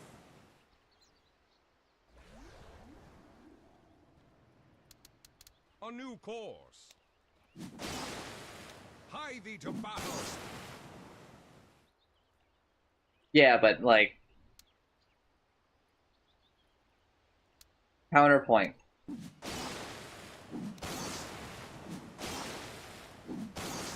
Hey, you're making me spill. Cast away.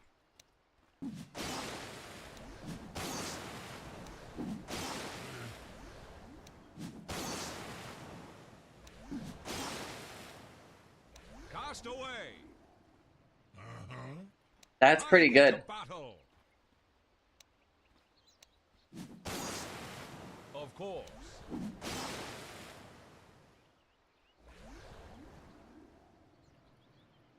I change tacks.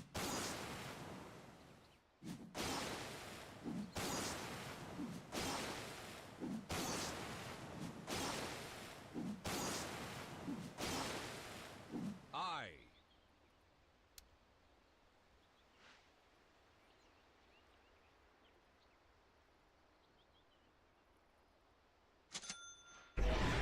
You don't have the sand. Go, go, go.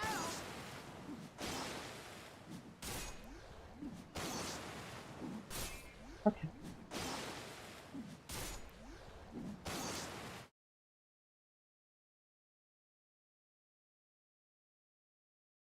Point 0.8 is a lot. It's even, like, you know, even kind of still at the lower levels, right? Even just 0.8, like in your mid lane, helps you use it a bit better on every creep wave, right?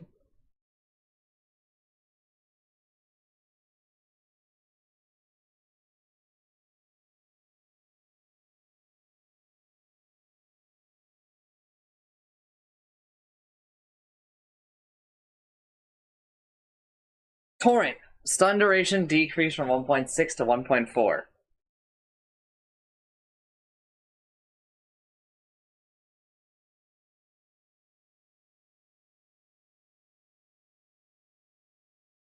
Okay.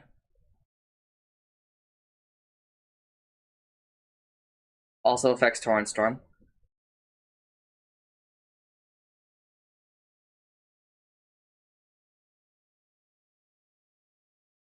That affect the pool? I don't think so, because I think the pool's thing is based on the Admiral Conca. slow duration. Wait.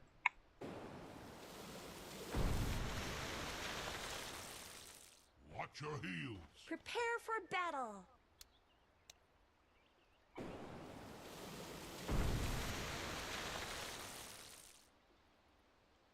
Maybe it is.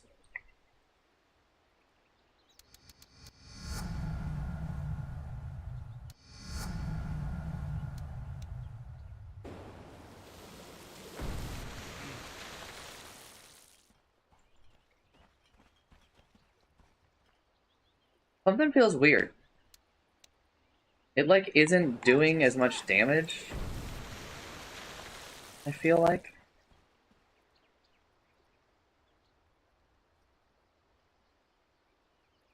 As it used to. You heard him.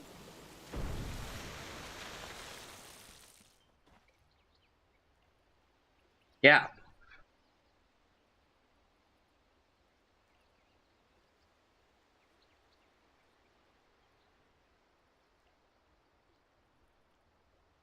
It's technically like doing it in the same damage in less time, I guess.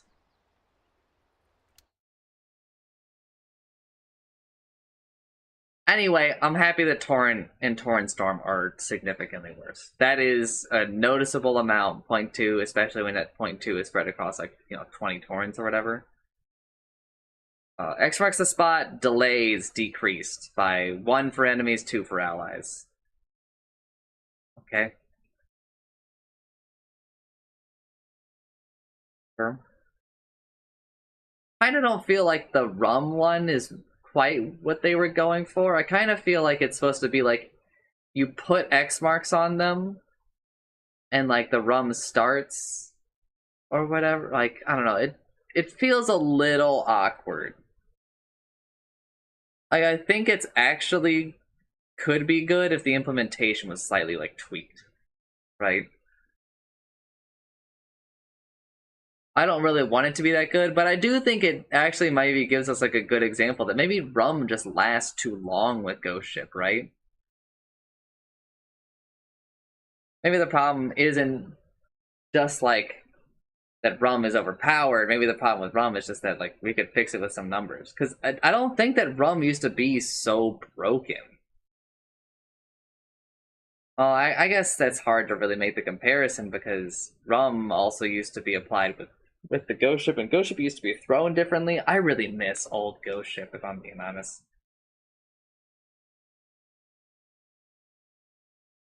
I think it's kind of what Jensen was saying, where like you miss the torrent combo, so then like you're punished a bit less or something along those lines. Or I don't know.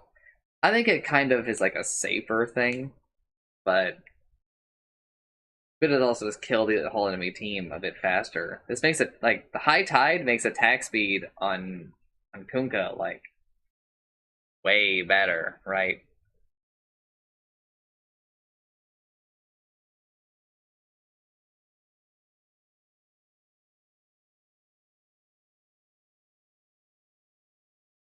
Level 15 talent. Torrent damage slash knockup duration decreased from 25% to 20%. Honestly, you should just get rid of it. Level 15, 25 damage replaced with 60 Tidebringer damage. Interesting. Level 20 talent from plus 20% Tidebringer cleave replaced with plus 15% rum and damage delay. Please, for the love of God, take the damage delay talent. Obviously that interacts here, right? But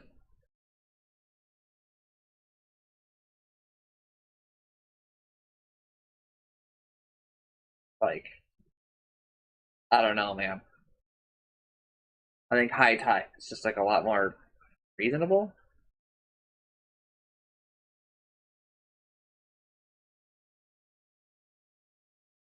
That's 50% of the damage delayed. Level 25 talent from -2 Tidebringer cooldown. Okay, that talent's gone. To plus 100% Tidebringer cleave damage. Okay.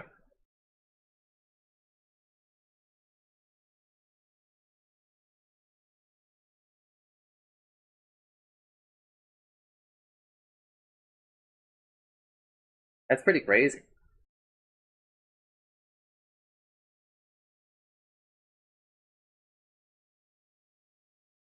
Neat changes to Kunkka, but I think that they need to be cooked a little bit more. I would love to see us rework the Ags. I think, honestly, one of the most upsetting things about this patch so far is so little reworks. It's all this fucking innate faucet shit. And, like, I know, like, they kind of have to, right? Because if they did any more, then this patch would be, like, too much for mortal men, right? But, like, I will remind everybody, this was... I didn't want any of this, right?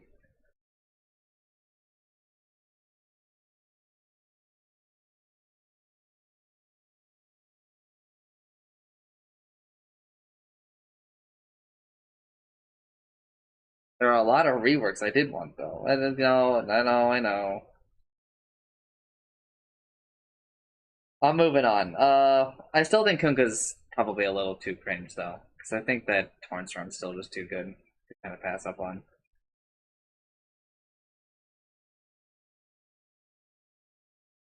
Legion Commander, Moment of Courage is now innate. Lifesteal rescaled. Oh shit. Actually rescaled. Minus 15 at level 0. Which didn't exist before, so let's just compare the old levels, right? Minus 5. No, plus 5. Plus 5? Plus 5? Plus 5? Okay. Just better than it was before. Cooldown rescaled from 1.9. The cooldowns are all the same. Just that there's a level 0 now. I hate this, honestly. I honestly think that the lifesteal should be less. And that the value should be the counterattack now. With like the way the game is now, I think that the lifesteal should be way lower. And that also this lifesteal is not halved for creeps. Like a lot of the other ones. That's a little weird, isn't it?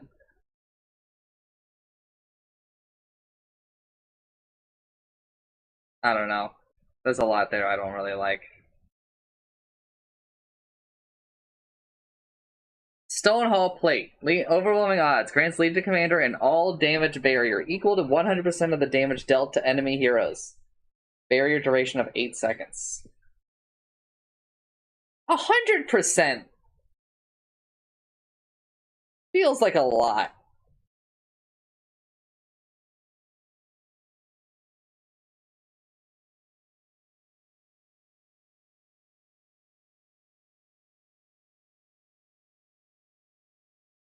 That feels like a lot.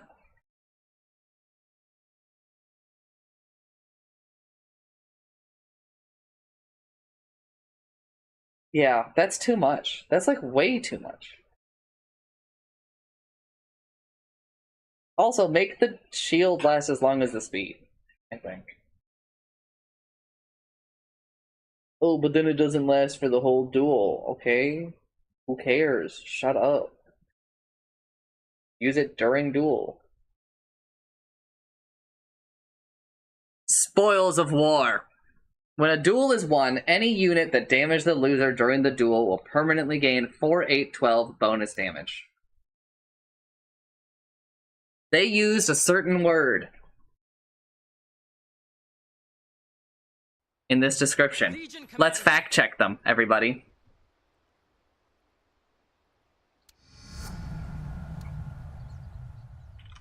Prepare for battle. Any unit, huh? Any unit? Yes. On it.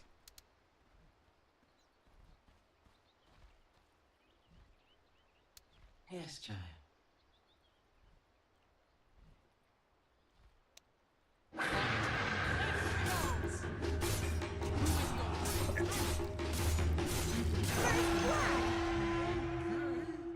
Blood stains the banners. Smart move.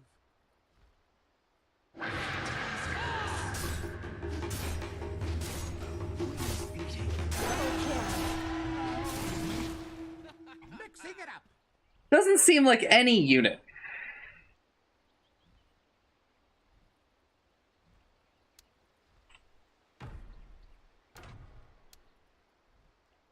Take the field. The pain train.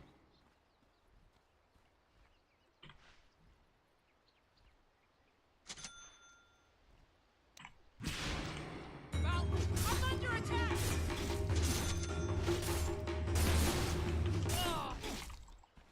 Watch your step! You point, How'd I I'll get punch. mixed up in Okay. this?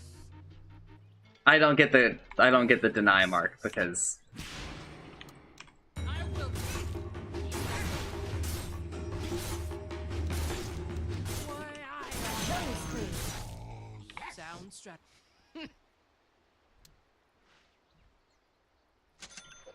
to the vanguard!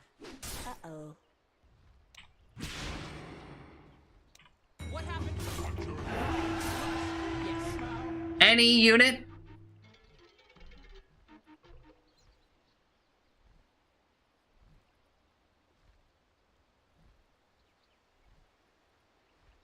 Any unit. Wrong.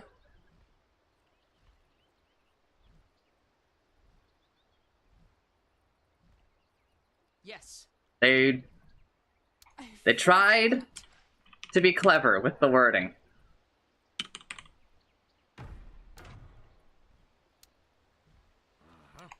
This should work. Flanking. Let's see what's up. Yeah, okay. Fought.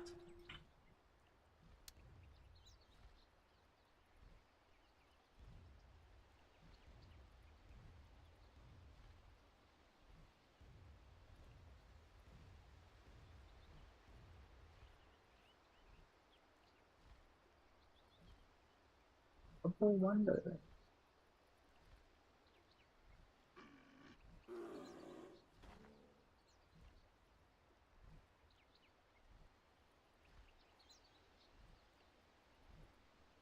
Somebody go look and see if someone's already tested with neutrals. I really don't want to have to create the scenario. Somebody else is willing to go test with Roche, neutral creeps. I'm also a little interested to know if Tempest double.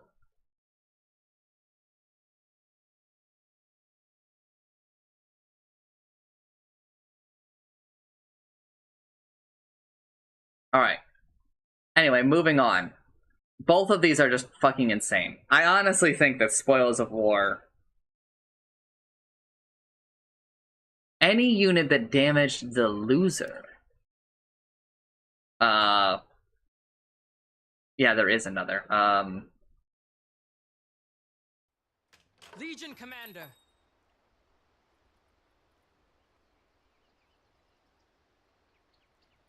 Illusions. Prepare for battle. Your best bet with an illusion would be, Parablade. They last long. Also, Meebo. Yes, each Meebo should be individual.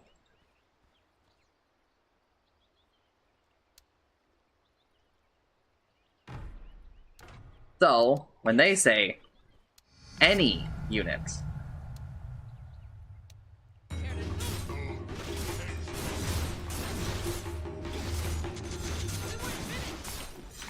Going, Take I'm the field. going. First blood. okay. We're off to an explosive. So it also goes the other way. But also, again, like, you really shouldn't be losing duels as Legion. You shouldn't not be losing duels.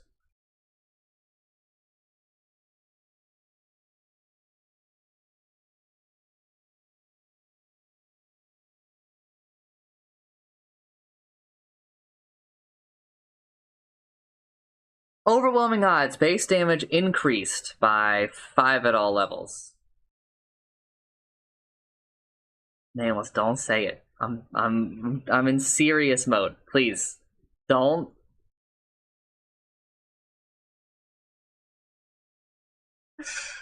God damn it, man. You lost me that duel. we talking about, dude? Damage per hero increased by 5. So it matches the base damage. No longer deals 25 bonus damage to illusions. I think a little lame, but understandable given Stonehall Plate. Buff duration increased from 5 seconds to 6 seconds. Cooldown increased from 15 seconds to 18 seconds. I think that those are largely fair changes. This is a little sus with this 100%. I just think that this number should be lower. I just think it should be 100. That's the part where they lose me. That's a lot.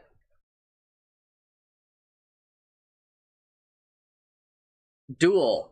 Eggs no longer provides dual damage reduction. Now it provides Legion Commander with the debuff immunity for the duration of the duel. Just Legion. As you were. Easily. Please still be both of them. Prepare for battle. Guess I have to fucking. Watch where you go.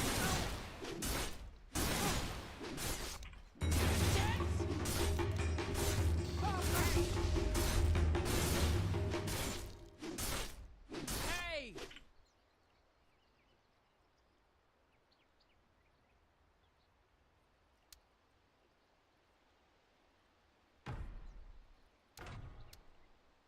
Here I come.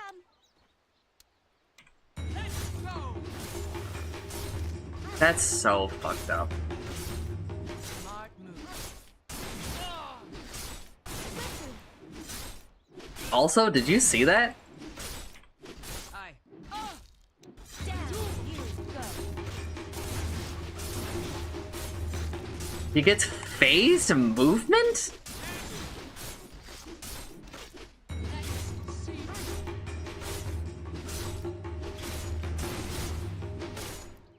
Battle.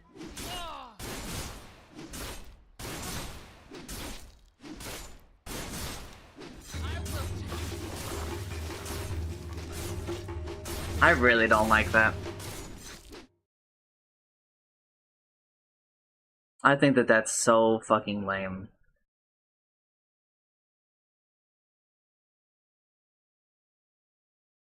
That's so lame, dude.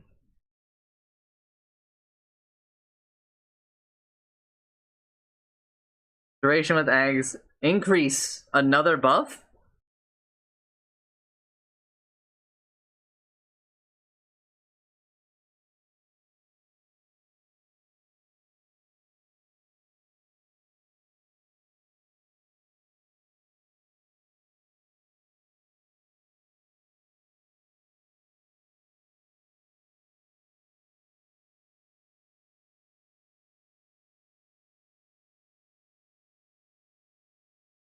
By wow, 0.75?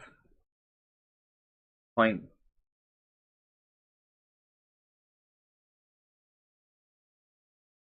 250? I don't know. I don't know, man.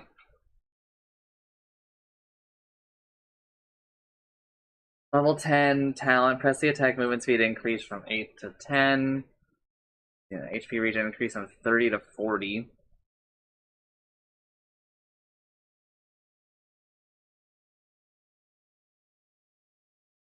I mean, I got. Thank you. I got news for everybody. You should still take every press the attack talent. People don't take them, and I think that they're mostly wrong. Maybe the overwhelming odds cooldown, but if you take Stonehall Plate, fuck, this hero's just so broken. What the hell? Like, this isn't even close. Like, no matter which one of these you choose, like, unless you're really fucking bad with this one, right? Like, both of these are pretty insane. Right? And, like, all of the talents are also pretty insane.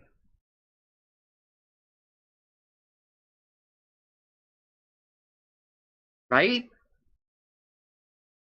This hero is so good.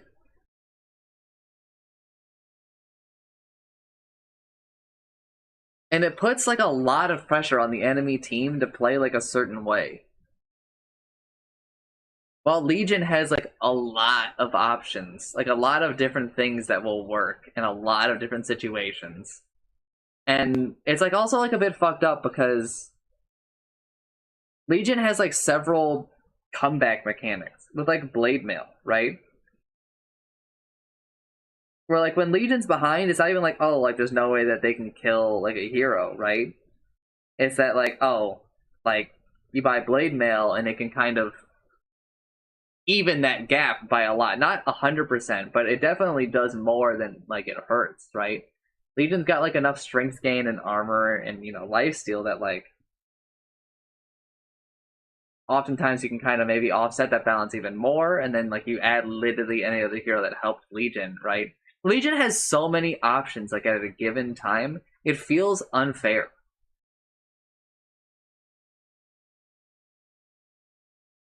By not a little.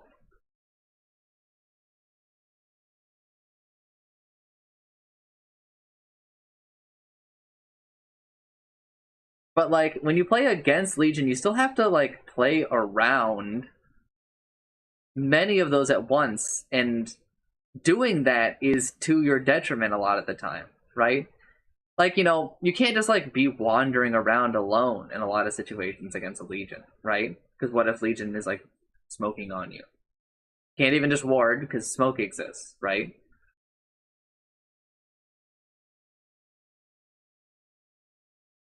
I don't know. This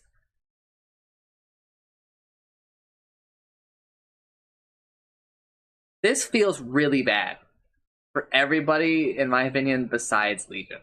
I mean, it's kind of Spoils of War is cool, right? But the problem is that, like,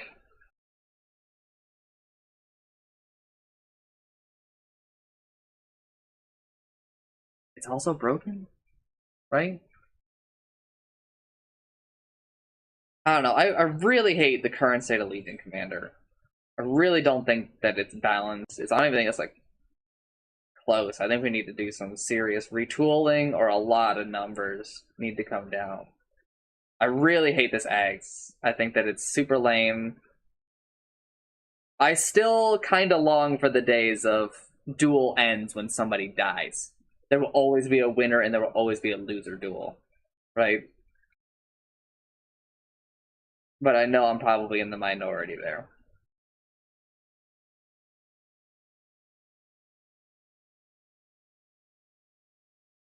We're now on Leshrac. Throw down your gold. I might let you live. Here, here, here, here. So we're coming up on halfway through Universal. We're not even close on Int, right? We're not, we're at about the same level here, but we're cruising through strength.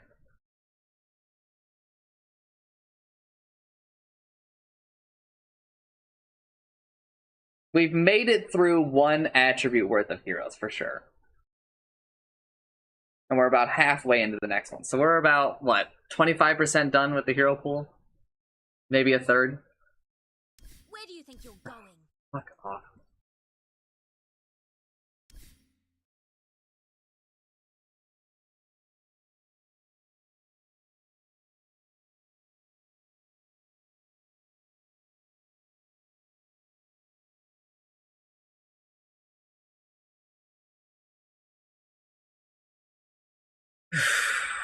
Leshrac. Base agility decreased from 23 to 17. Agility gain decreased from 2.8 to 2.5.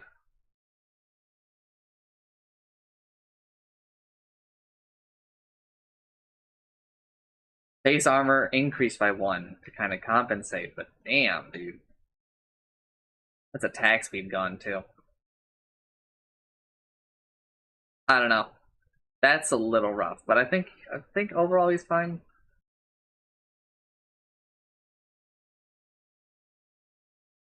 Defilement. Area of effect for Leshrac spells increase by 0.5 for each point of intelligence. Does the area of effect increase, or does the radius increase? We will all sigh as as I stare at them, and I ask these questions again, right? Hello.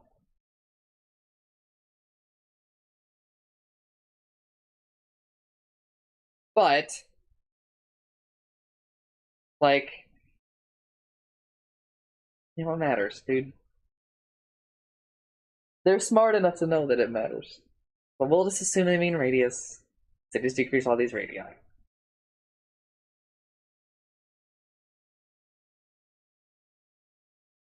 I'm gonna keep going, and we'll talk about this because other changes impact it. Chrono-optic nourishment. Chronoptic. Not yeah, chronoptic nourishment. Leshrac's attacks restore mana equal to 10, 14, 18, 22% of the damage dealt. Improves with Pulse Nova's level. Only restores mana when attacking units that have mana. Diabolic Edict has 40 explosions that are applied over 10 seconds and can damage buildings.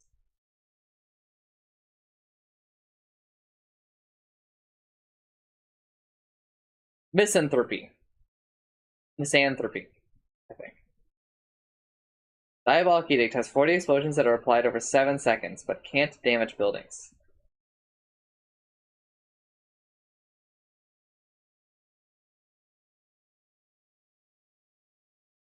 Is this a joke? They gave him one faucet?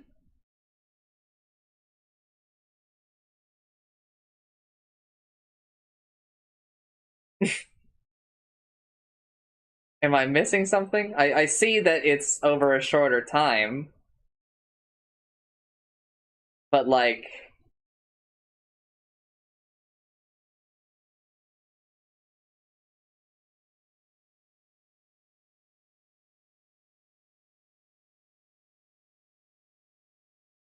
Okay. Hey, this one's a little bit of a shocker, I guess. But, take chronoptic nourishment, because it has another effect that does something.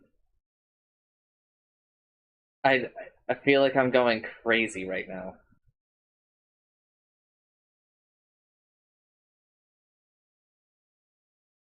Is this a fucking typo? No, because they rewrote it in another way there.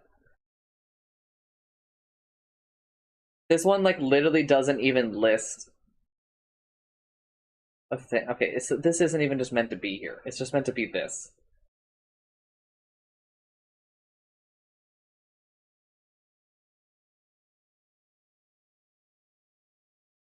They didn't even put a thing that's like, hey, this is unchanged. Like they did for, this, unchanged, right? Oh, weird. Split Earth radius decreased. 15, 20...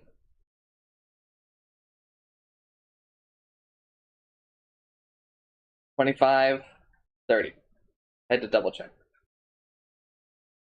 Okay. So, as soon as he hits, 60 mana? Back to normal?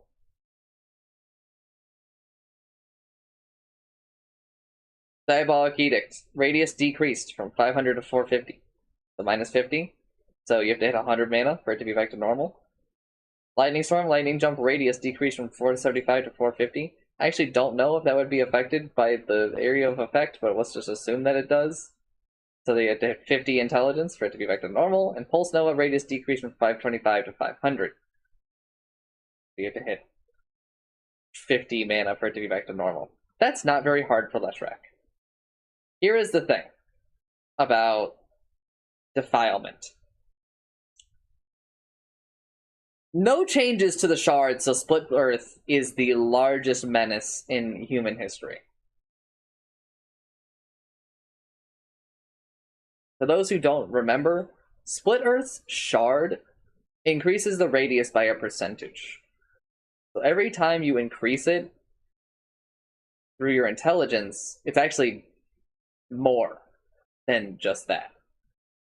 Right, it's getting like amped, I'm pretty sure.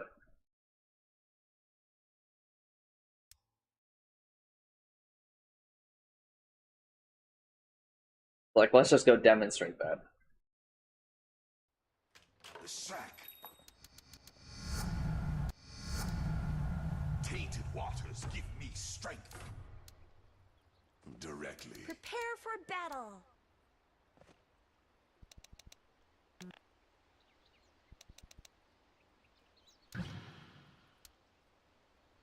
Very well.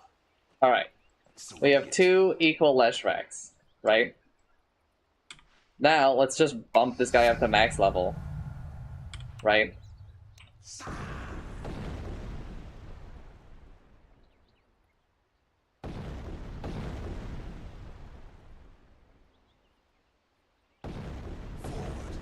I guess what I should do, I should spread them out a little bit more. Trot along. And then have them just like center it on themselves.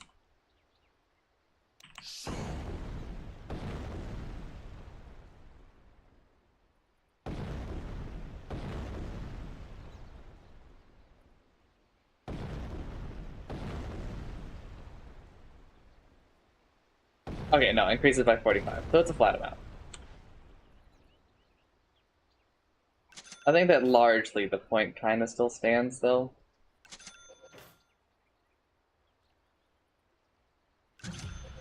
Scepter at last. Sheepstick. Cruelly so.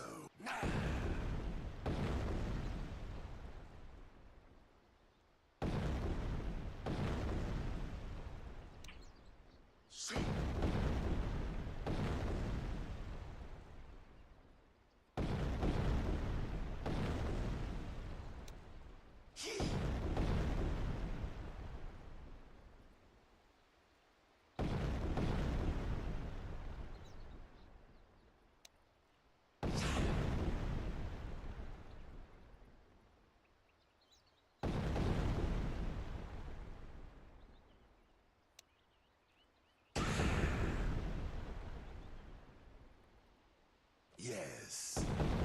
I don't know, man. I mean, obviously this is a very expensive inventory. Right, but...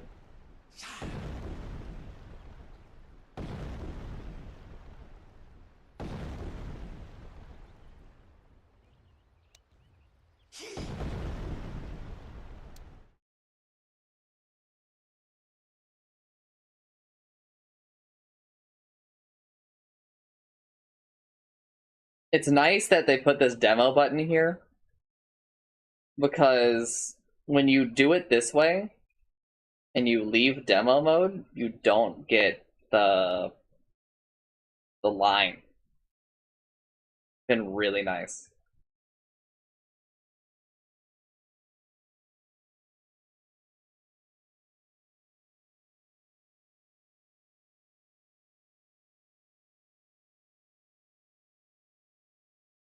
Level 10 talent, plus 40 splitter with radius replaced with plus 4 armor.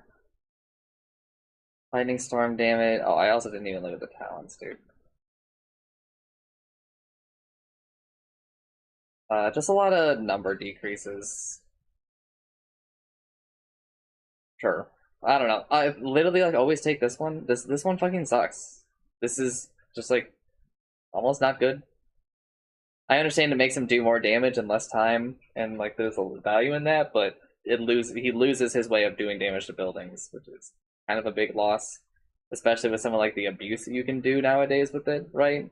And also, there's kind of a value in doing that damage over more time because it's like you can only go up to your max health. So in games where he's doing pretty well, it's like a more sustained health, right? There's also like a psychological effect to some of it.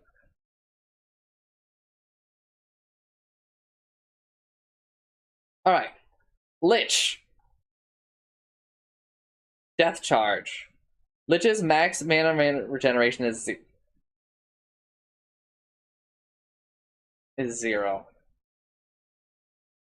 Whenever any unit dies nearby, Lich restores a portion of his max mana.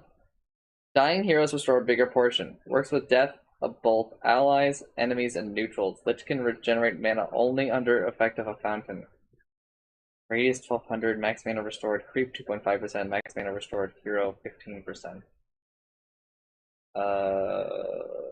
That's the only way. Okay, only regenerate. So you can still use Sinister Gaze to drain mana.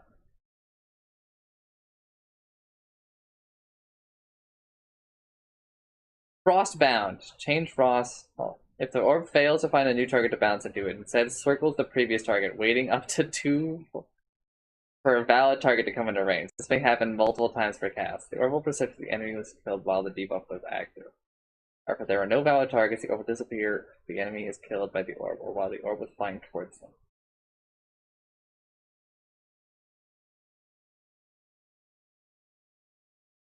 Very menacing. Growing Cold grants additional bounces to Chain Frost and extends the duration of Frost Shield when these abilities kill enemies. Frost Shield, killing a creep extends the duration by 1 second, while killing a hero extends it by 4 seconds. Chain Frost, killing a creep adds 1 bounce, while killing a hero adds 3 bounces.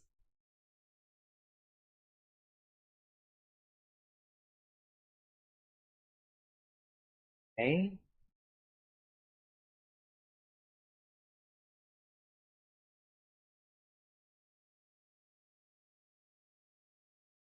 Frost Blast. Cast backswing improved from 0.93 seconds to 0.4. Okay. Same for Frost Shield. Sinister Gaze no longer requires Aghanim Scepter to use other abilities while channeling Sinister Gaze.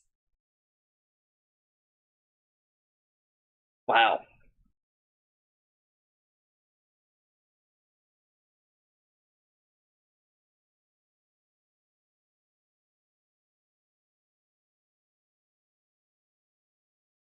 This seems like ass.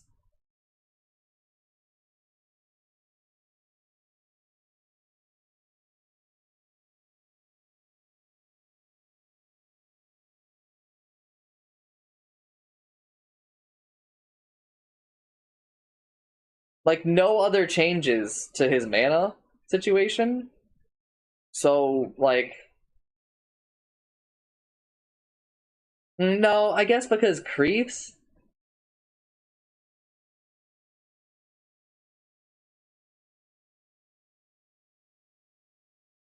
Like, he can still lane, but he has to stay within 1200 range, and pulling is like a mango for him, I guess. Maybe interesting, but I don't know. It feels a little clunky, right? We'll see. It's kind of hard to visualize, really. I could go into demo mode, but I think it's Frostbound, man. I think that's super, super good.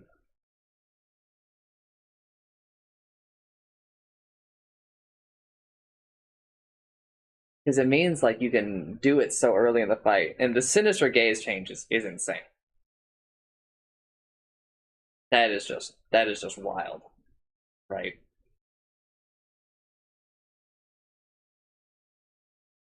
The hero just got like a lot easier to play, and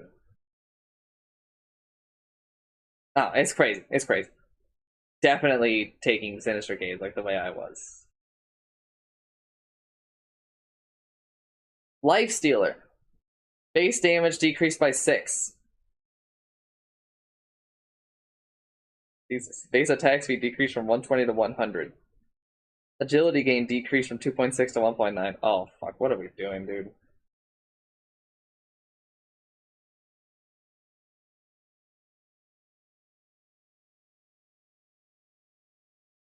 That's a lot to lose. Feast is now innate. Now also allows hitting allied creeps at 75% health compared to default 50%. Is that it?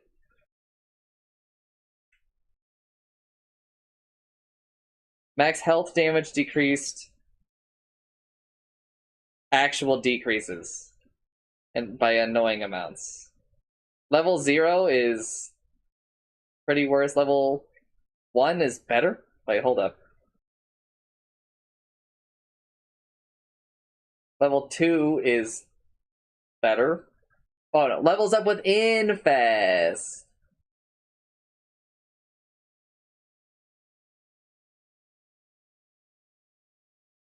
But it still ends up being worse just overall.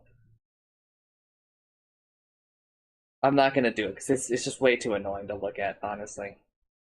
I wish that they had just taken the second to tabulate them so that they would line up. It would make it a little easier on me.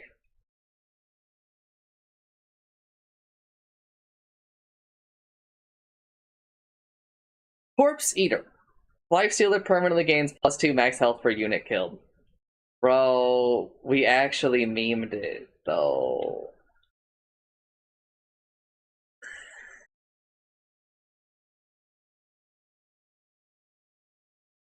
Or Unfettered.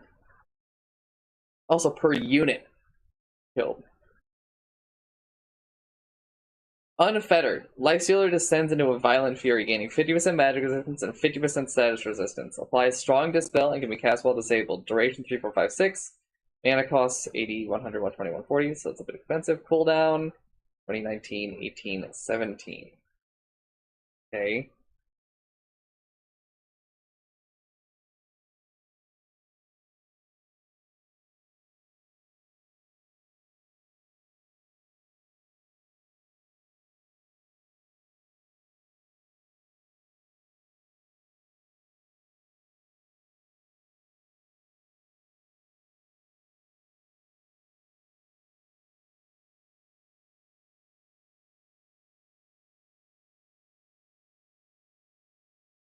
Rage no longer grants movement speed on active. Mana cost changed to be the same as Unfettered.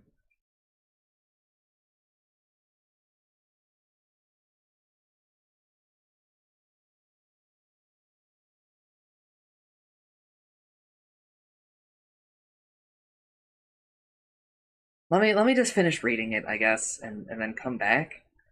Open Wounds is now a basic ability. Sick. No longer grants bonus damage based on the enemy's max health. Okay. No longer spreads. Oh, I actually kind of like that mechanic.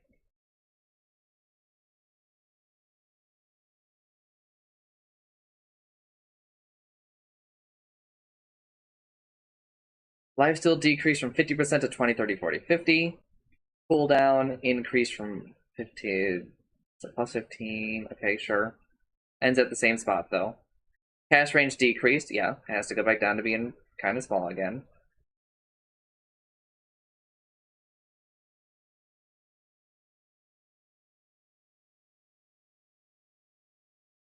I'm very happy to see Open Wounds come back. I thought Open Wounds was actually fun and interesting.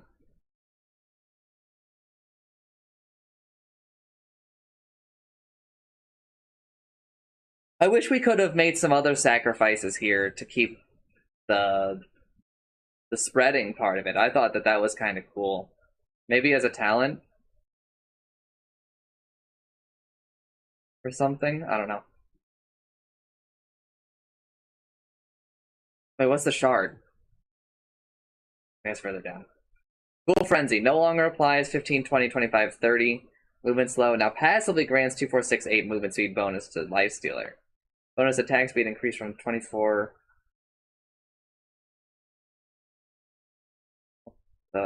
Those plus 5, 10, 15, 20. Infest. Now upgradable by Aghanim Shard. Explosion applies a 50% duration open wounds to all damaged enemies.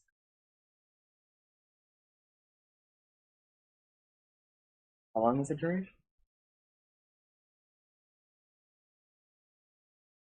That seems pretty good.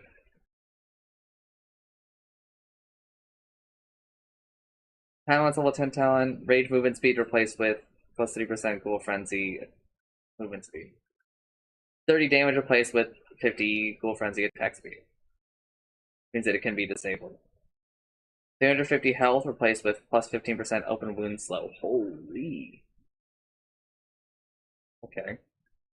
Level 20 Ghoul Frenzy slow replaced with open wounds lifesteal. Okay, so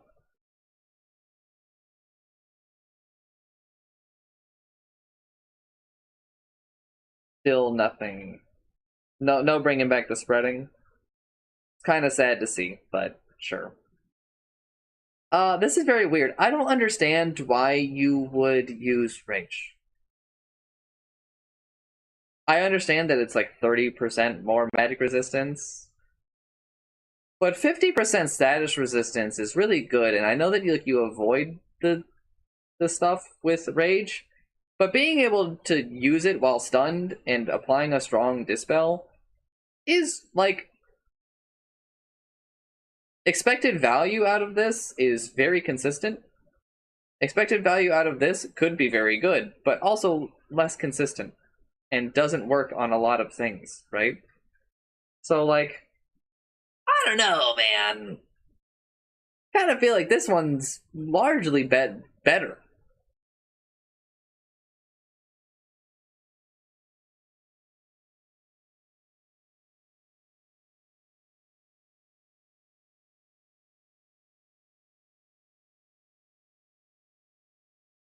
Oh yeah, you have to pick one.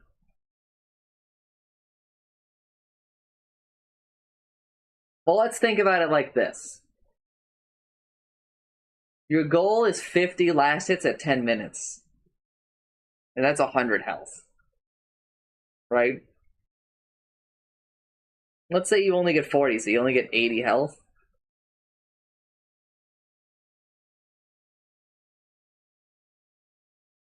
Like, it takes a while for this to really get there. Even if we include denies, right? Which he can do more of.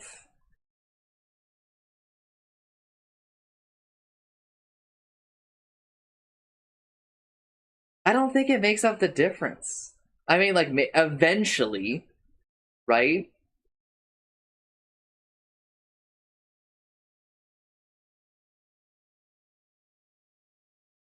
But I like the intersection point, right, is, I think, pretty far.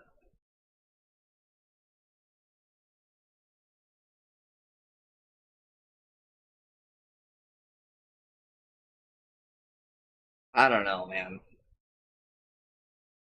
But like, also, he does have like less health now because of this lower agility. Minus 1.3 agility is a lot. We're super, uh, like that's real fucking low, right?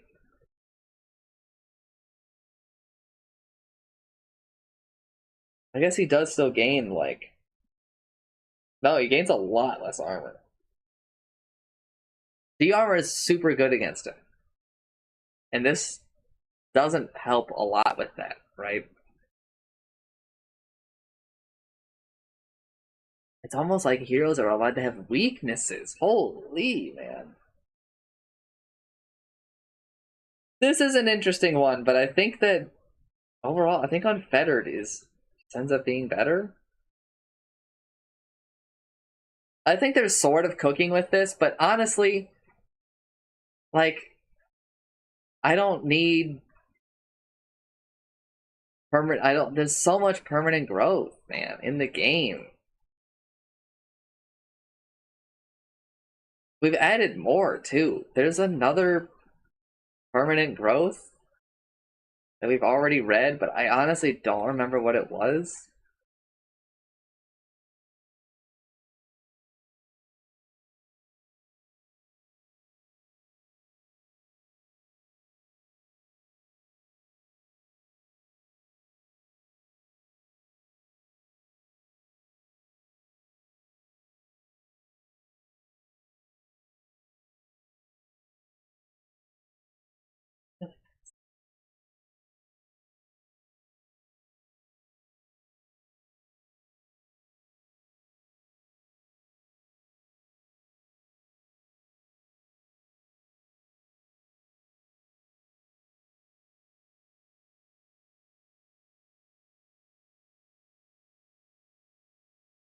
Centaur.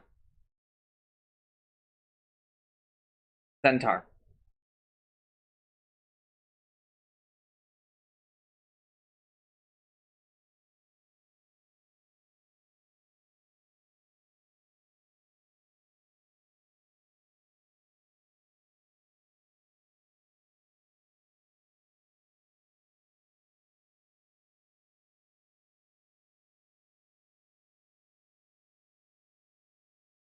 There another one?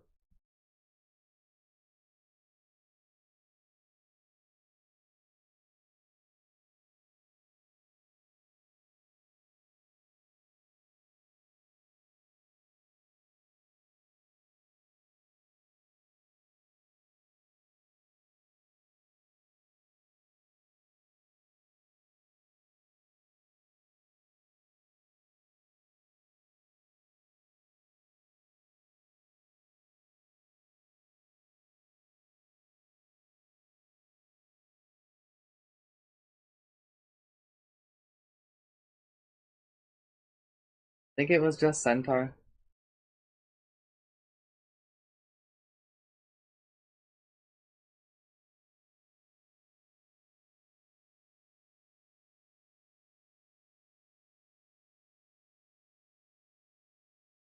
Okay, Axis sort of, but I wouldn't really consider it so new.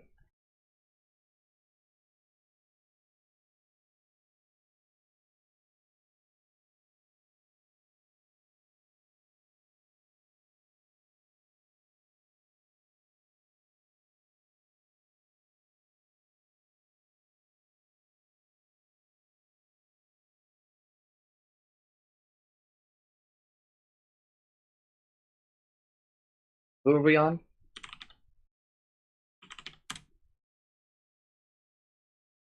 5-0. I don't know, man. It's too much permanent growth for me. But I think Unfettered is just better. Happy to see Open Wounds back. Happy to see us iterate on a lot of this here. Lena, Fiery Soul is now innate. Attack speed per stack rescaled. It has a level 0 now. Yay, woo. Move speed bonus rescaled. It has a level 0 now. Woo, yay. Thermal Runaway. Laguna Blade supercharges Lena, giving her 12 Fiery Soul stacks for 5 seconds. Slow Burn. Impact damage from Lena's abilities is decreased to 60%, but each ability applies a stackable 3-second debuff that deals burn damage every second, which sums up into 65% of their original damage.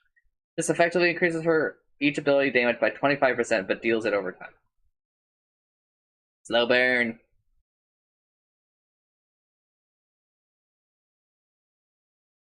Dragon Slave. No longer applies damage over time by default. Okay, so Thermal Runaway is like, play old Lena. Slow Burn is like, play this newer, weirder Lena stuff that we've been doing. Damage increased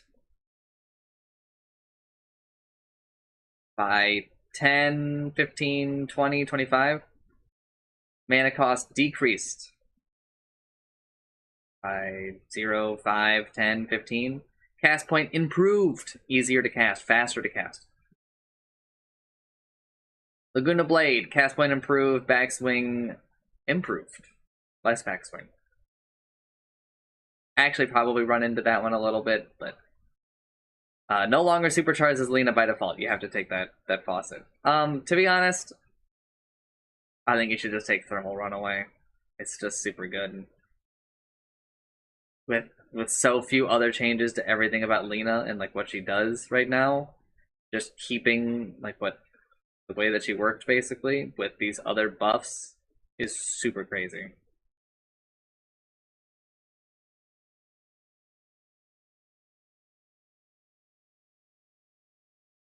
Like I probably wouldn't change anything about what I was doing before, which is kind of gross, right?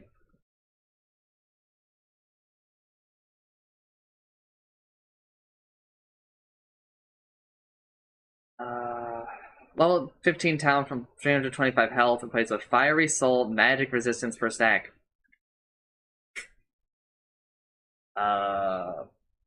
Yeah, take that. Level 20 talent plus 5 Laguna Blade supercharge stacks replaced with minus 25 second Laguna Blade cooldown.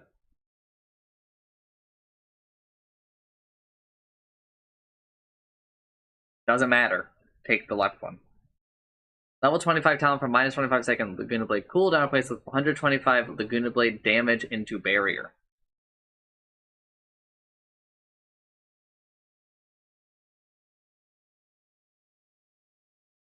No, take the damage barrier. That's super good.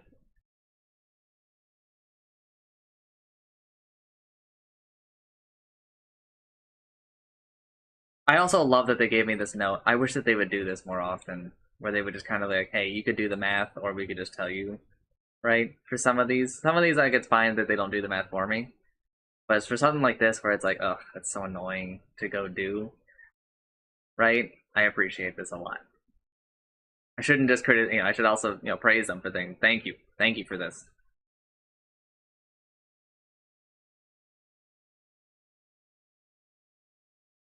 Yeah, I mean, I just don't really see a reason why I wouldn't play Lena basically the exact same way we were playing her like a week ago. I mean, this other thing might be good, but like what we do on her really fucking works. It is really strong.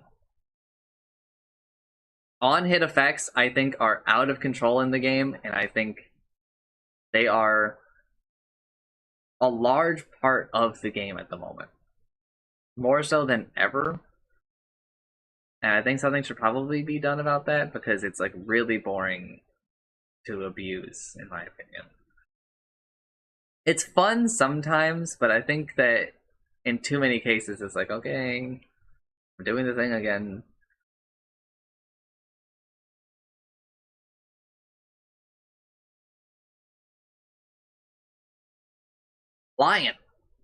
Lionize me. Strength gain increased from 2.2 to 2.4. Agility gain increased from 1.5 to 1.7. All of my usual, stat gain things, attribute gains, please just remember them from previous patches where, it impacts certain levels where they reach the thresholds to receive, like, their +1 to the attribute, right? It is not so much about where they end up at level 30. We don't often hit level 30.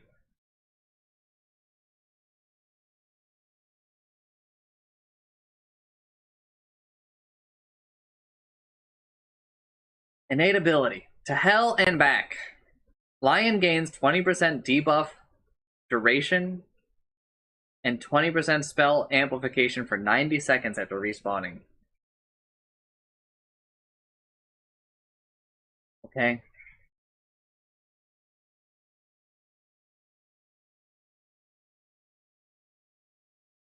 Ass Eater. Mana Drain deals 100 damage equal to 100% of mana stolen. Okay, not in the game permanently anymore. Or not, like, always. Fist of Death. Finger of Death. After casting Finger of Death, Lion switches from range to melee attacks with a fixed 250 range and gains 40 plus 30 damage per stack for 20 seconds. Enemies killed within 3 seconds of being punched will add Finger of Death stacks.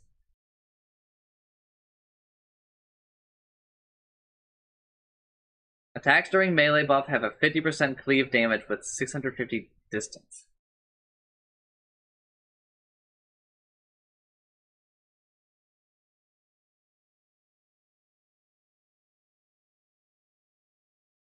Does the cleave apply? Enemies killed within 3 seconds of being punched. I don't think so. They have to be punched, not damaged.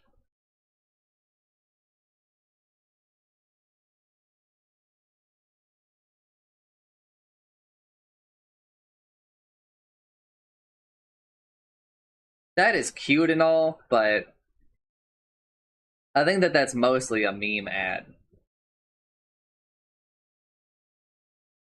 No, actually it isn't. It's pretty good.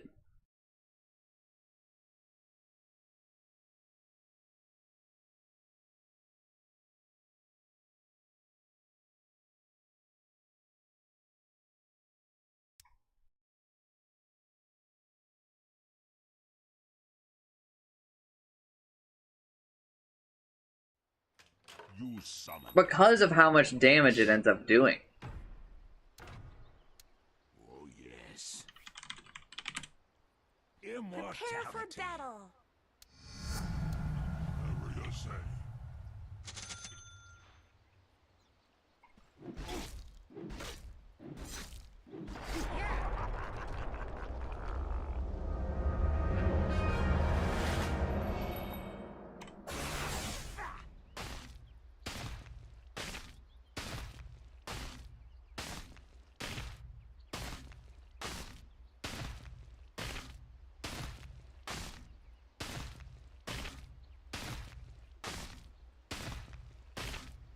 First blood. Hell and Formula? back. When you get to hell, tell them I sent you.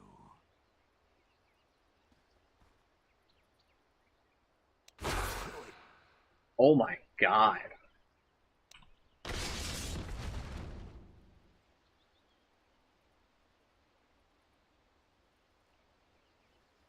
That is a long time. Battle rage.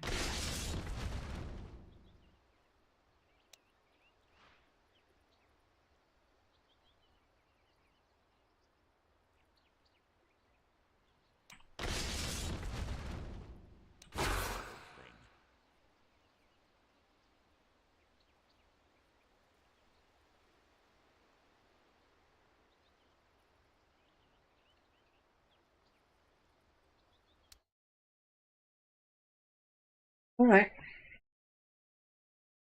This is neat, and I think both of these have their place, right? The thing that makes this less of like a meme is the fact that it's 40 bonus damage plus 30 damage per stack.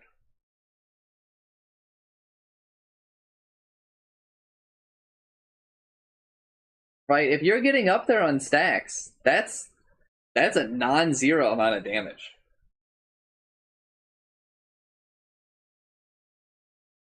And it's got cleave.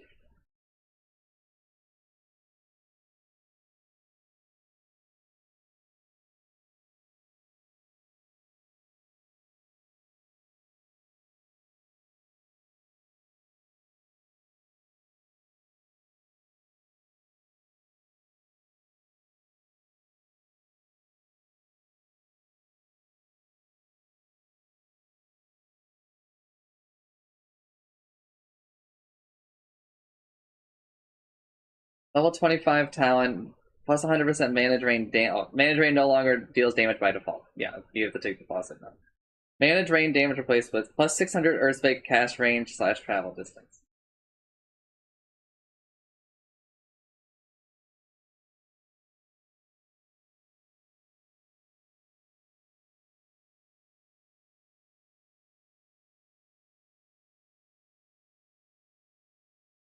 Man, if you take the cone,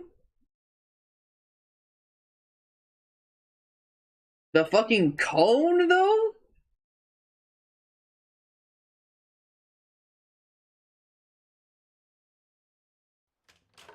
Demon witch.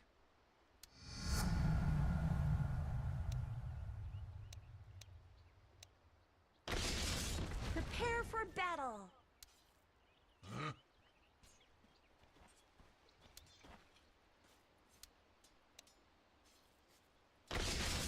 Decanting.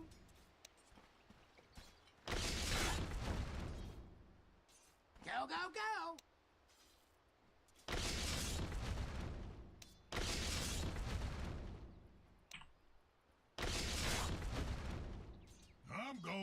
I'm going. Spike.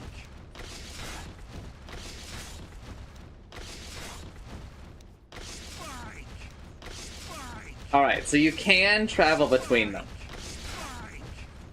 But it's pretty fucking narrow, right? Spike. Spike.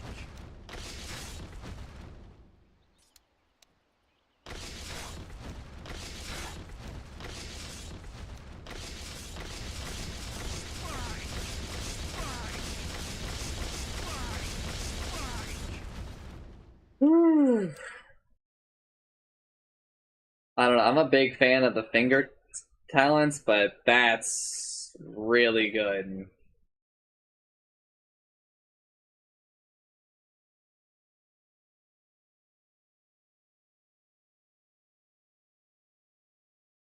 Also a big fan of the AoE hacks, but I think it's probably slow. AV hacks, maybe max health. Pretty even between cone versus finger, but I'm kind of leaning towards cone to set up for the 25. Like, that is... Oof. I'm moving on. Lion's changes were pretty neat. He became... I don't know, the stat increases are a little weird. Lone Druid. Summon Spirit Bear is now innate. Let me read.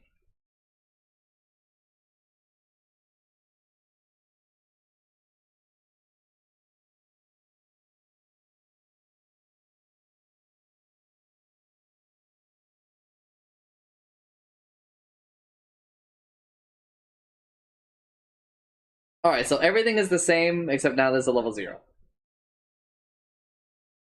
Spirit Bear now has a mini-map icon. That's actually like a pretty big change. I wonder if it has like an enemy icon too? Or just allies? They didn't really specify. Faucets, bear with me. Spirit Link shared armor is decreased. Shared armor is increased by 25%. Lone Druid's attacks heal Spirit Bear, as well as the other way around. True form transforms Lone Druid, providing like bonus armor, includes health, and improved versions of Entangling Roots and Demolished. Unchanged. So yeah. Unbearable. Spirit Bear's attacks heal Lone Druid, but not the other way around. So that's the way it used to be. But True Form transforms super, increasing its armor by 8, 10, 12, reducing base attack time by 0.1, and granting a 50% cooldown reduction on Entangling Roots. What do you mean by transforms the Spirit Bear?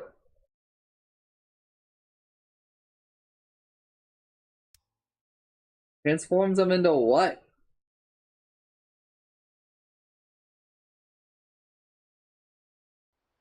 Lone Druid.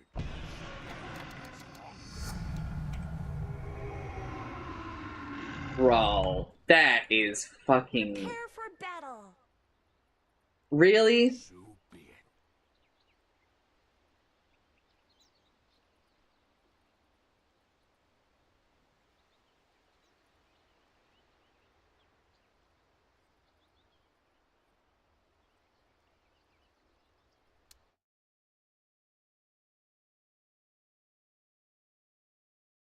If they're going to keep this, they need to give it its own different model. That is unacceptable. That is so confusing. Just absolutely not okay.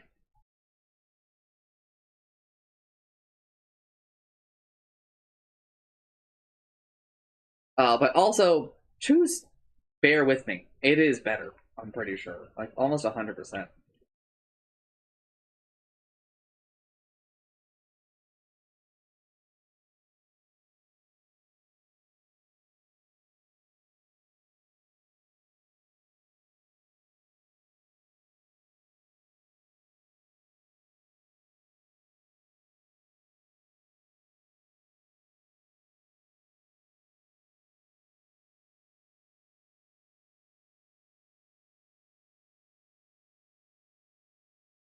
Level 20 Tom, plus 1000 Spirit Bear, and True Form HP. Replaced with plus 30 Entangling Claws damage. Okay. Level 25, no cooldown on Entangling Claws. Replaced with plus 45 Spirit Link attack speed. Level 25 from lower base attack time with 150 Savage Roar radius.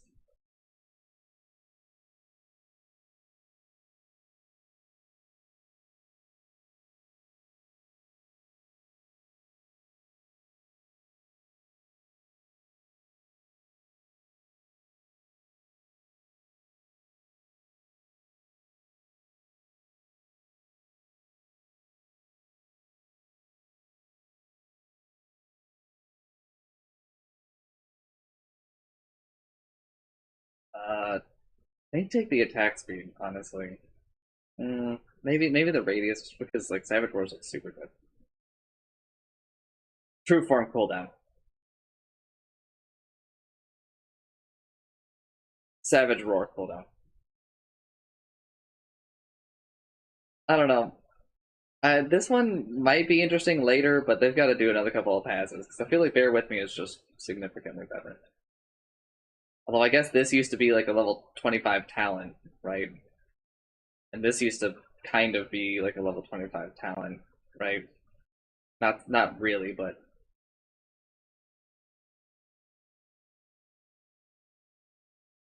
Like, there's so much value here.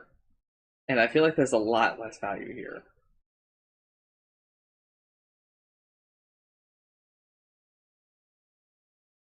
Luna, Salamandre's favor. Luna has 20% bonus cast range at night. Cool.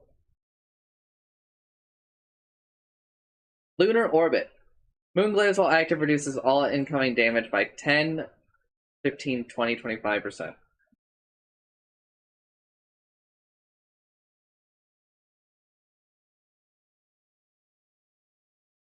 Ability can now be activated. More info is in Moonglaze section. Moonstorm. Lucent Beam. Luna gains 5, 8, 11, 14 attack damage bonus every time an enemy is hit by Lucent Beam.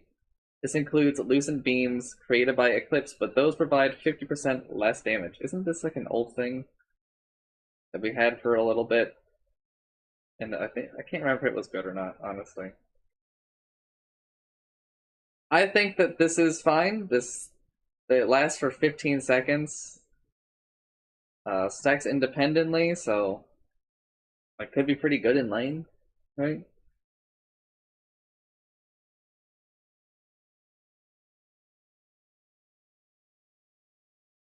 As long as you got mana and lane, you just kind of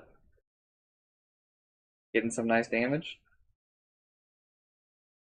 Moonglaze. Balances decrease from 3, 4, 5, 6 to 2, 3, 4, 5, so -1. Now it can be activated without Shard. Damage on collision is 20% of Luna's attack. Glaives count decrease from 4 to 3. Duration is unchanged, 7 seconds. Mana cost increase from 25 to 75. Cooldown increase from 25 to 30. Again, Shard now increases the rotating glaive by 1 and damage on collision by 20%. So probably just a like.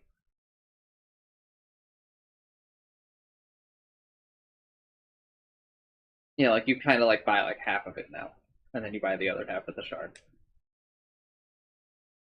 I'm not like a huge fan of this, but also like I do think Luna kind of sucks right now, so I'm not gonna take stuff from her. But I wish that there was like a bit more interesting shit going on with this.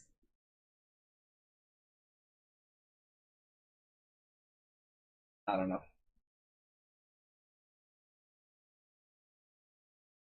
Lunar Blessing, night vision increased by 150, 150, and 0. So she has a little bit better night vision earlier on. This is probably just to try to help her actually make use of the plus 200 night cast range, but I don't know. I don't think it's all that useful. The 200 cast range, kind of feel like she lost out, right? I guess it does kind of help that she can use it. She can use Eclipse to force Night and then gets more cast range, but level 10 talent, Lucent Beam Mini Sun increased from plus 0.3 to plus 0.4. Level 15 from Eclipse cooldown reduction increased. Holy shit, that's a lot. Level 15, Lucent Beam replaced with Lucent Beam damage. The same amount of time went up to 20. 2 Moonglaves fired on Lucent Beam.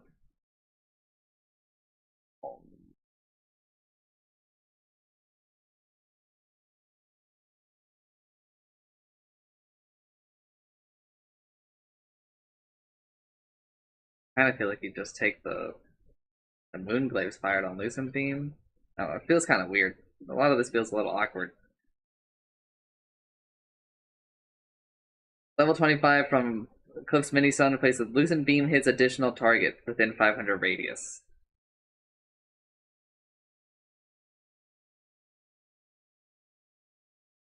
Okay, I kind of understand like where it all comes together at the end there, but that's a lot of road to level 25, right?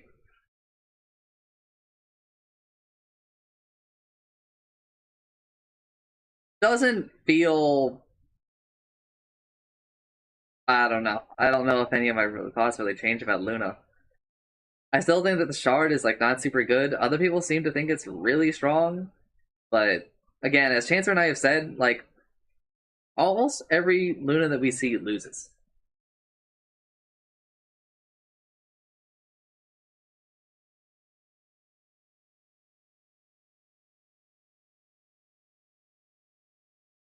And it's hard to really like diagnose why, because some like a lot of them do different things. Some of them, you know, obviously do fall for the trap of Kondo. I think some of this is kind of leaning into, right? But like, I don't know.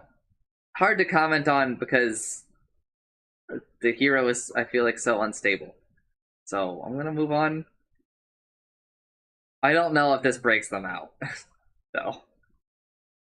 I would probably take Moonstorm, but I don't know. This one's kind of close. I don't think that there's like a super clear winner. Lycan!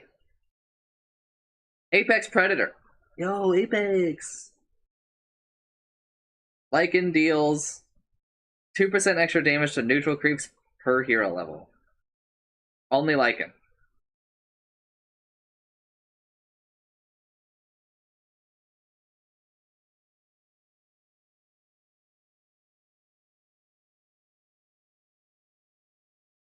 Pack Leader. Oh, hold up. I am doing patch notes. Indeed. I have deafened so that you don't have to hear yourself dancing.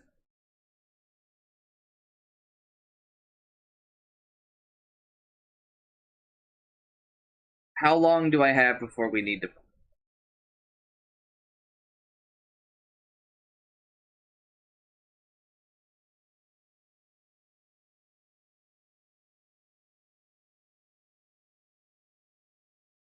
Oh, noted.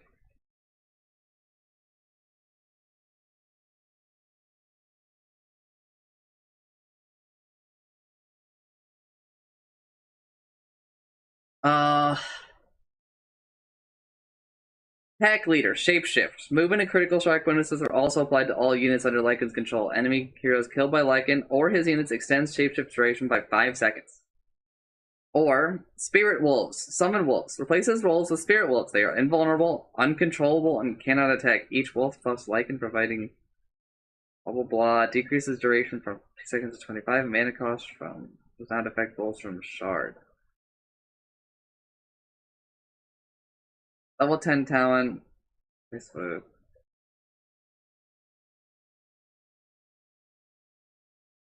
Alright. Uncontrollable.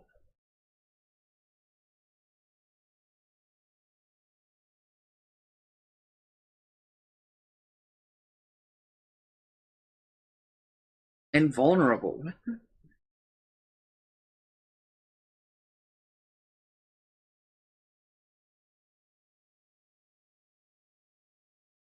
And cannot attack. Are they still physical? Like, do they exist?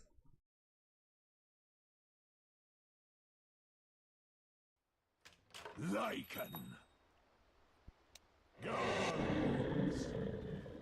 No. My instincts. This is cringe. Prepare This for is so insanely cringe. So you say.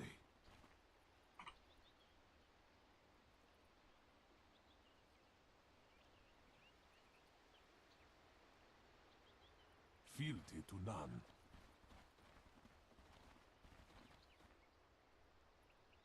Hate it. Rework this.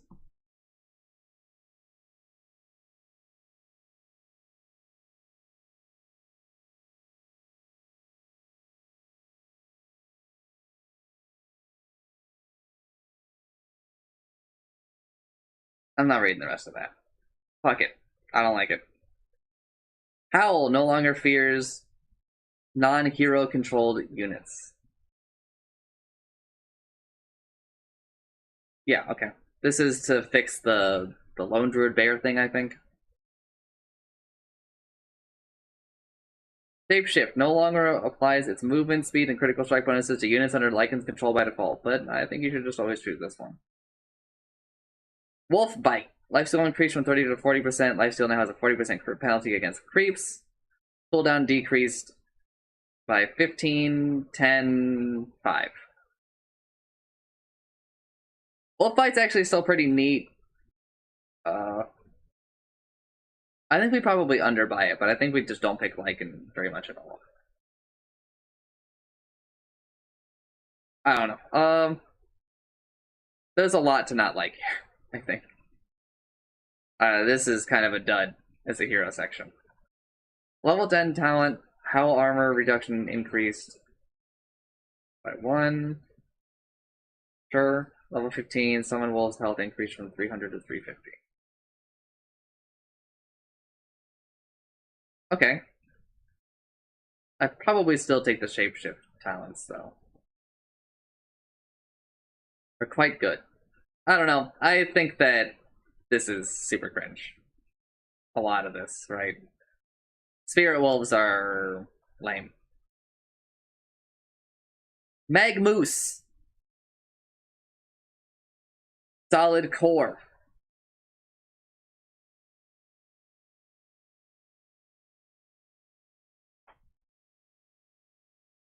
Magnus suffers 50% less forced movement from enemies, abilities, / items. Boo. What the fuck?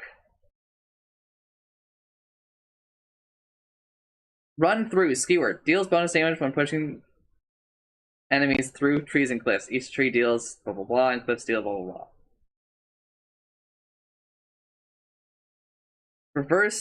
Reverse polarity. Reverse polarity pushes enemies in a 600 AoE around Magnus away from him to a maximum distance of 700, stunning and damaging them. Enemies are pushed over 0.2 seconds. This replaces reverse polarity. I don't know why they didn't word it that way. I feel like they've done that for every other one. Keep your eye on my home. Power from within. Yeah. Prepare for battle. Decanting. Yeah.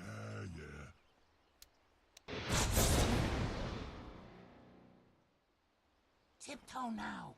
You're shaking my broom. That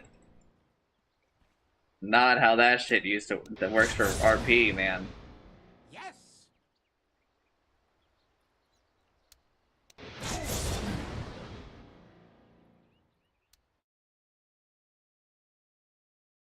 There's a lot of combos with that as well, which is pretty neat, but let me finish reading these.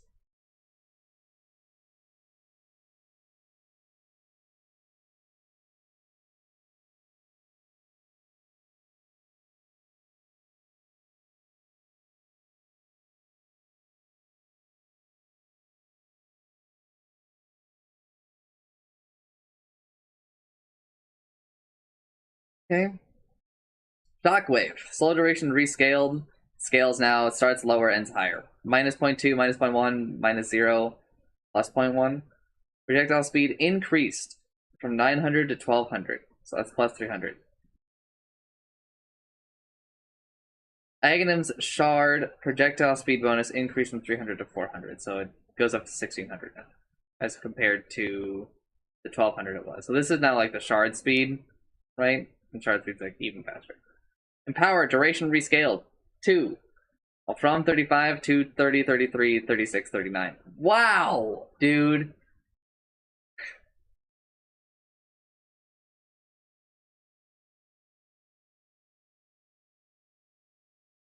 We're back to putting it on so many heroes.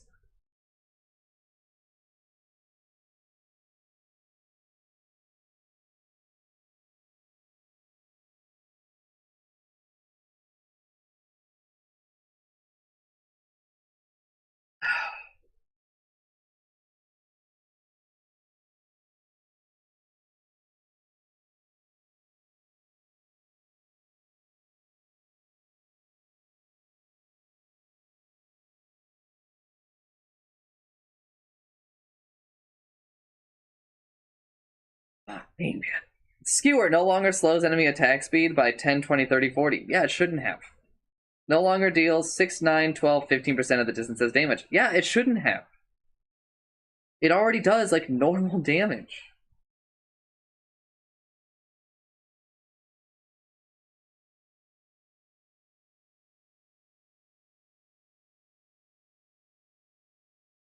So, welcome nerfs, I guess.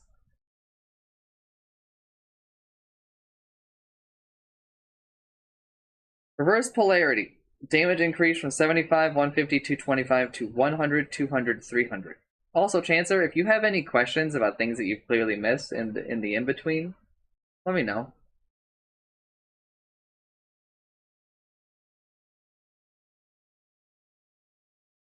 Horn Toss.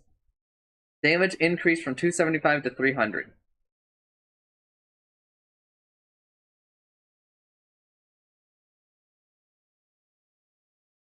You don't remember what heroes you've missed? Let me just scroll through them for you.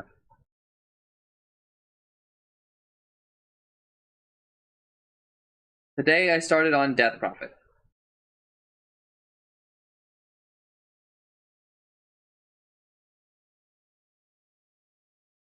Does Enigma really need buffs? I don't know. I thought it was pretty weird, but there are also like some. Oh, the Enigma changes are pretty weird. Like, period. Why are we nerfing Scorched Earth? I have no fucking clue, dude. I thought no change to like the actual Doom spell. By the way, Chancer, do you recognize this? It's Empath.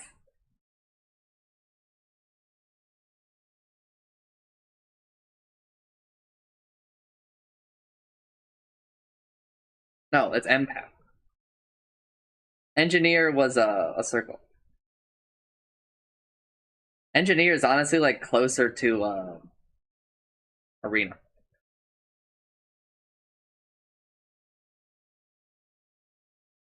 I think that all of this with Dragonite is omega cringe. I don't know if you noticed, but Drow actually just got like a pretty sizable damage nerf.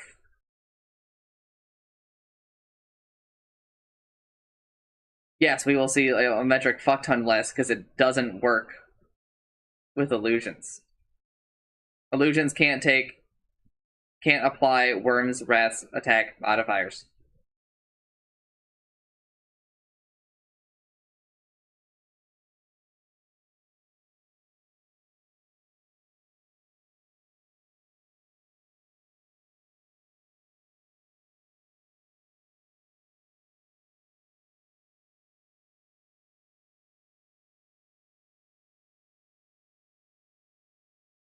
It is not a little fucked on. It is quite a lot fucked on. But also, we have redrawn Windrunner comparisons with the way that multi-shot works, which is a little funny.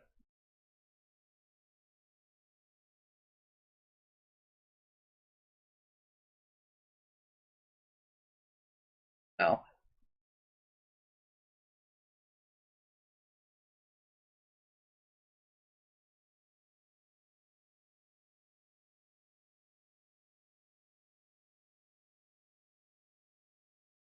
Just scrolling through to give Chances some reminders of who he's missed, so he can comment on stuff. How do I feel about Earthshaker? It's an atrocity. It's a war crime. Did you demo it at all?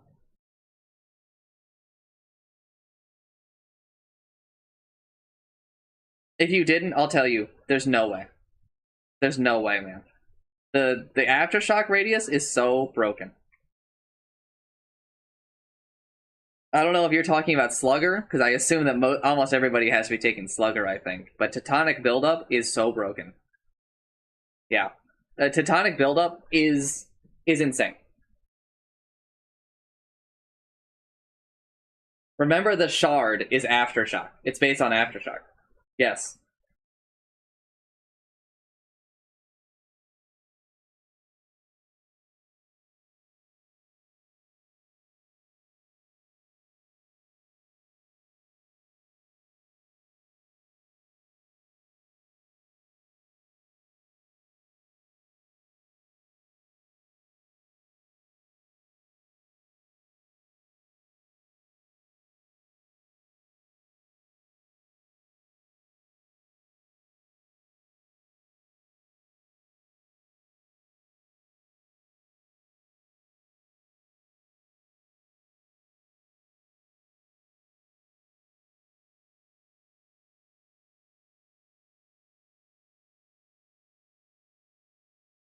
How do I feel about Faceless Void? Well, one, I think you should literally always take this. Two, we gotta wait for second pass of Time Zone. Because I think that Time Zone is generally worse than Chrono. I think it's a lot more lenient than Chrono is, but here's the thing. Well, one, this is just better. Straight up, like, this is just broken. But I think that there is, like, a lot that can be cool about this. Honestly, I think that there's a lot of this that could just be done to Chrono, and then we have, like, a better hero. But there's several things about this that I think it's not fair to judge it. It doesn't have any interaction with time dilation, like Chrono does. I think that a lot of people aren't going to actually feel the benefits of this spell. Other than the fact that, like, it leashes people. How about I see my job? I think that there's a little bit of cooking happening, but, like, I think we just need to embrace the idea of merging Chrono and Time Zone and, like, finding a happy middle ground, maybe.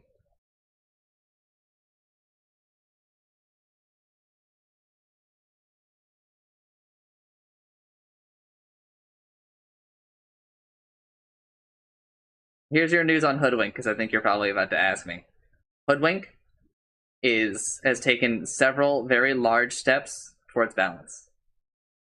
We just need to solve the bushwhack problem. I actually went on like an hour, or maybe it was like a 30-minute rant about Hoodwink. Because the Jensen was like, we've made some progress, and I was like, we didn't touch bushwhack, except for like a single talent, so like, we didn't make enough progress. But this does do more than I think you realize. It's not the greatest, obviously, because Acorn Shot still does like a quadrillion damage, right? But, you know, it's progress.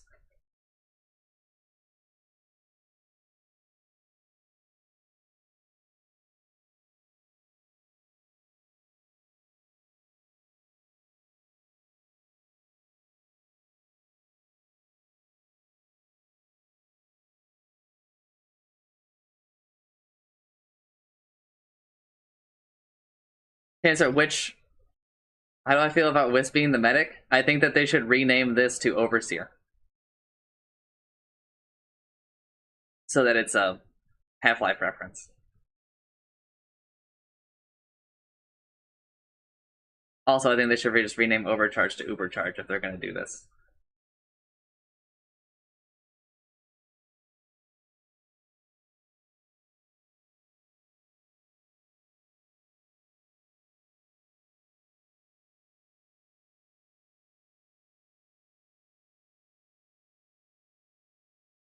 Which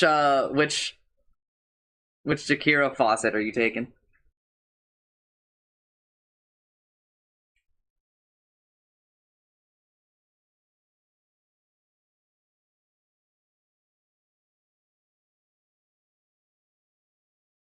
What the fuck? I was wrong! I thought for sure Chancer was taking Frost. Alright, alright. Jug is an abomination.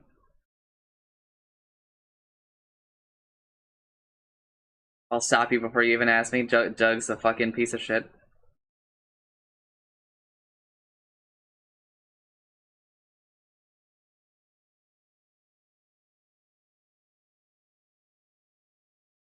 Legion Commander is an abomination. Unacceptable. Absolutely. Like an affront to humanity. This is just not okay. I agree.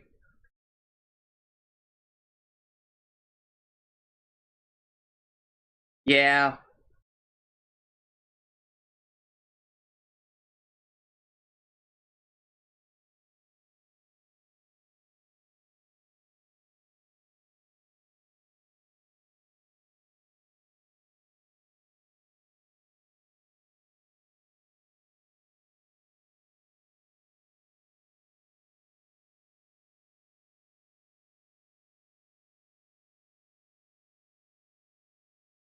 Legion Commander's an abomination. This faucet just does not exist. I don't think you can convince me to ever take this.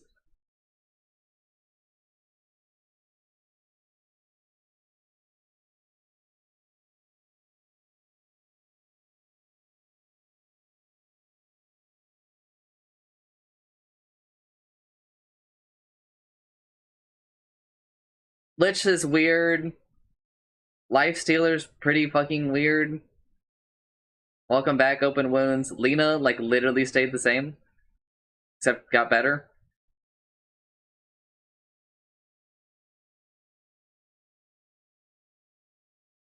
I think that Fist of Death is actually kind of maybe cooking.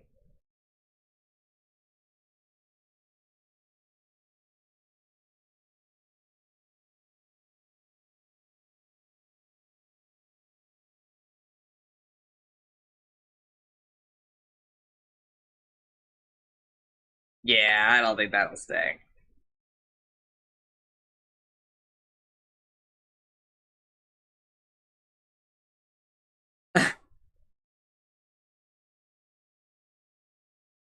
And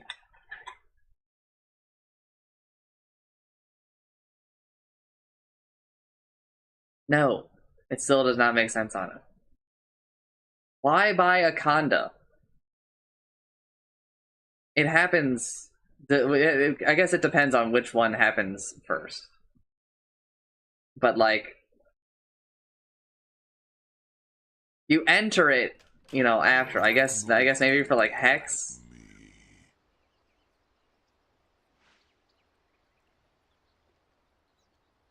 Prepare for battle. Verily. More power. Yes.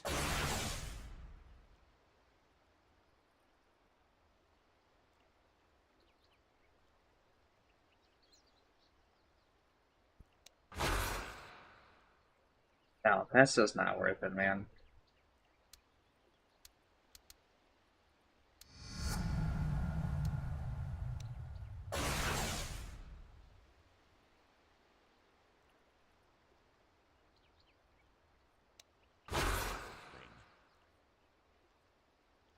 Get some more finger stacks? That's work. But I see it's important to do it. First blood. Ultra kill. When you get to hell, tell me. Mega kill. Rampage.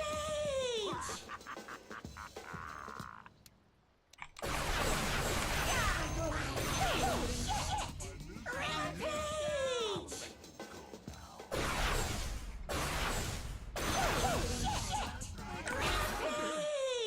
Like, I understand like what you're saying, right? But like, 5,000 gold. Giving yourself. Why not?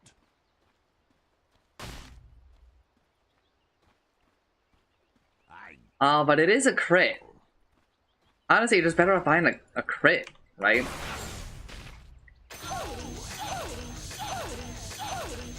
Like, Ultra kill. fuck that. Just Yes.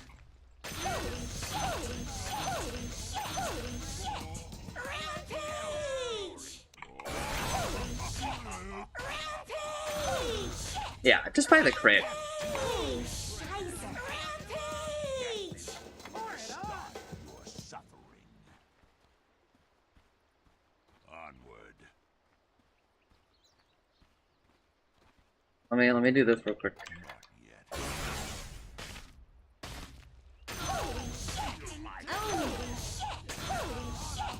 Ultra kill.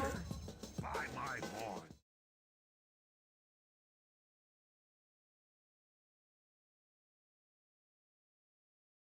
No, I think that that's fine. I think that it's got to lose something else. I don't know if it should cleave, is the thing. Something, man.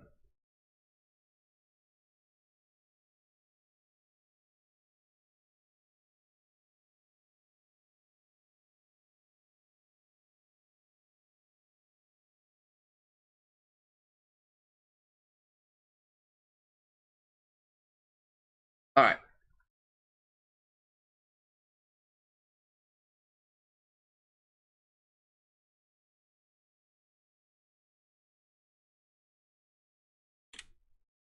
Then let's see. We can probably get to like Medusa. Well, we'll stop at Mars. So we'll do Medusa when I come back. Marcy, special delivery. Permanently increases the level of all allied couriers by 3 and hero attacks to kill by 1. This means that Marcy's team starts with flying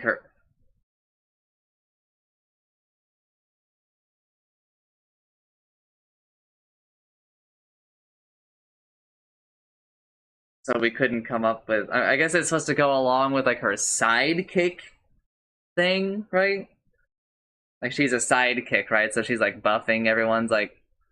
I don't know. That's fucking. It's weird. I actually kind of like this one, but it's pretty fucking weird, right? I also think it's like super strong. It's such like a huge buff to like your early game. To just get your courier like, I don't know, like 30 seconds faster, potentially, right? Like think about how fast you're buying your items that you get from the bounty run. Like, woof.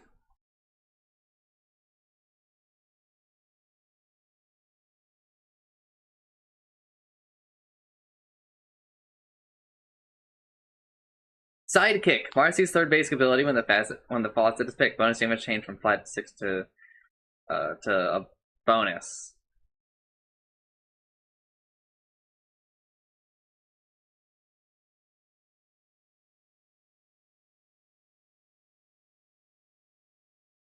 Okay. Bodyguard. It's the other version. Marcy gets lifesteal and increases her damage. Can be activated to protect the targeted allied hero for 6 seconds until the allied attacks or is attacked by an enemy. Marcy attacks that enemy if they are within her attack range, plus 125. The ally also gains 4, 6, 8, 10 armor for the duration.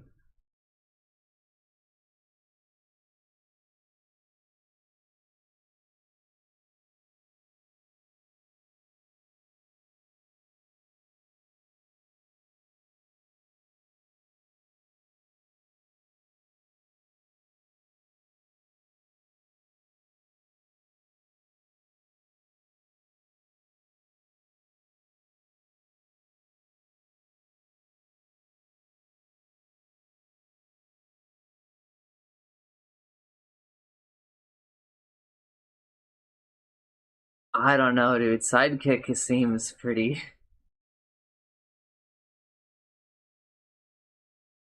broken, right?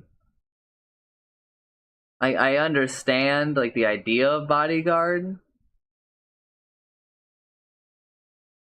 but you're increasing 2 heroes' damage by 30% on the left.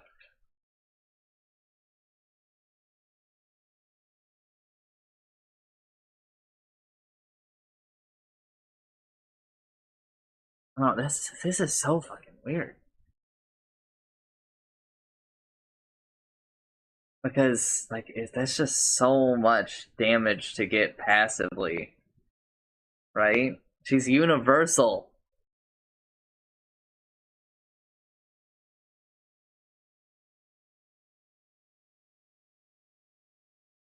Dispose mana cost rescaled from 75, 80, 85, 90 to 80. So plus 5, minus 0, minus 5, minus 10. It does, but like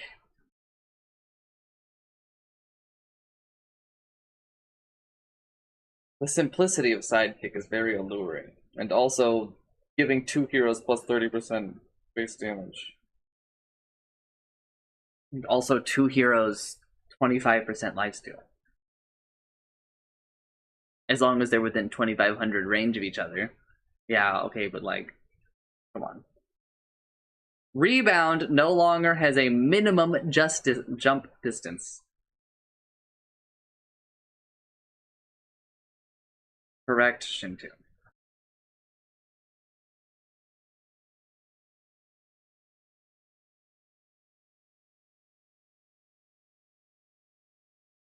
So that means it has, it's like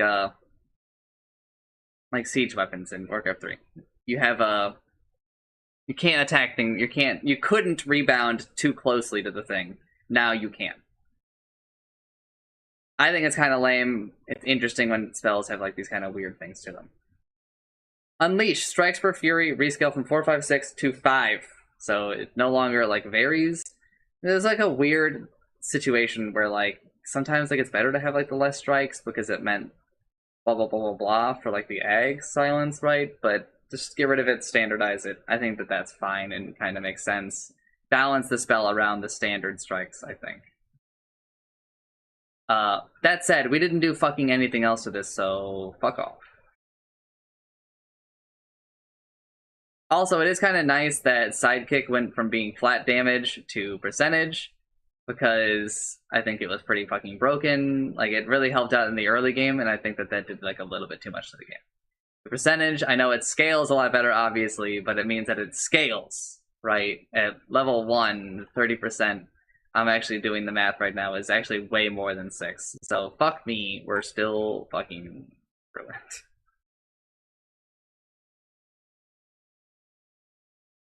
12% at level 1 is roughly 6 damage. Roughly. Yeah, okay, we should be fine, sort of. It's probably still like a bit better than what it used to be, in all fairness. On average. Level 15 talent disposed damage increase from plus 90 to plus 100. Fuck you. I don't really think that like any of Marcy's abilities should do damage. I think that all of them should do less than 200 damage. Because of their other effects.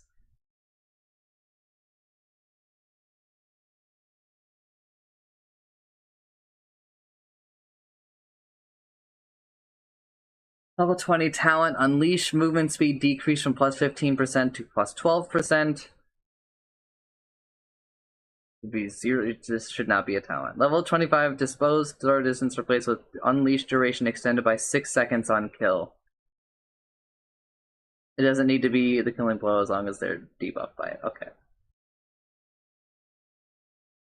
Marcy's broken still. Sick. Love it. I will say, I really wish that we would stop having so many on and kill effects in the game. We're up to like 6 or 7. And it's getting a bit up there. We can chill, bro. No, I think we're up to like 10. We're doing a lot more with on kills and shit. And it could be less.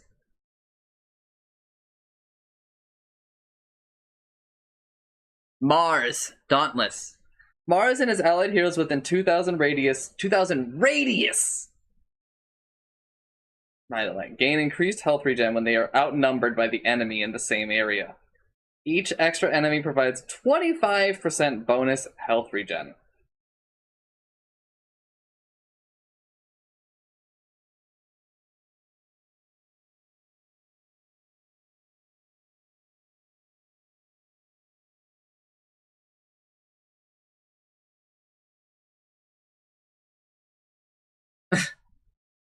Okay, sure. It seems pretty good. Victory Feast, Arena of Blood. If Mars is in the arena when an enemy dies inside of it, he heals 20% of his max health and max mana and gets a 20% attack damage buff for 15 seconds? What the fuck?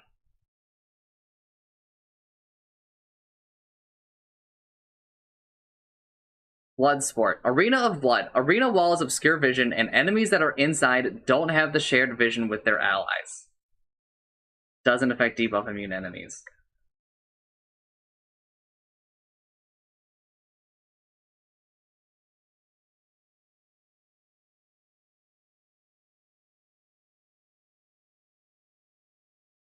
Rework this left one. Because like, a lot of us want this to make, because this is kind of neat, right? Here's the thing, like, this is super consistent and, like, really good. Is that the first mechanic that does something like this with vision? No. Ricky. Smoke screen.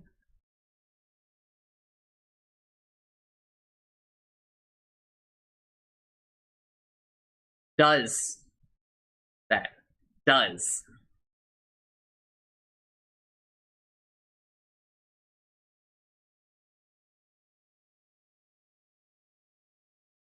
Bulwark. Aghanim Scepter soldiers can no longer knock enemies out of leashes, such as Arena of Blood. Yeah, I think I remember hearing about this, that like they could push them out or something dumb like that. I'm gonna say, I think that for a lot of things you should be taking victory feast, but obviously it's cool to take Bloodsport to fuck with them. There are definitely times where you want to take Bloodsport. Oracle. Arena Oracle. Can't false promise people outside of it. Arena Dazzle. Can't shallow grave other people. They have to be inside with them. Shit like that. Which is neat when you think about it, right? Less neat when you think about how... Can't you just target their portrait? No, I don't think so. Can't imagine that.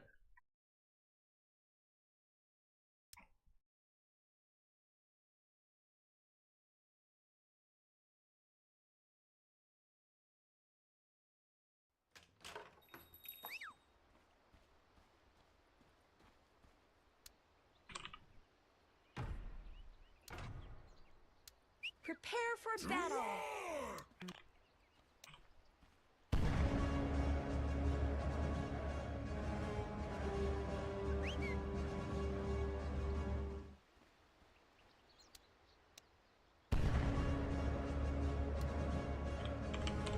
No, let's go with Dazzle. I've already seen him. Shadows keep you.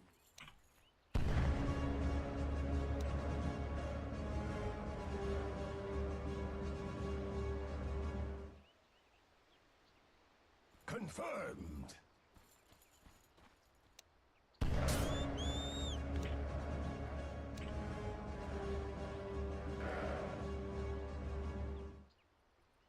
I just did that.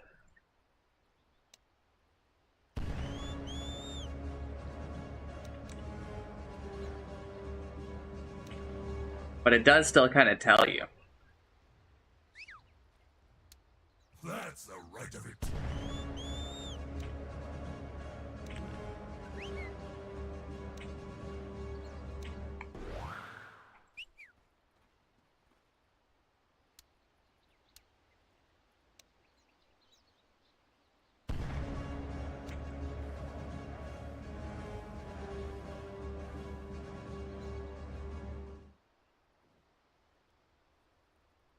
So, as I was saying, although the description for Bloodsport I don't think actually is done correctly.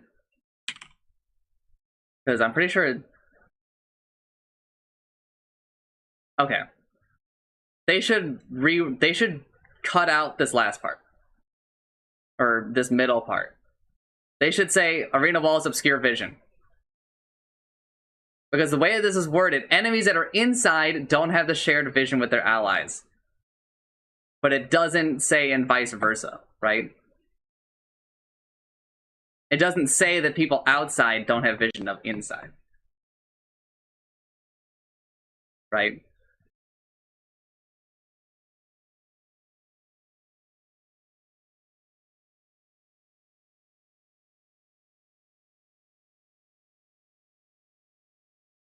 I think it's good, but like, Victory Feast has a fuck ton more consistency. When Mars goes and solo kills somebody, right? Like, it just sets him up for his next solo kill, right? Heals 20% of his max health and mana. That, like, refunds half the mana that he uses to kill somebody. And I think that that's pretty important. But if I'm going to be real with you, I'm taking Bloodsport because it's, like, way cooler, right? It's hard to measure the value of Bloodsport, too, I guess.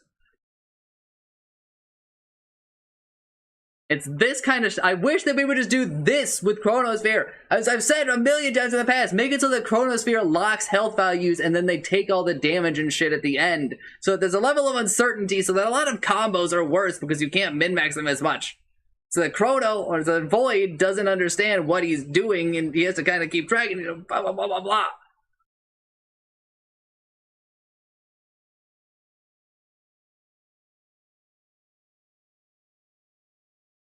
Fucking freeze the game of everybody that's in Chronosphere. And then have them, like, lag forward. I want fucking chaos!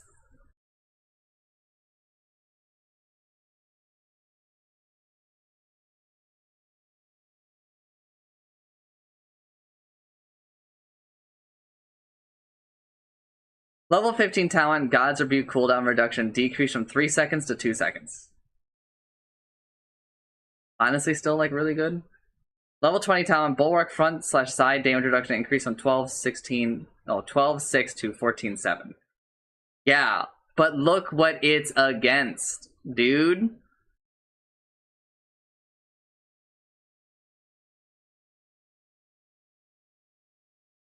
Alright, I have now finished Mars. I've kind of said my piece. I am going to go play a game of daily Dota because, as people may have noticed, that this has been day 2. And we have to do it because blah blah blah, right?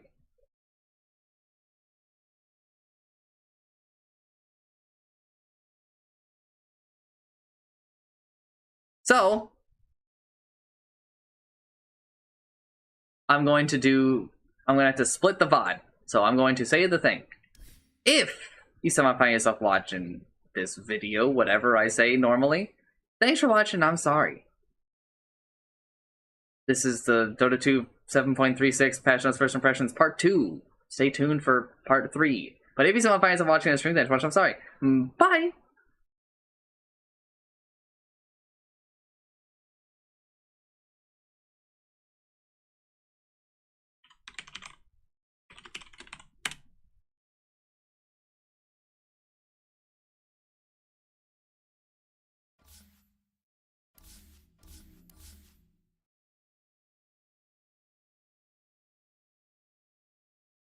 Alright, hello.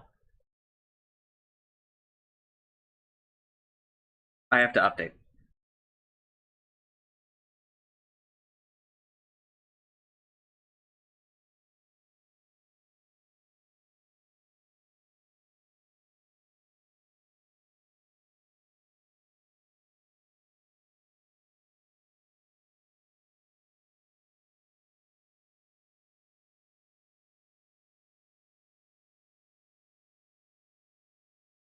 Pizza, how did you feel about Lifestealer? Life Stealer? I don't know. Somehow we gave him open wounds again. But somehow after all that happened, like he ended up just getting a passive that gives him like 1,000,000,000 attack speed. I don't understand how we're supposed to take the permanent health growth. I don't remember what all he got, but The like other, when he last hits a creep and gains permanent health. yeah, I don't know. it's versus like everything you want Rage to be. Yeah, I mean, like, realistically, a life steal is gonna get, like, maybe 500 last hits. I don't usually see him go beyond that. So, I mean, I guess you're like, oh, well, later in the game, I'll have this much health, I guess. I guess if you're against, like, a Brood Mother or something, maybe it's nice. Something that extra last hits, Skeleton King or something.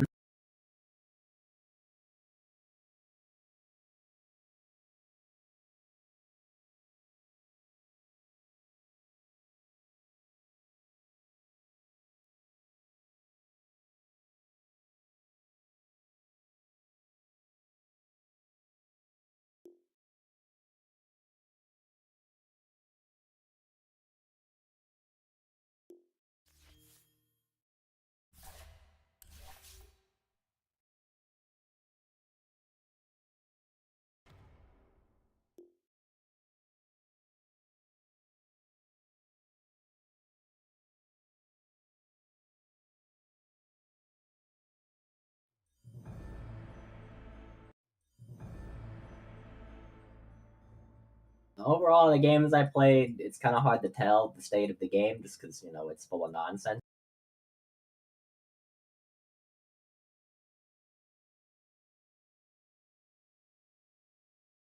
Yeah. I wish that a lot of these heroes just didn't have innates or faucets. I don't know, like, did you get past Enchantress yet? Yeah. Did you see how her innate is just like, wow, you just couldn't think of an actual one of these for her, could you? I forgot what hers is. When a neutral item drops, she gets two. Oh, and of she them gets instead. 2. Yeah, I said the same thing. It's like, I don't know, like, what do we... You took this long to give us this patch, and you couldn't think of anything better than that over all that time? I mean, Wisps is similar. Wisps is also similar, yeah. Oh yeah, I also played with the Dawnbreaker thing. It's not really, like, coded properly yet, so, like, when there's a lot of shit going on, it just, like, lags the fuck out of the game for a second. You know, it's suddenly gonna network all that shit to you. Mm-hmm.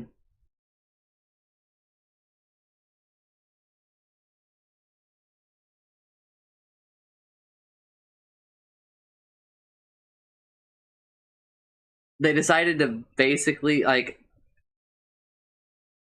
I don't know, Gyrocopters is pretty fucking... I don't remember his. He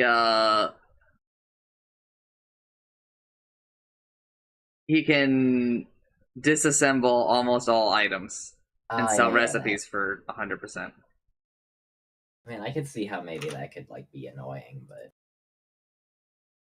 Yes. Did the Q We've just... slowly removed disassembling from a lot of things, and now we're kind of just, like, giving it to one guy. I don't like that too much.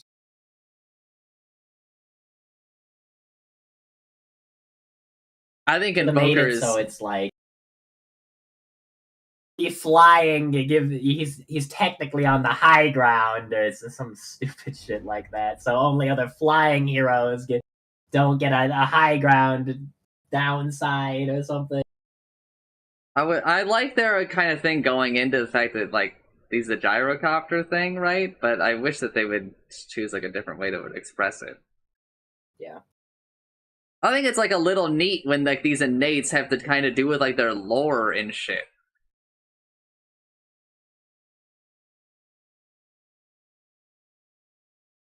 It's just, you know, finding a place where that isn't game ruining. 10 seconds remaining. Oh, yeah, I gotta play a hero.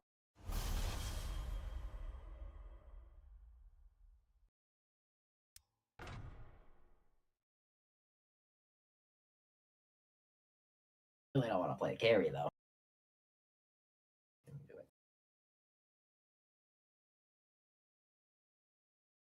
Try new Chaos Knight.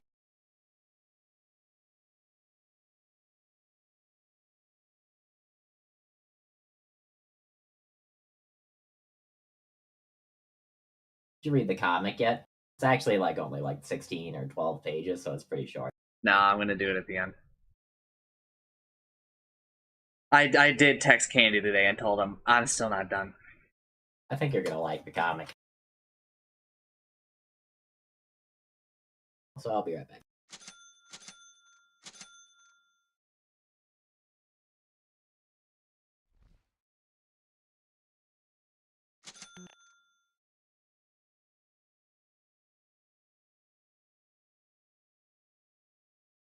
I need to ask Chancer if there's anything I need to know in this game.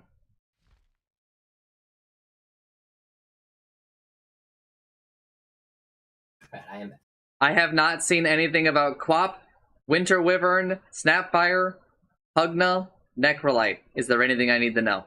Shadow Strike doesn't heal her anymore. Based. Depending on the facet she picks, she will take a lot of damage, but also do more damage. Don't remember the other facet.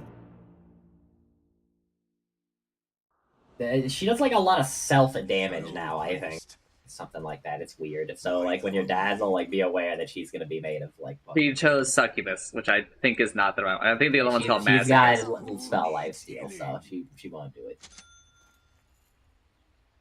This one's in the back. I go where I'm needed. Any who else did you say? Wyvern.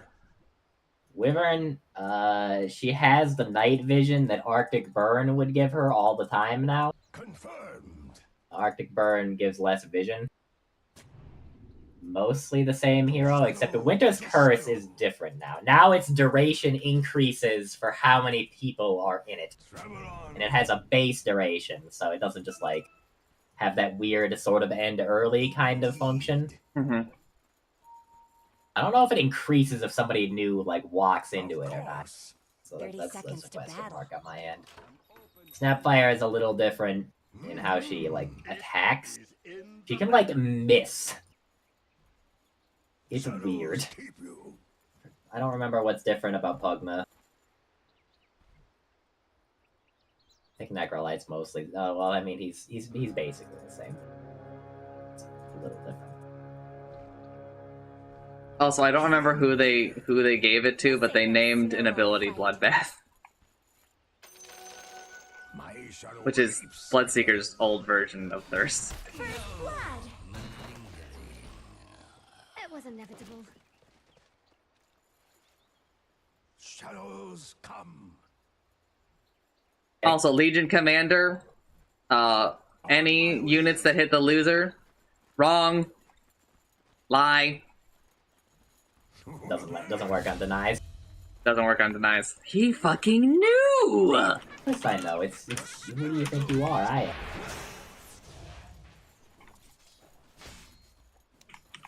Yes.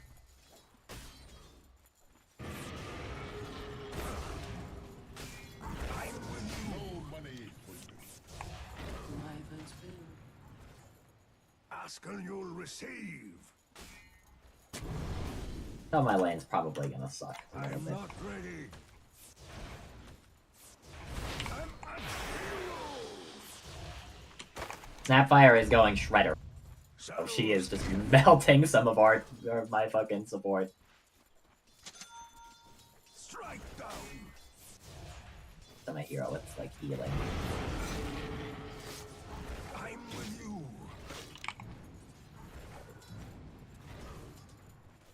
Yes.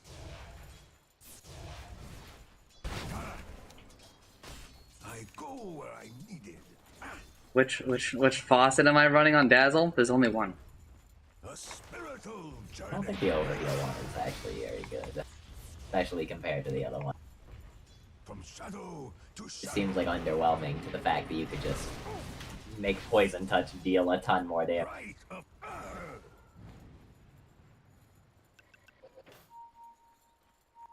Confirmed. Ah.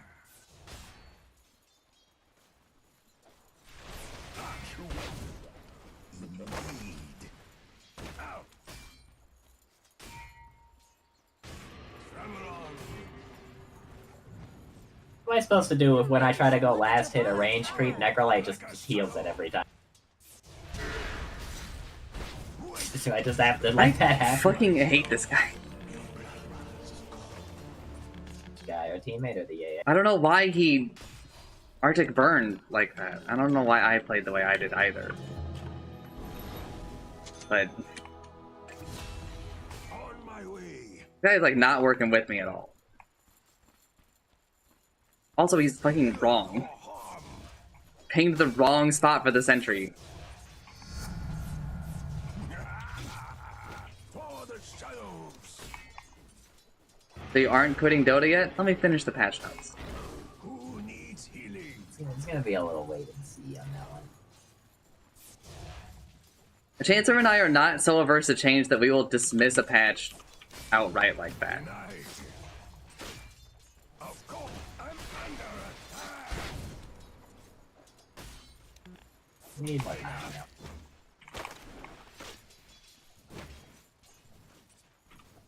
Healing here. Ask and you'll receive.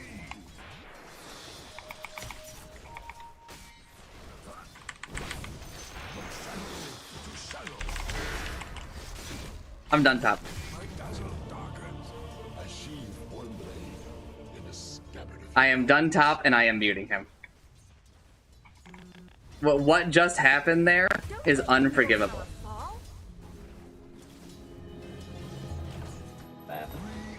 He just abandoned me. I got 7 attacks off on a hero. Oh. So he can fuck himself. I'm out of there. Going mid, I'm stacking, I'm doing anything but going back up there.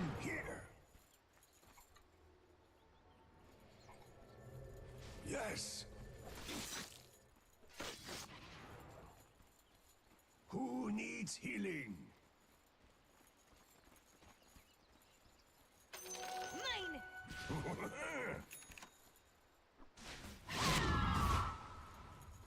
Shadows come.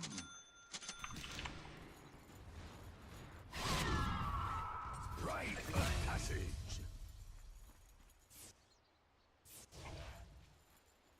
Dazzle them.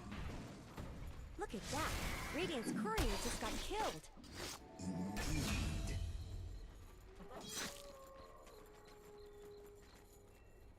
Of course. Man fight maniac. I go where I need it. Happy that Chaos Knight has some more random, but I feel like he may still be too good without any random at all in his favor. On my way. Does Chaos Bolt really need to do a maximum of 390 damage? That seems a bit high. I'm with you. Here's a spell that's stunned. Travel on.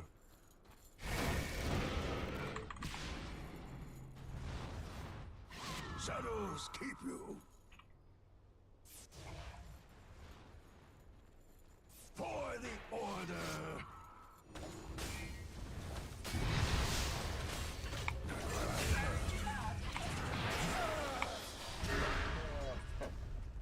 Ask and you'll receive.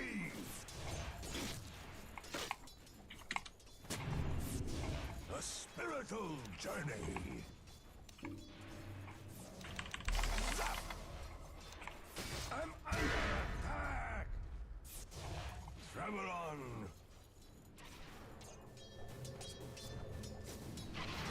Rite of passage.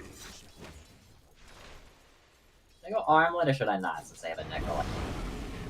Wait for me. Your middle Nah, I tower think is it's still under do it. attack. Here. Trees fuck me up so hard. Into my shadow. I go where I need it. Shadows come.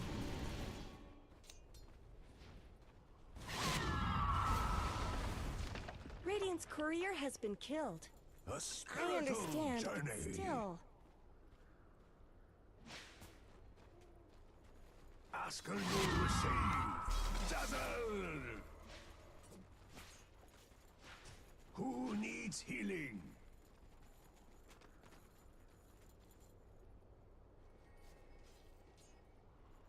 Of course.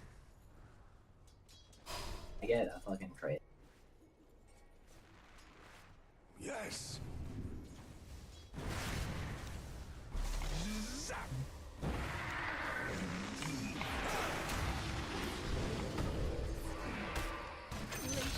On my way. Your death. They appreciate a crit though. Your middle tower is under attack. Right. Double damage.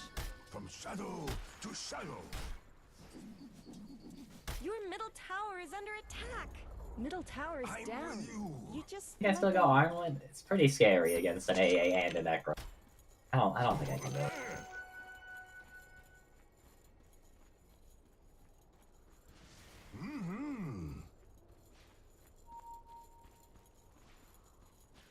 Shadows keep you. Does not heal you as much as it used to, which is a good thing. Not for me today specifically.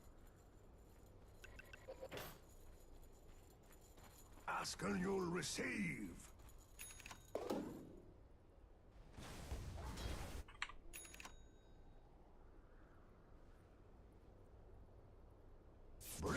the pain. What other things can I buy as this hero for like a first item? Is it just like Echo Saber? Echo Saber, you could even start going some D armor. I think I'm getting the Echo Saber first. Mage Slayer also exists. Slayer is very good. I can wish I thought of that before I bought the Echo one. I'll probably still buy one later. Your bottom tower is under attack. Motherfucker got the knife.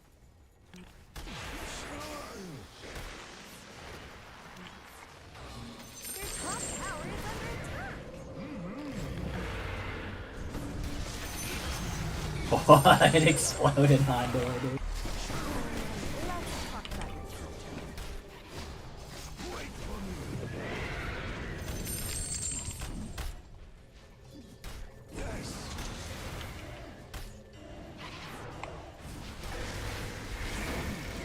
I don't know if I can do much here.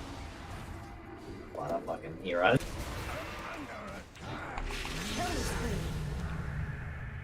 Okay, that's the ball. We'll say. Give that to you. Oh god. Who needs healing? For me to hit creeps, I guess.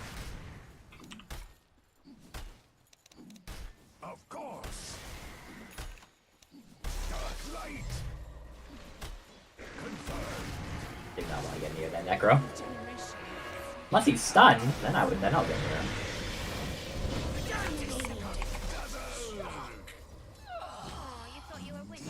So I keep doing this thing where I reality rift people into the fucking bramble, and it should straight up not be that easy.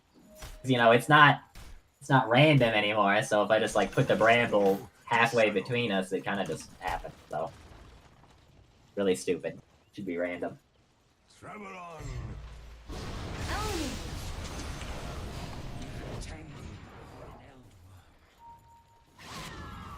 A spiritual journey.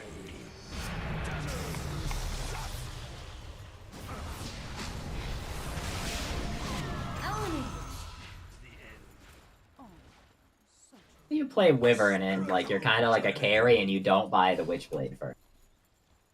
You just buy the Witchblade first. Wait for me. Helps you buy everything else because you just kill everybody. Yes.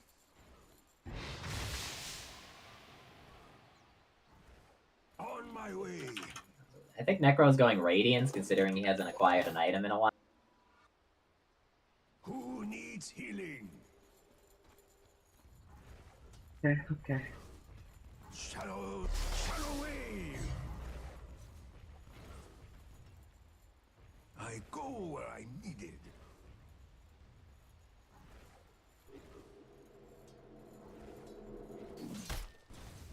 Healing here. Crit 3 times in a row. Zap.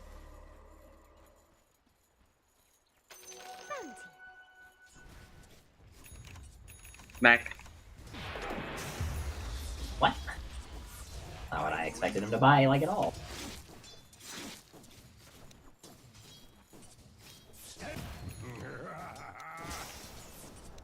Hey, when you get broken, it makes your, raise out your spells now. Did it used to do that? Yes. Really? Travel on. Manta or Mage Slayer? Gets a Mage Slayer. They all do magic damage. Of course. Need help? Yes. Well, From shadow. Guess he decided to turn around and walk away. Dark light.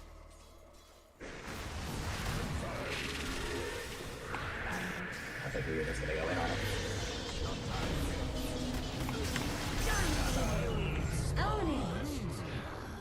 Sacrificed to shadows. Rite of passage. Shadow wave.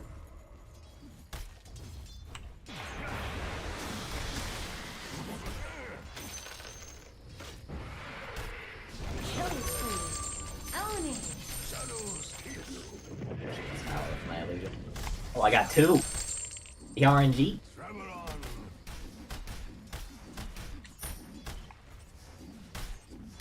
Of course. oh my god! What? The shard. too. No, you fucking idiot! With Dazzle! Oh, yeah. I get the good side.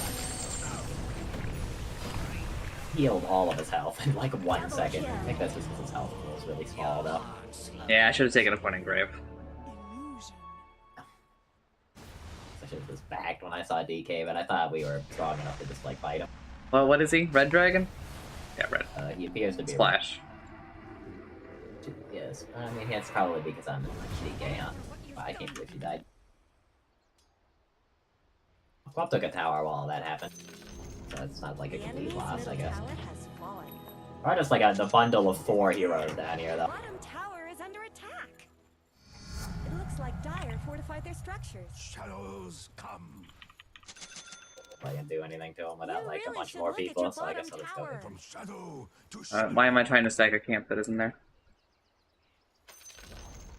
The enemy's top tower On just my shattered way. into little pieces. Your bottom tower is under attack. Bottom tower is gone forever. Oh my god, farming his Dazzle also just got so much easier. You probably clear stacks Ask like and pretty you'll fast. receive.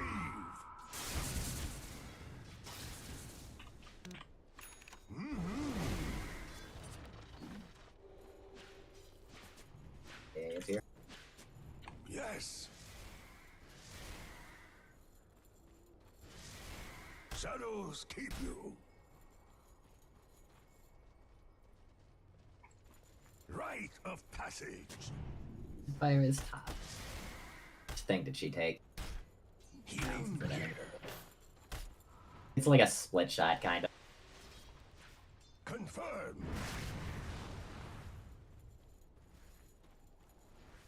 A spiritual. That also means you just get to like chain stun a little Yeah. bit. Crazy. Deed. The attack speed talent doesn't suck as much anymore. I'm with you.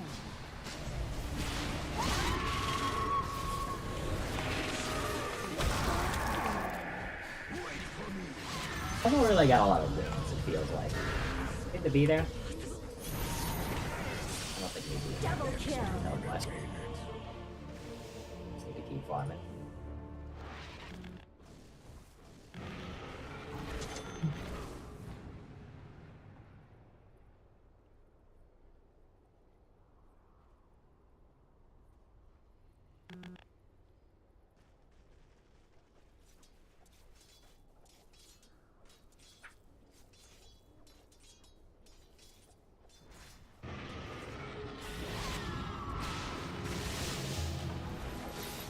Killing spree.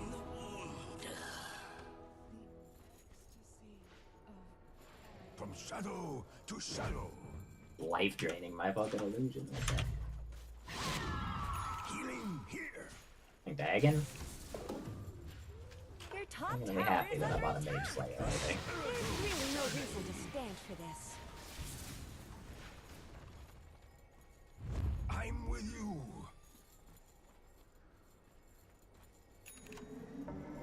Shadows keep you.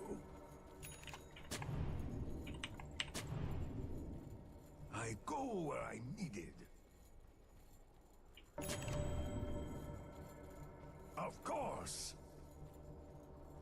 With the knowledge now that Mars' thing works both in and out, right? I think it's actually better. Confirmed. Travel on. What do you think I buy next? Passage. I think we get ready to kill these motherfuckers. But you buy next, I think you go Manta.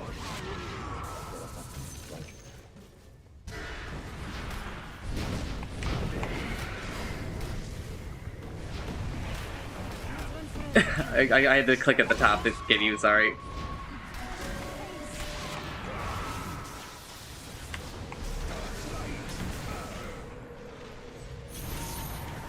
Fight. I have no choice but to fight. So. But where is Wyvern?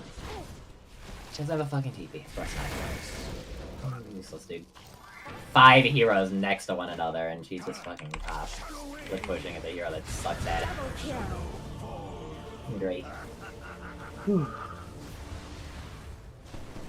everyone showed up, that would have been a big win. Your bottom tower is under attack. Buying the wrong order of items and she's not showing up the shit. Maybe you shouldn't look.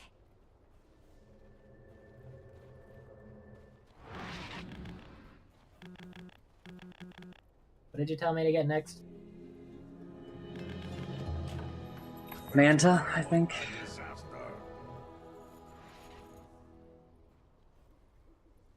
Yes. Say maybe a shard first. Healing here. He'd be elsewhere, so I can't be there. Also, Wyvern is still not there. She doesn't do anything, so.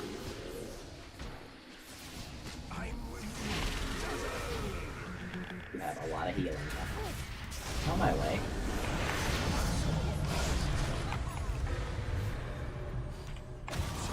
What? Hate you? Surprised I hate you.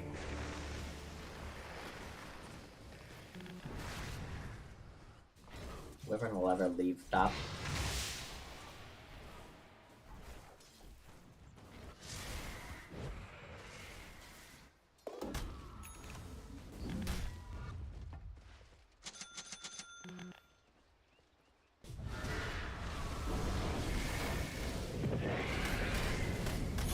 Just to live. What the hell is this fight? Wyvern's finally decided to show up. Do nothing. Well, they don't have Scythe now. Have a lot of health though, so it's like pretty scared.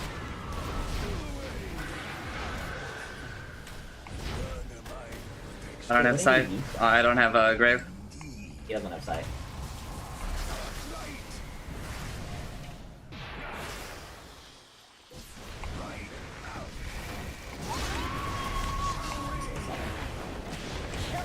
Fuck. Fuck, dude.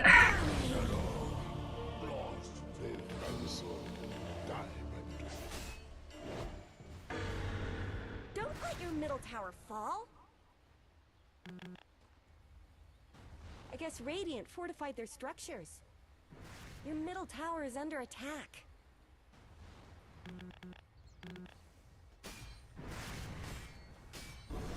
Don't let your middle tower fall.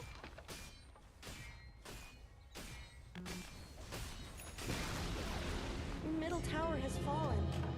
That's no simple ordination.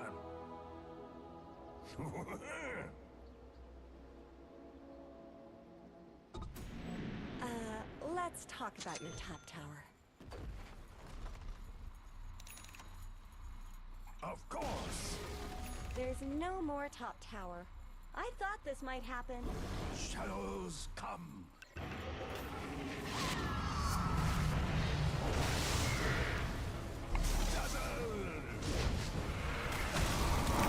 Stop.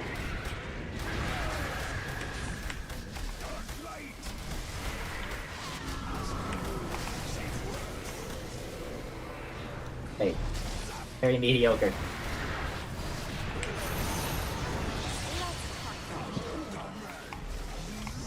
That curse was pretty unideal. You need to not do it on DK, the hero that doesn't give a shit if a Necrolyte attacks. You had a pretty equal opportunity to hit the guy that... Here. Oh, she won't live. I don't know, man. This guy is just bad at his hero, and it's very frustrating because I feel like I'm pretty good at that hero. It's like not even hard, just buy a fucking Witchblade. Don't need a Dragon Lance on that hero. On my way. Just attack them. Who needs healing? Ask and you'll receive. Rite of passage.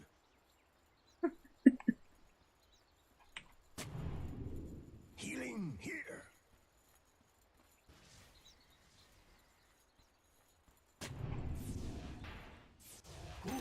needs healing? Shadows come.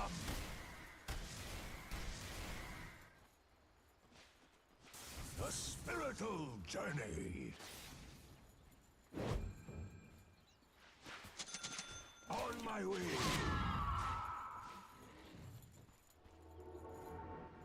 Confirmed. I'm with you.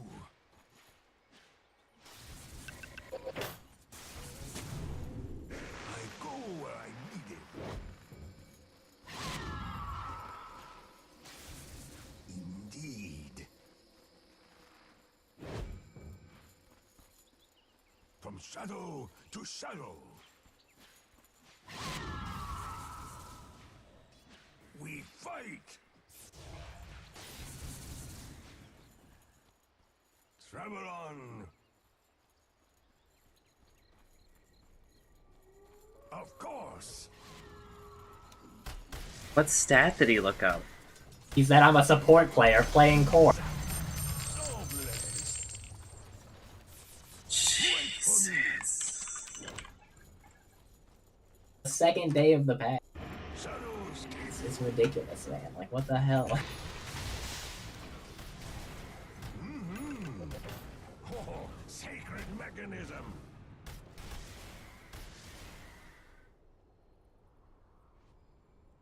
Yes. But he complained about my MMR if I wasn't higher MMR than him, too. But he saw that and he had to come up with something else. Ask and you'll He receive. feels a little overzealous. Shadows come.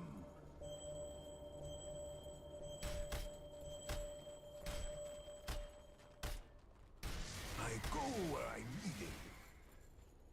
Yeah, I gotta buy a fucking Witchblade.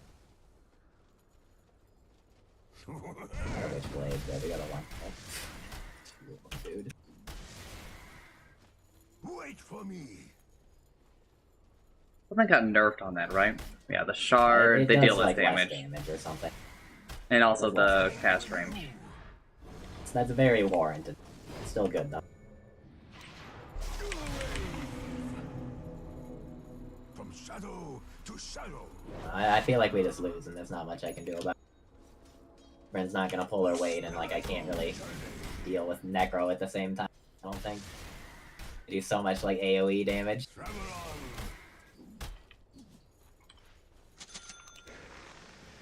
Right Heal of so much too. passage. Mm-hmm. Dazzled. Indeed. Yes. Shadows keep you. Of course. 12 strength or Chaos Bolt to cooldown reduction. I think it's Chaos Bolt. Tower is under attack. Healing here. You fighting top? Who needs healing? Let's talk about your top tower.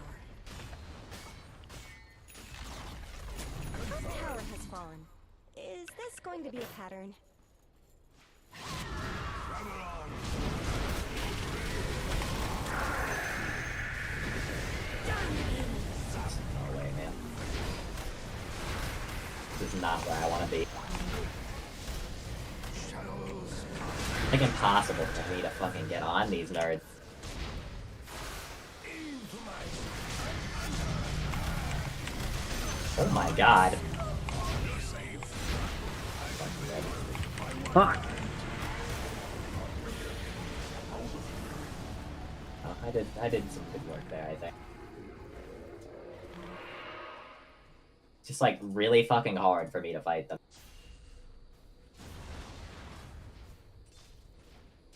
I need a BKB, but I really don't want to buy a BKB the second day of the patch. Your top tower is under attack.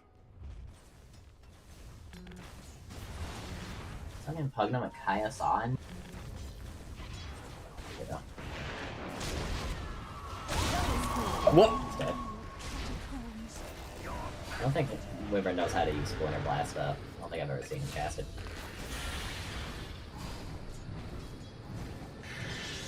Let's go, he's fucking dead.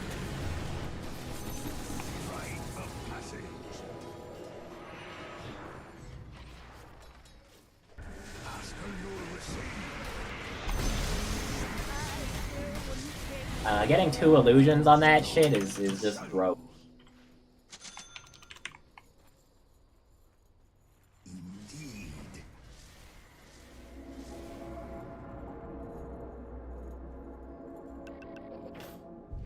Healing here. The enemy's bottom tower is down. On my way.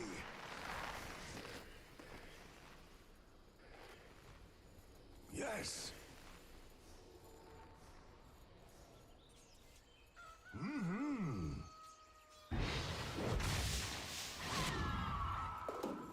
Who needs healing?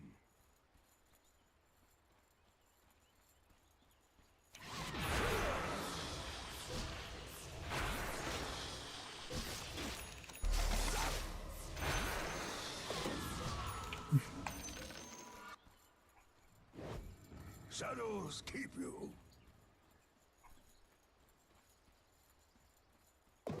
Listen, you gotta look at this chatter. First message. Hey! Immediately after. I like Asians with bog ass. What? So true! I don't know what town. I don't know what fucking neutral I guess this is fucking tunic because it gives me attack speed. Typo for big ass. I go where I need it. Big ass! I don't think this person's American. Of course. I think Americans have more big ass.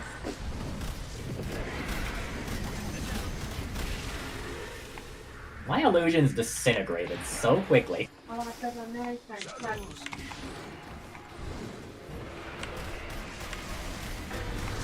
I'm gonna be beating this guy for a while. I'm dead. You need to grade me early. I'm Alright. blasted. I waited way too long. At least we killed like all of them.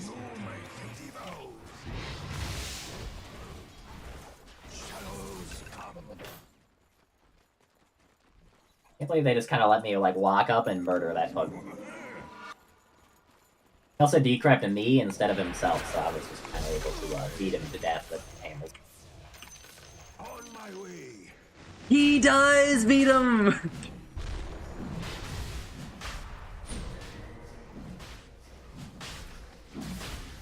I have the thing that makes my illusions take less damage near me. And, like, you saw how fast those fuckers just, like, disintegrated, right? I wish you would tell me how much it actually reduces it, but I think it's like 20% or something, isn't it? Yeah, I think it's 20%.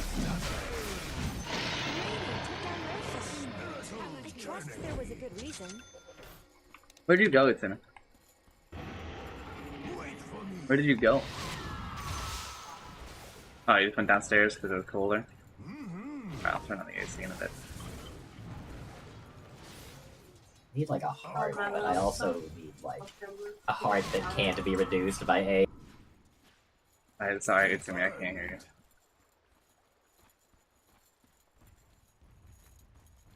you. Yes.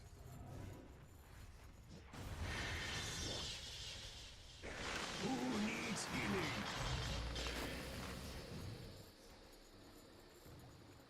Rite of passage. Indeed.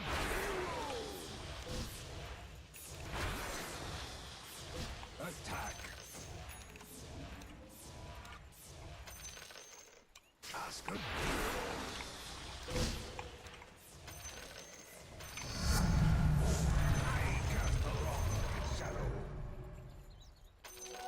dazzle. So what do I buy next, you think?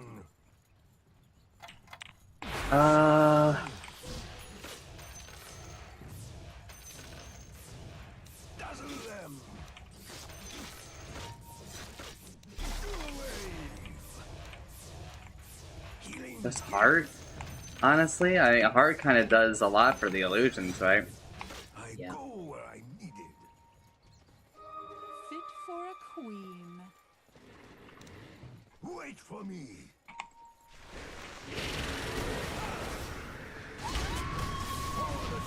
Fucking got that off.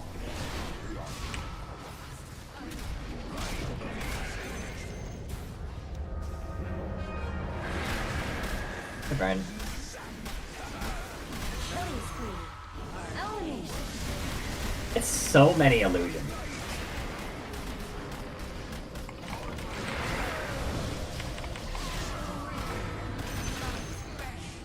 Of course. I speak of final rights. Honestly, I kind of wish I had a fucking Revenant's Brooch.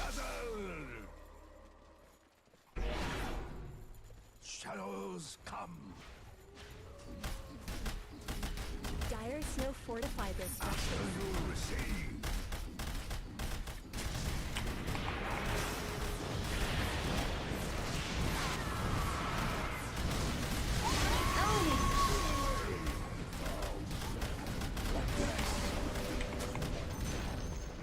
The enemy's middle tower won't be making any more Travel appearances. on.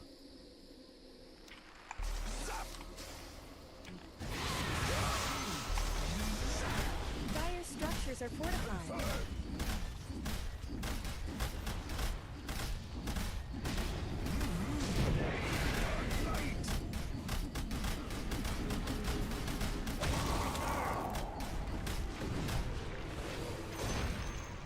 Be frozen. Middle tower has fallen. Fucking dead. That one's not bottom tower is under Not attack. gonna move really quick.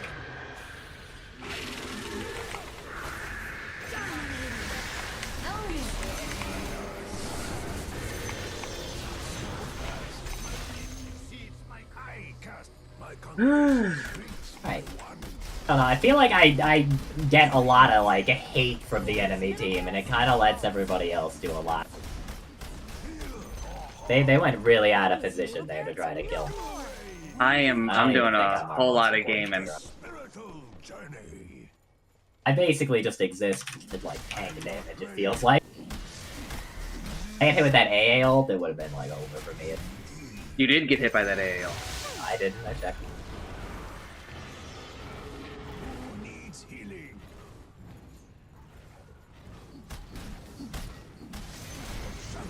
The enemy's top tower has fallen. Indeed. Shadows come. Ask and you'll receive. What's on my heart? Light. On my way. Will give me more health. How the item work? Power of a priest. Agony awaits. Did not really get anything too good here. I can, Who needs healing?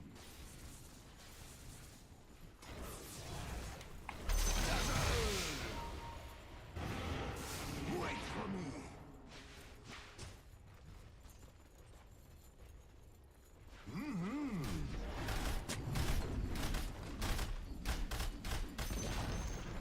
The enemy's bottom tower is gone. You did the right thing. Big reason.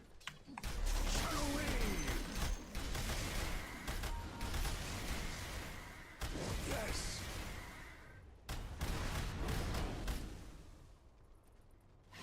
3 Manta style illusions is ridiculous.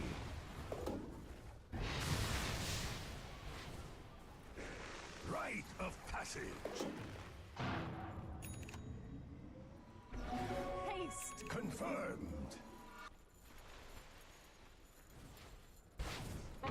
Healing here.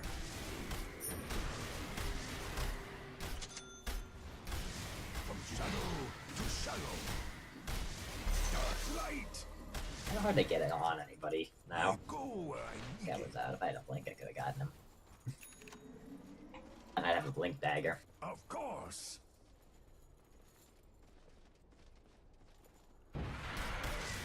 Going out of their base.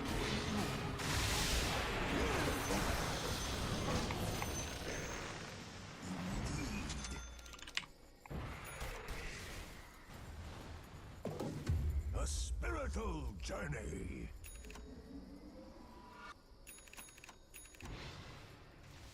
Oh, this is annoying. With you.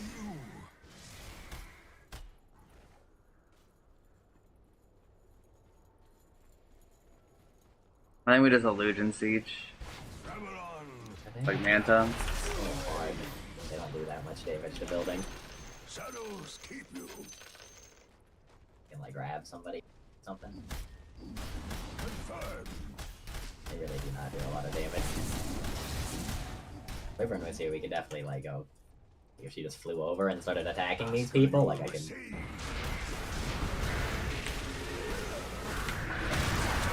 This is gonna be very painful for me. Well, whatever. Maybe the team will be able to do something now that they have literally used every single spell on me. Top's taking top. Dire have fortified their structures. Wait for me.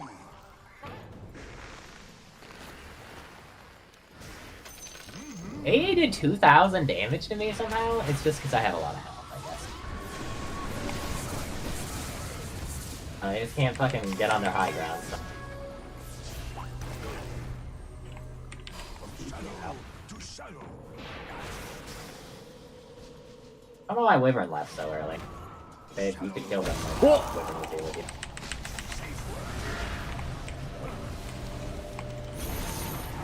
I think this person is very bad at using this hero that I think is actually very overpowered. I think Wyvern is crazy broken after playing her a couple times.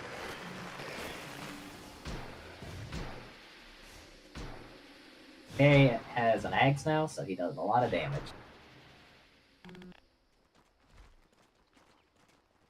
One problem with this like faucet thing is now like you pick a hero that has like a disadvantage that's like kind of capitalized on, like you're weak to AoE. Now like 5 people on the enemy team like specialize a little bit to like fuck you up more than normal. Kind of like noticing that on like a lot of them. AA took the cold feet thing.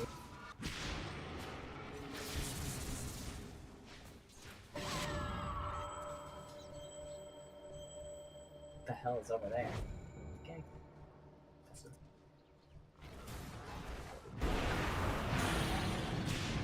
Anything.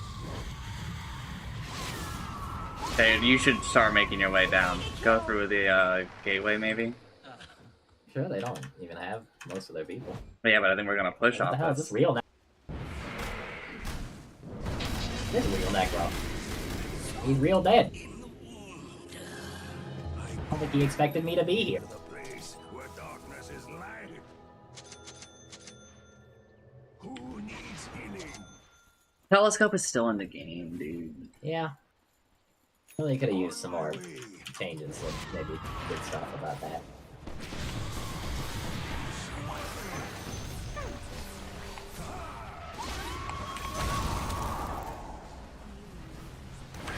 I'm gonna push top because like 2 of them or 3 of them are dead. I assume you guys can just kind of handle this. Okay, that'd be good.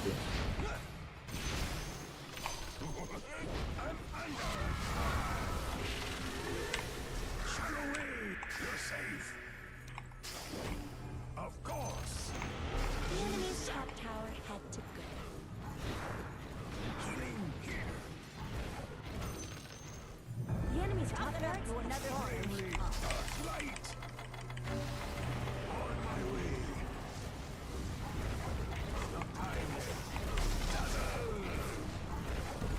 He is sucking. The enemy's bottom tower has fallen. I took a ranged rack and the tower. Big bottom fearless. Oh fuck. Ask and you'll receive. What do I buy next?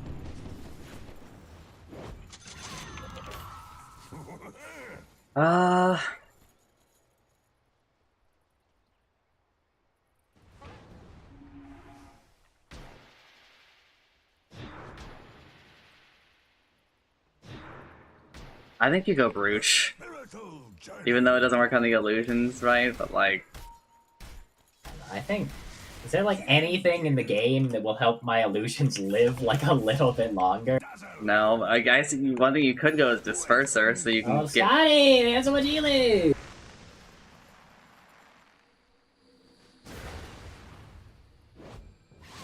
I think I gotta go, Scotty.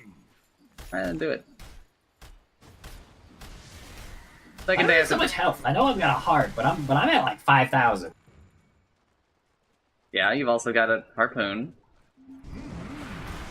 Like 25 strength, isn't it? Yeah. I almost killed Willow. I did not think it would do that much damage to her. Not have been like the third one of those or something. Shadows come. Shadow wave. Definitely don't think I'm taking Phantasm Duration for my 25 talent because they don't expire. They die. Shadow to shadow. Fit for a queen. Rite of passage. Dark light. Buyback is very expensive. On my way.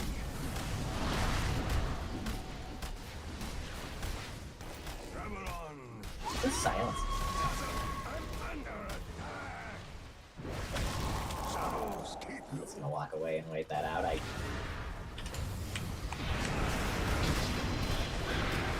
What am I getting? Oh, I get fucking Lotus.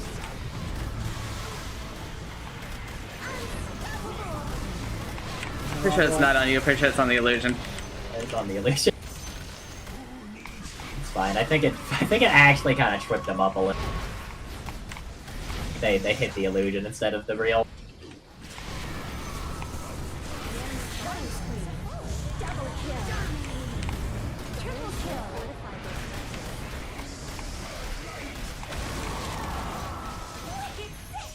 I think that was broken again.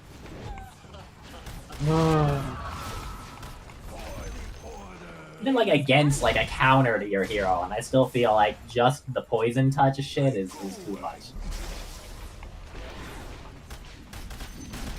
It feels like I just kind of exist to bait spells this game, but like it worked out. The enemy's middle tower has fallen.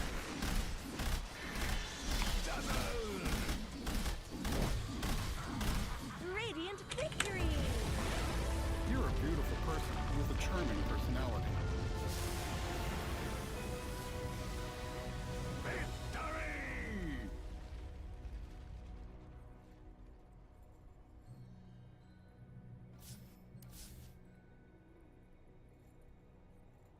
I load. Big load, huh?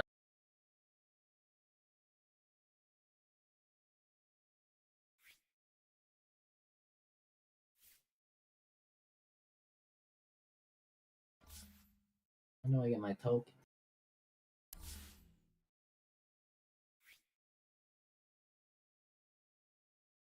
Wanted to see more of the story.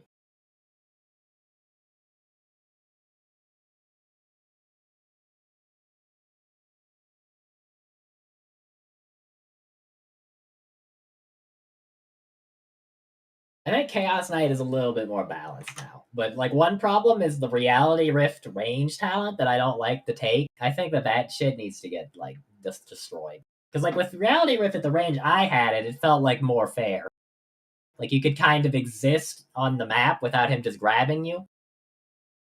But like I know that if I like took that one like from the high ground, I could have grabbed like so many supports. It would have been like really dumb. Especially since it's like you know exactly where it's gonna put you. So that's dumb. I think if they get rid of that talent and they make it random again, I think the hero is like pretty fair. Of getting the extra illusion is kind of crazy. Maybe that should only be on the ultimate.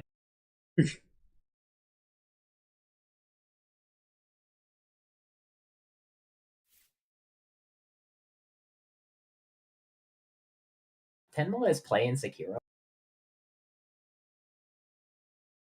She's dressed like a samurai.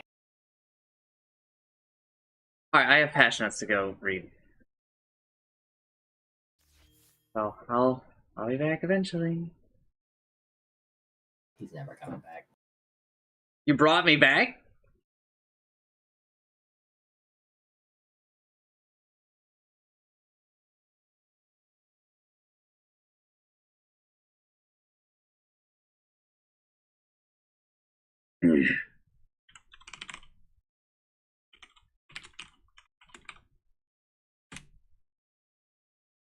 Alright, hello. I'm back. Time for Dota 2 7.36 Patch Notes First Impressions Part 3. Alright, updates.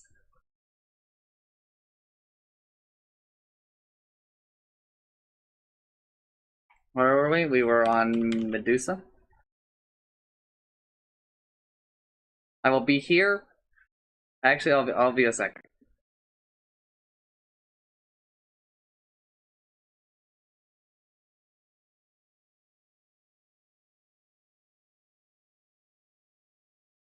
Alright.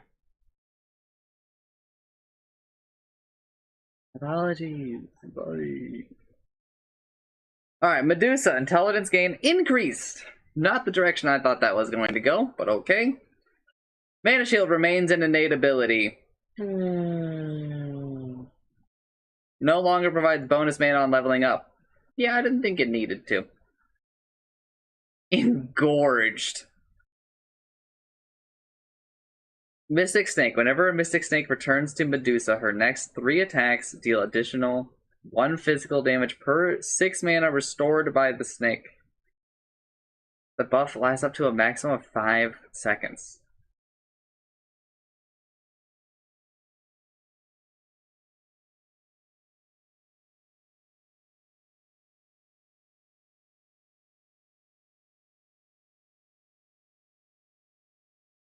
The old mana bonus was 50, 0, 50, 100, 150, 200. Like, not insignificant, but, you know.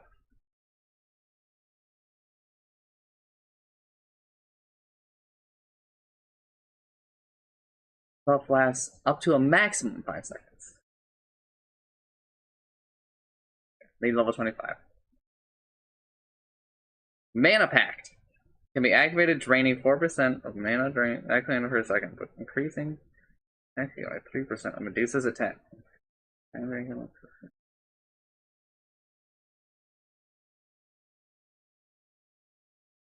Alright. Can be activated, draining 4% of max mana per second, but increasing attack speed by 3% of Medusa's attack speed per second.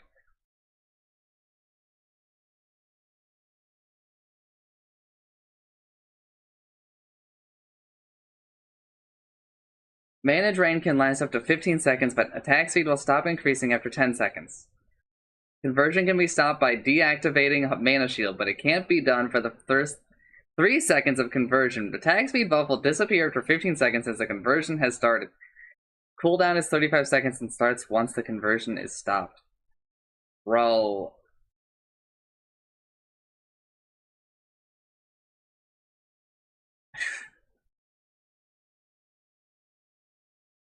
What an ass description.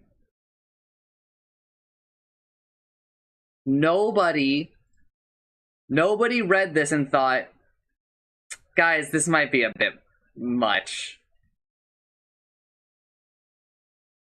Multiple people had to have seen this and been like, yeah, you know what?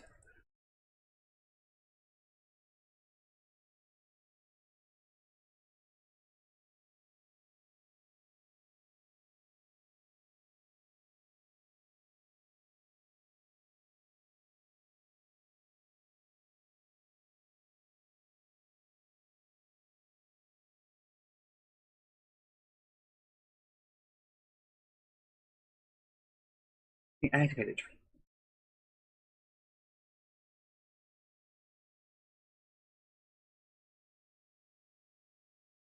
This description is so much better, dude. than this fucking nonsense over here.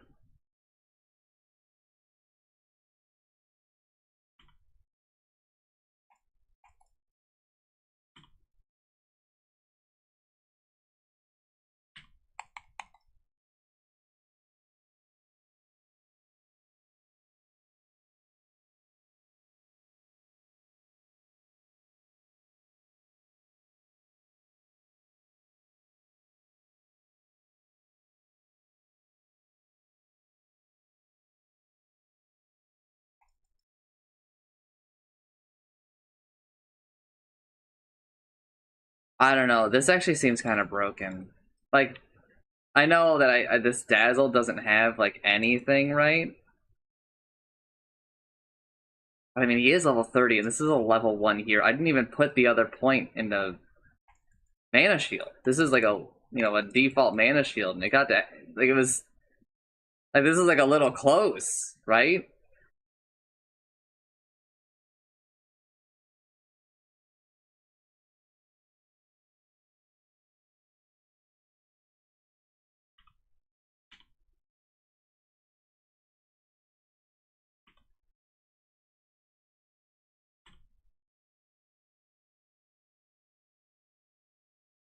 We should show this to FaZe and be like, who's gonna win? And he'll be like, oh, it has to be Dazzle because you can't kill a hero that's higher level than you.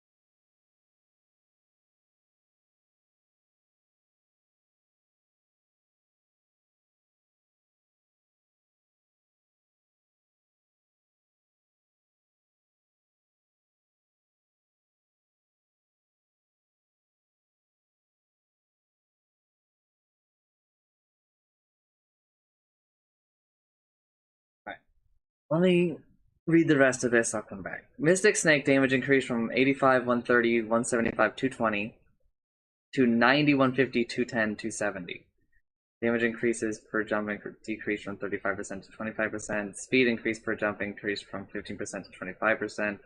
The turn slow now is a part of the movement slow. It has no special value and is decreased from 50% to 30%.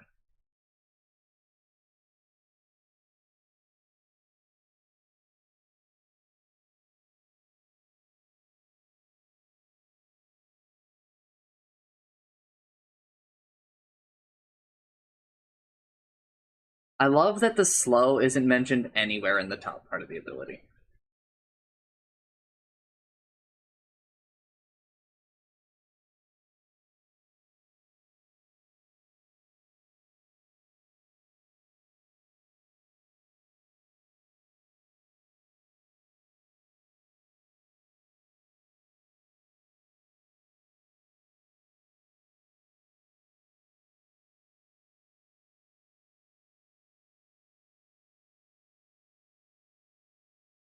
I think this is...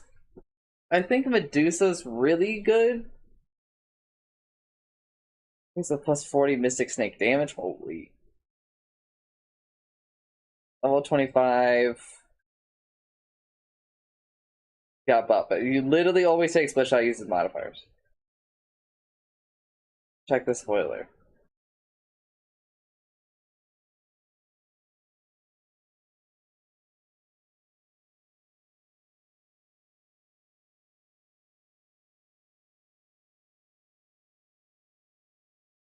What talent? Oh, snake bounces.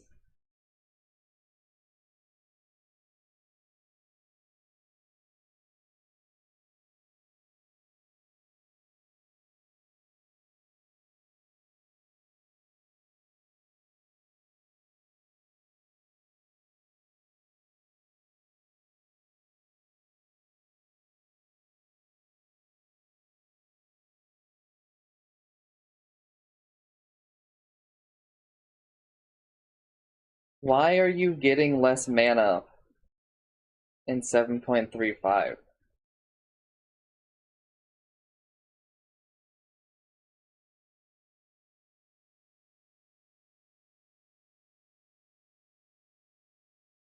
No, what?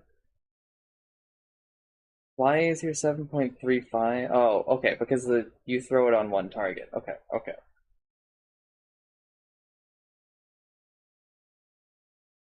Shouldn't 7.35 just be a flat line? If you didn't gain damage?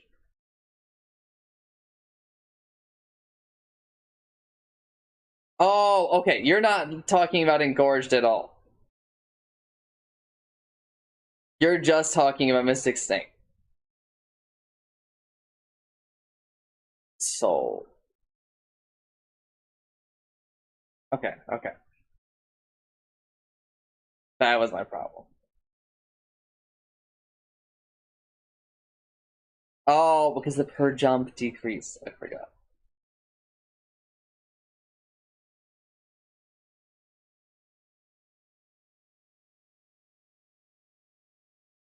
Alright, so, like, in general, this new one is better unless you take the talent.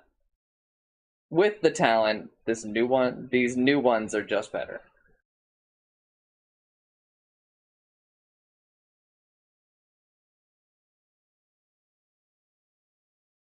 That's a lot of total damage. I mean, it's a lot of total damage for all of them, right? If you take the...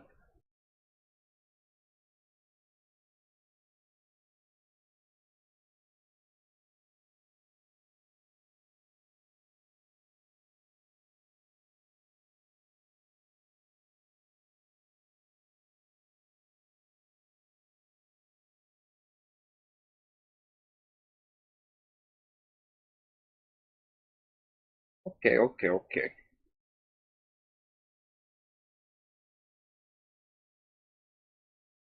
I think I like a lot of this a lot less.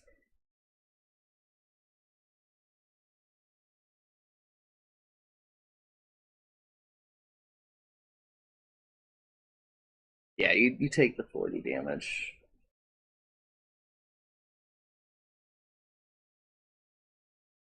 $40 damage. I think you go full Mystic Snake on the first three, really. Maybe Stone Gaze, because the Stone Gaze one is really good.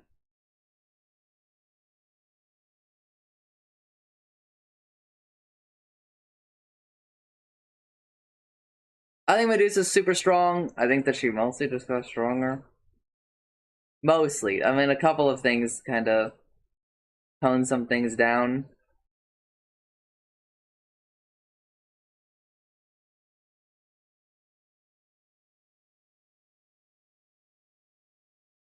But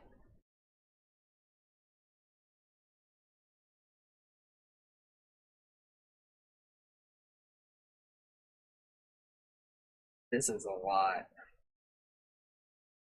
A lot of intersecting mechanics here.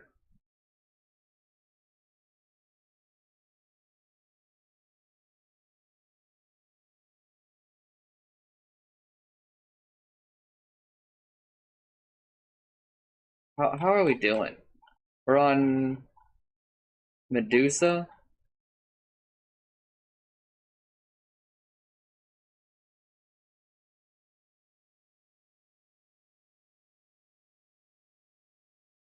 I'm also buying time for Jensen to type. So here, over halfway on strength, closing in on halfway for agility.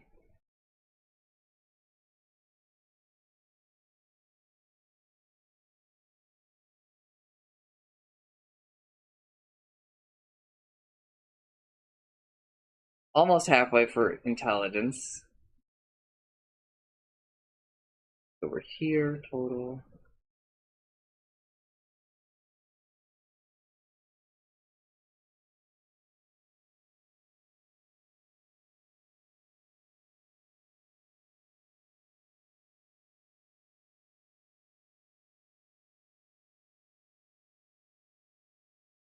One, two, three.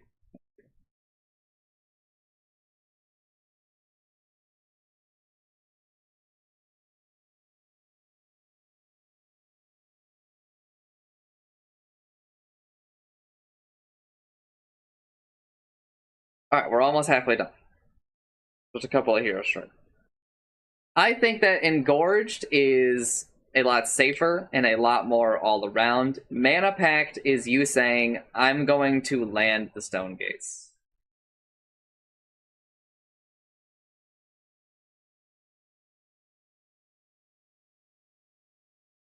But it's also super good for farming. It's the thing.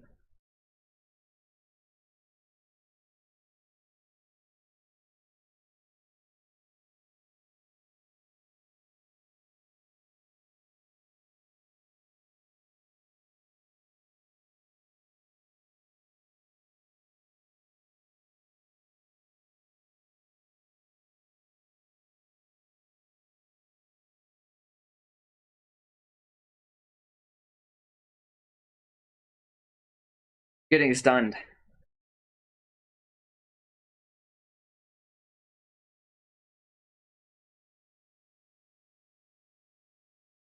Getting stunned is the risk.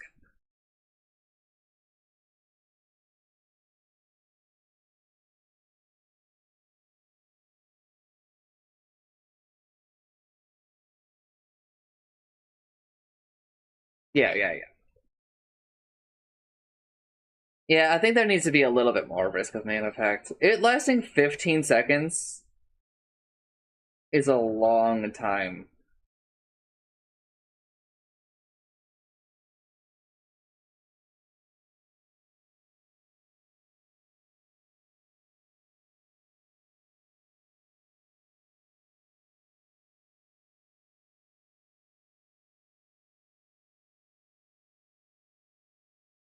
Yeah.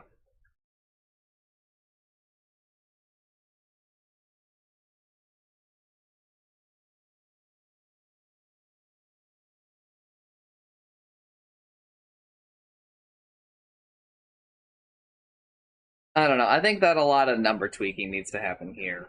But honestly, I just wish that we would do something about Medusa.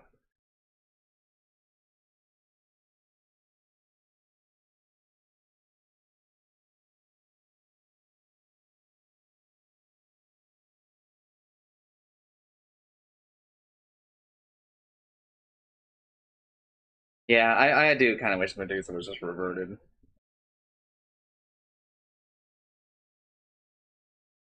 I'm moving on, because I need to. Sorry. Meepo. Sticky Fingers. Meepo receives an additional choice when activating neutral item tokens.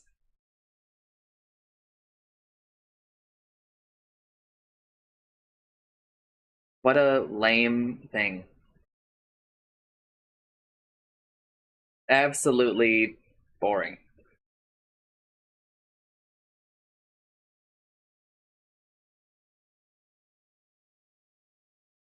Yes, I don't know. More Meepo. Divided we stand increases maximum level from 3 to 4 and changes level requirement from 4, 11, 18 to 3, 10, 17, 24. The bonus magic resistance is 10, 15, 20, 20. So it's effectively unchanged. Okay.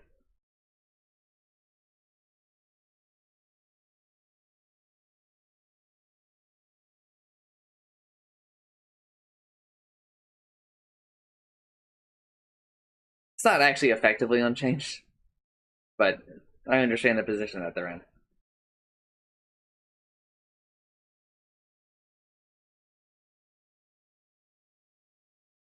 Pack Rat. Meepo can equip any item in the neutral item slot with the exception of boots and items that are dropped on death. Meepo's clones gain full bonuses from the item with the exception of the 3 primary attributes. When Meepo or a clone uses an item in the neutral slot, all other Meepos have this item go on cooldown, reduced by 50%.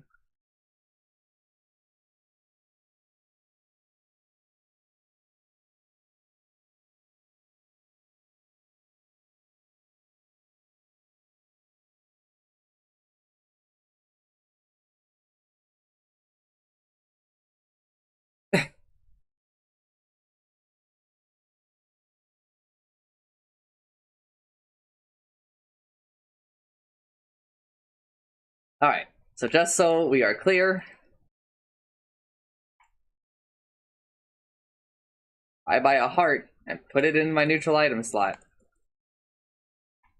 This guy gets it. He got the attributes. With exception of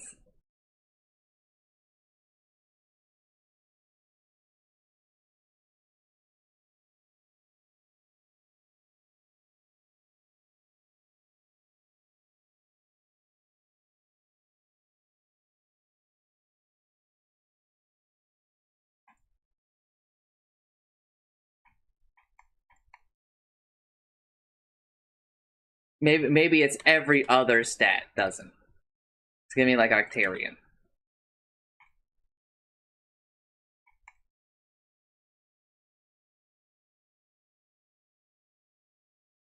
Oh, okay. Thank you, Nameless. You're saving me. Also, round of applause, everybody, for a Jinsen who stayed up an hour to give me those stats on Medusa. Jinsen is our resident Medusa player. The graph that they posted really did help me out. I was looking at the snake conversions.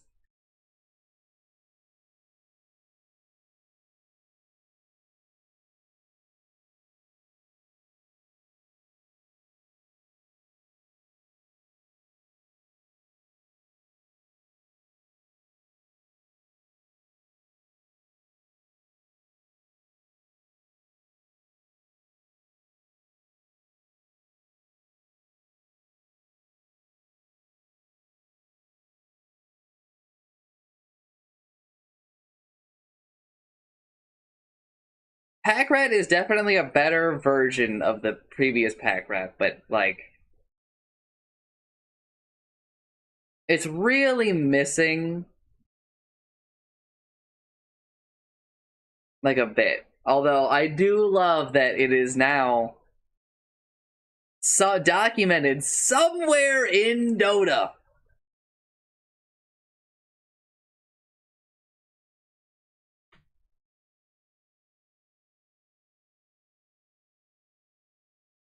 Like literally anywhere in Dota that Meepo clones are illusions.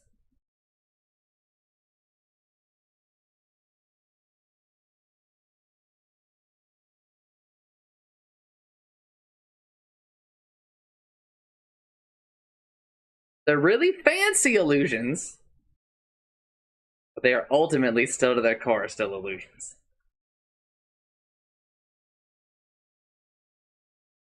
There aren't really too many things that make this relevant. There's only like I think one other thing I can really think of that it's relevant for. And I'm just gonna show it off because you know we're on day 2, part 3. So let's fuck around, right? Is that you can poof to illusions because they're just like clones. Because clones are illusions.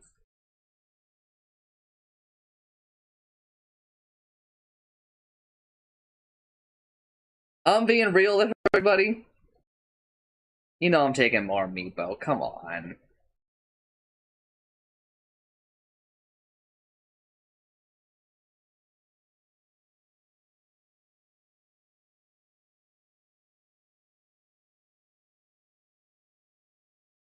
Pack Rat's like cool. Oh my god. Pack Rat's like cool and all right. But part of the problem with Pack Rat is that it kind of lacks like that extra little oomph that you would really want it to be like super cool, right?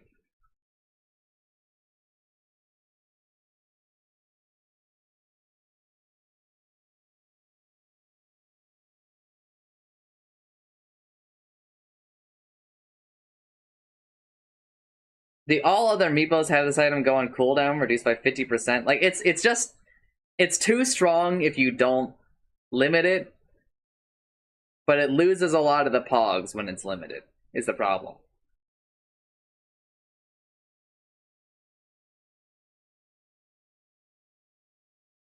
Because what would be like really fun, because this is the only way that like the other Meepos can have an active item, right? Besides TP.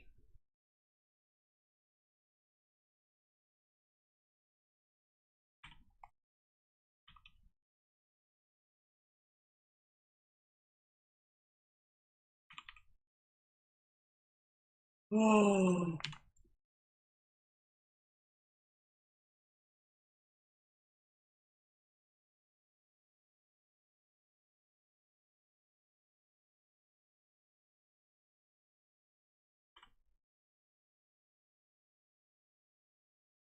You guys heard of that?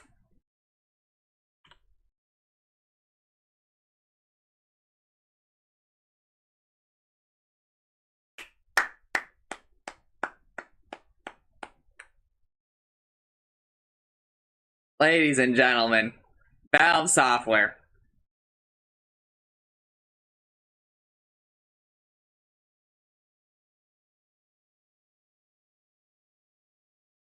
That's actually like a little sick.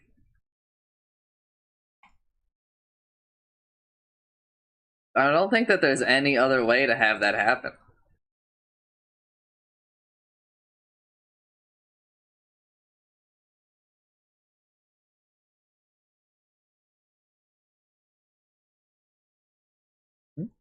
There should be. Oh shit. You guys are okay. So what happened, for those who are unaware,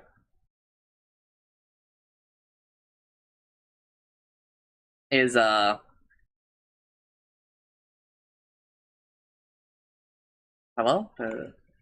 No, it still doesn't work.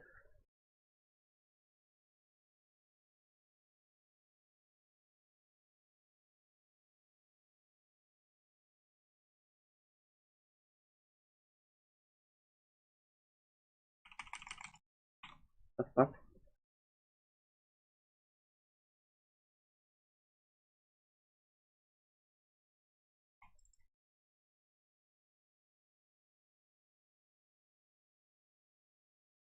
Yes.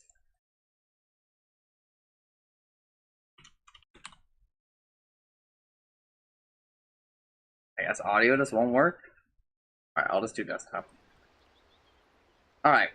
One paw in front When of the I other. move, Just what I was thinking.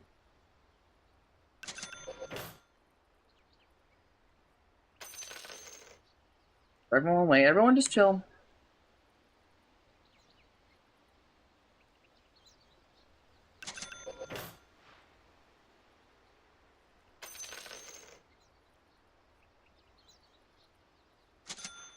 Blink digger. Blink digger. The other meepos will talk about the item you bought. Like it. Like that idea.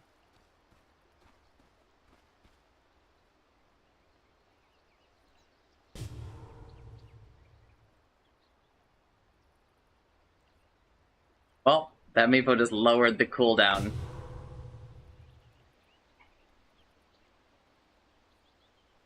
Alright, well, we've just found an insanely broken use for it.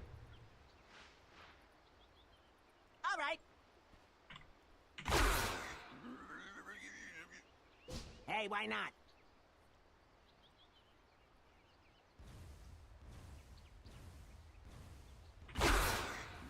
Don't let your middle tower fall.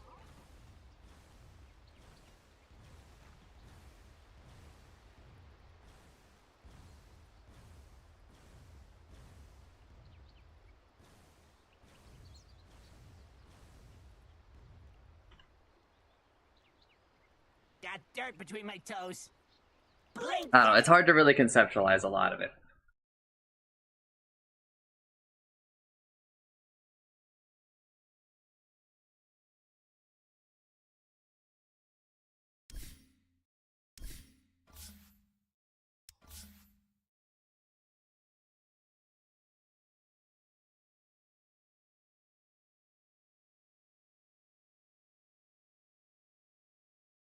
Well, yeah, but it's because I'm on desktop audio. I'm trying to fix this. Alright, everyone hold up.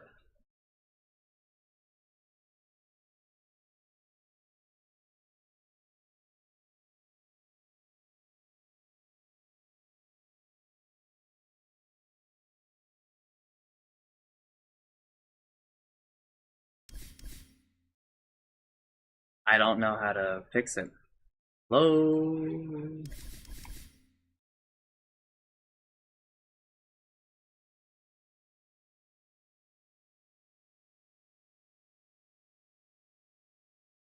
Yeah, I don't know. Oh well. It's annoying. Anyway. Earthbind cast range rescale from 500, 750, 1000, 1250 to 750, 900, 1050, 1200. So plus 250 at level 1, plus 150 at level 2, plus 50 at level 3, and minus 50 at level 4. He can no longer go like farther than Blink.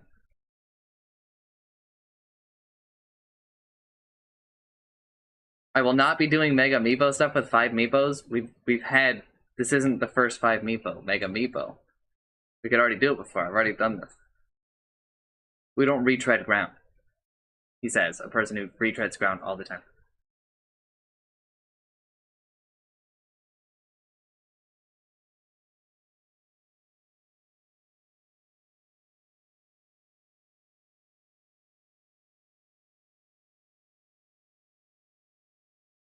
Level 25 talent, Pack Rat replaced with plus 350 health. What an absolutely lame talent to replace that with.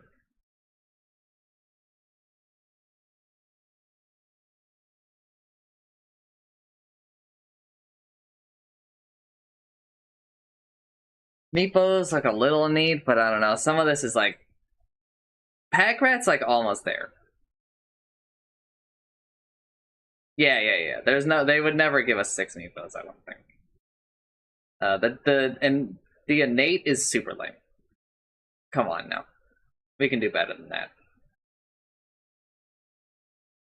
Earthbind, whatever. 5th Meepo is welcome. I am a fan.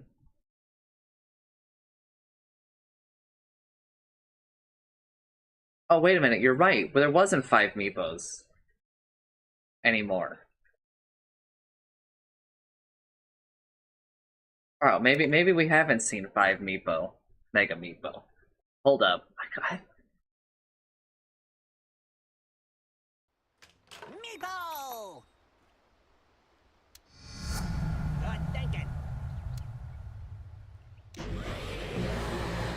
Prepare for battle. He's too tall. Just what I was thinking.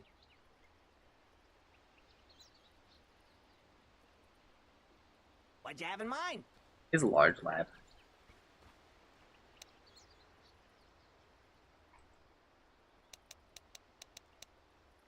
Yep. All right.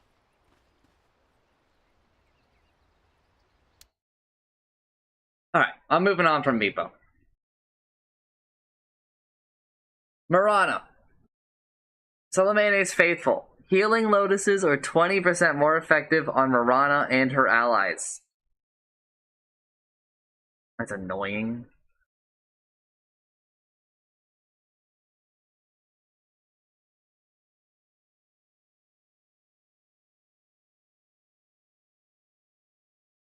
Moonlight Shadow. Moonlight Shadow.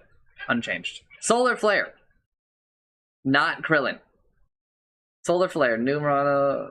Yeah. Sun starts gradually increasing the attack speed and damage of Mirana by 8, 12, 16 per second, reaching its maximum after 8 seconds. She also gains bonus daytime vision with the same gain per second, multiplied by 3. Mirana's allied heroes also receive this buff, but bonuses are increased by 50%. Total buff duration 14 seconds, mana cost, blah blah blah.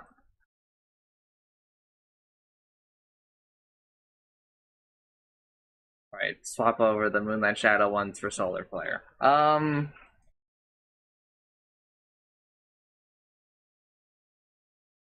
Does it make it daytime, or...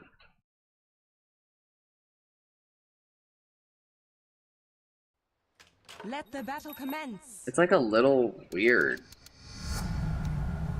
Yes. Prepare for battle. Agreed.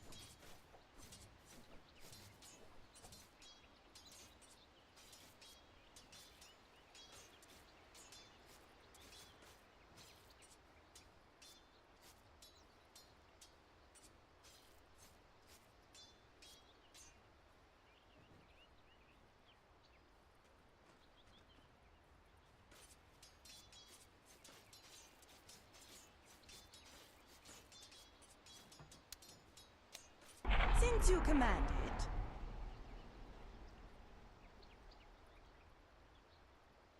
Yeah, the wording here is so much more tolerable.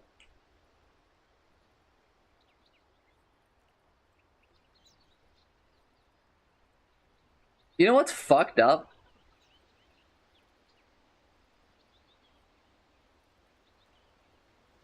Ooh, nobody notices weave. It takes too long. People just use it and then things happen.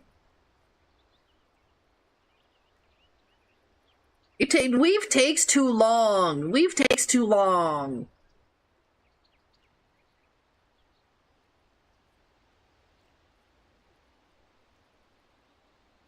This motherfucker is over 16 seconds.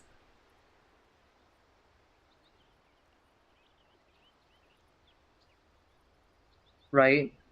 It's fucked up, is what it is.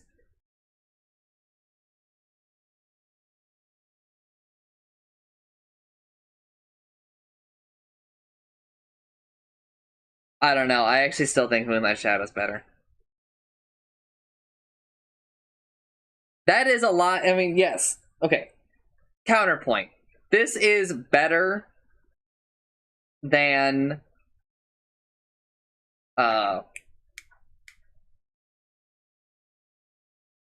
Warlord's Cry.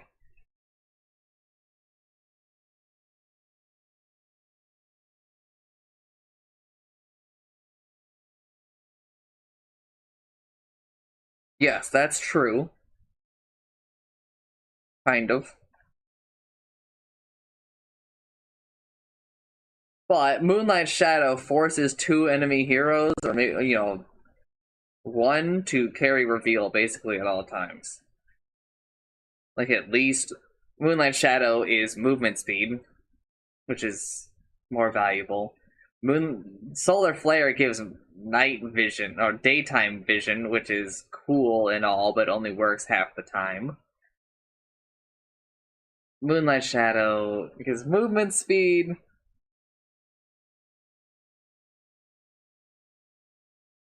which is offensive and defensive, like my chess play at the same time.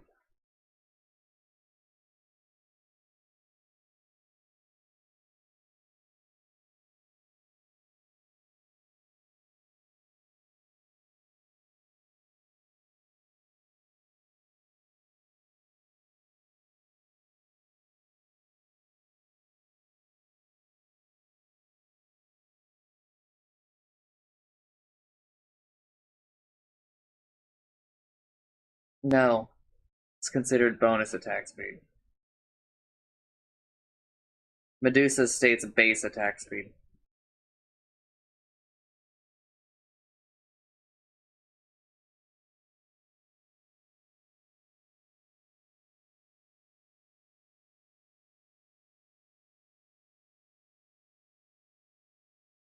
I think Moonlight Shadow is better.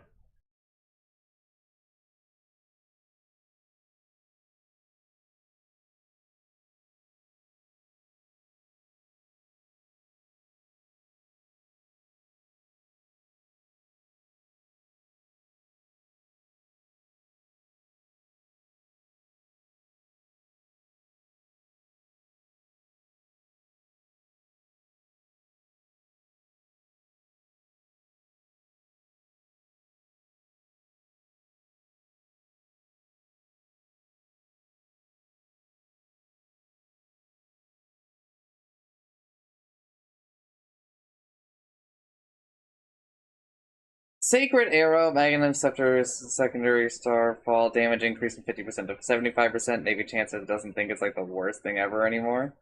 Leap, distance increased from 575 to 650. Buff duration increased. Mana cost increased. Max charge is decreased from 3 to 2. Base charge restore time decreased. -7, -9, -9, -11, -13. Holy. Probably still worse off for her, but better when you buy the shard and get your free leap charge. Not free, because you had to buy it, but I don't know. I think that this will be very frustrating to play against sometimes, but honestly, I think it's less frustrating to play against than fucking Moonlight Shadow. Moonlight Shadow is fucking crazy.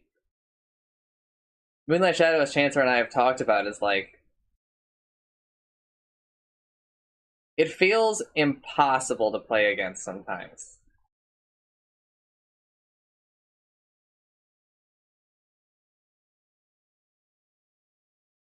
Where it's just like, okay, you have to have the whole map sentryed, but you can only have 8 sentries. So I guess you're buying like a gem at like, I don't know, 20 minutes. Like, what the fuck?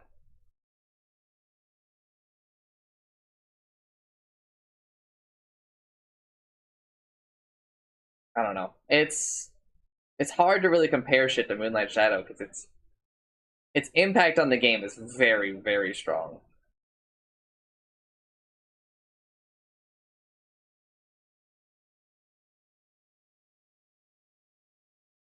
Solar Flare's impact is not necessarily weak, but like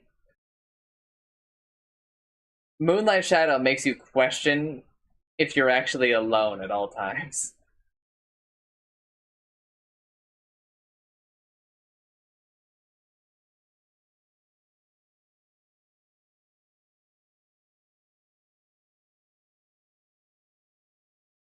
What the fuck? That's stupid. It's not how they told me it would work. Anyway, I'm gonna move on from Murata. Fuck this bitch.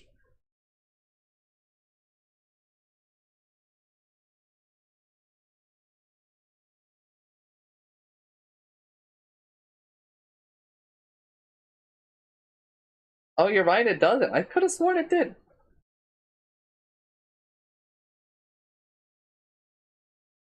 That's fucked up.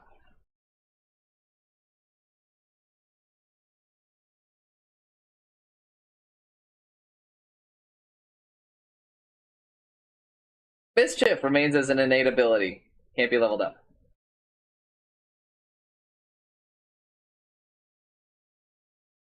Wukong's Faithful.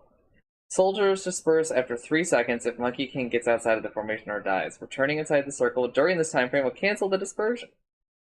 This does not increase Wukong's command max duration. Simian Stride. Tree Dance has no cooldown while Monkey King is at full health.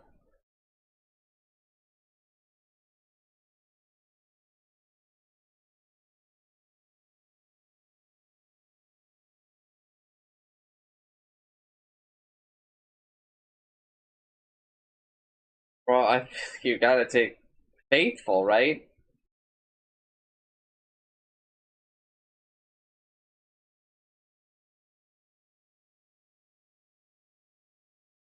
Faithful is very good.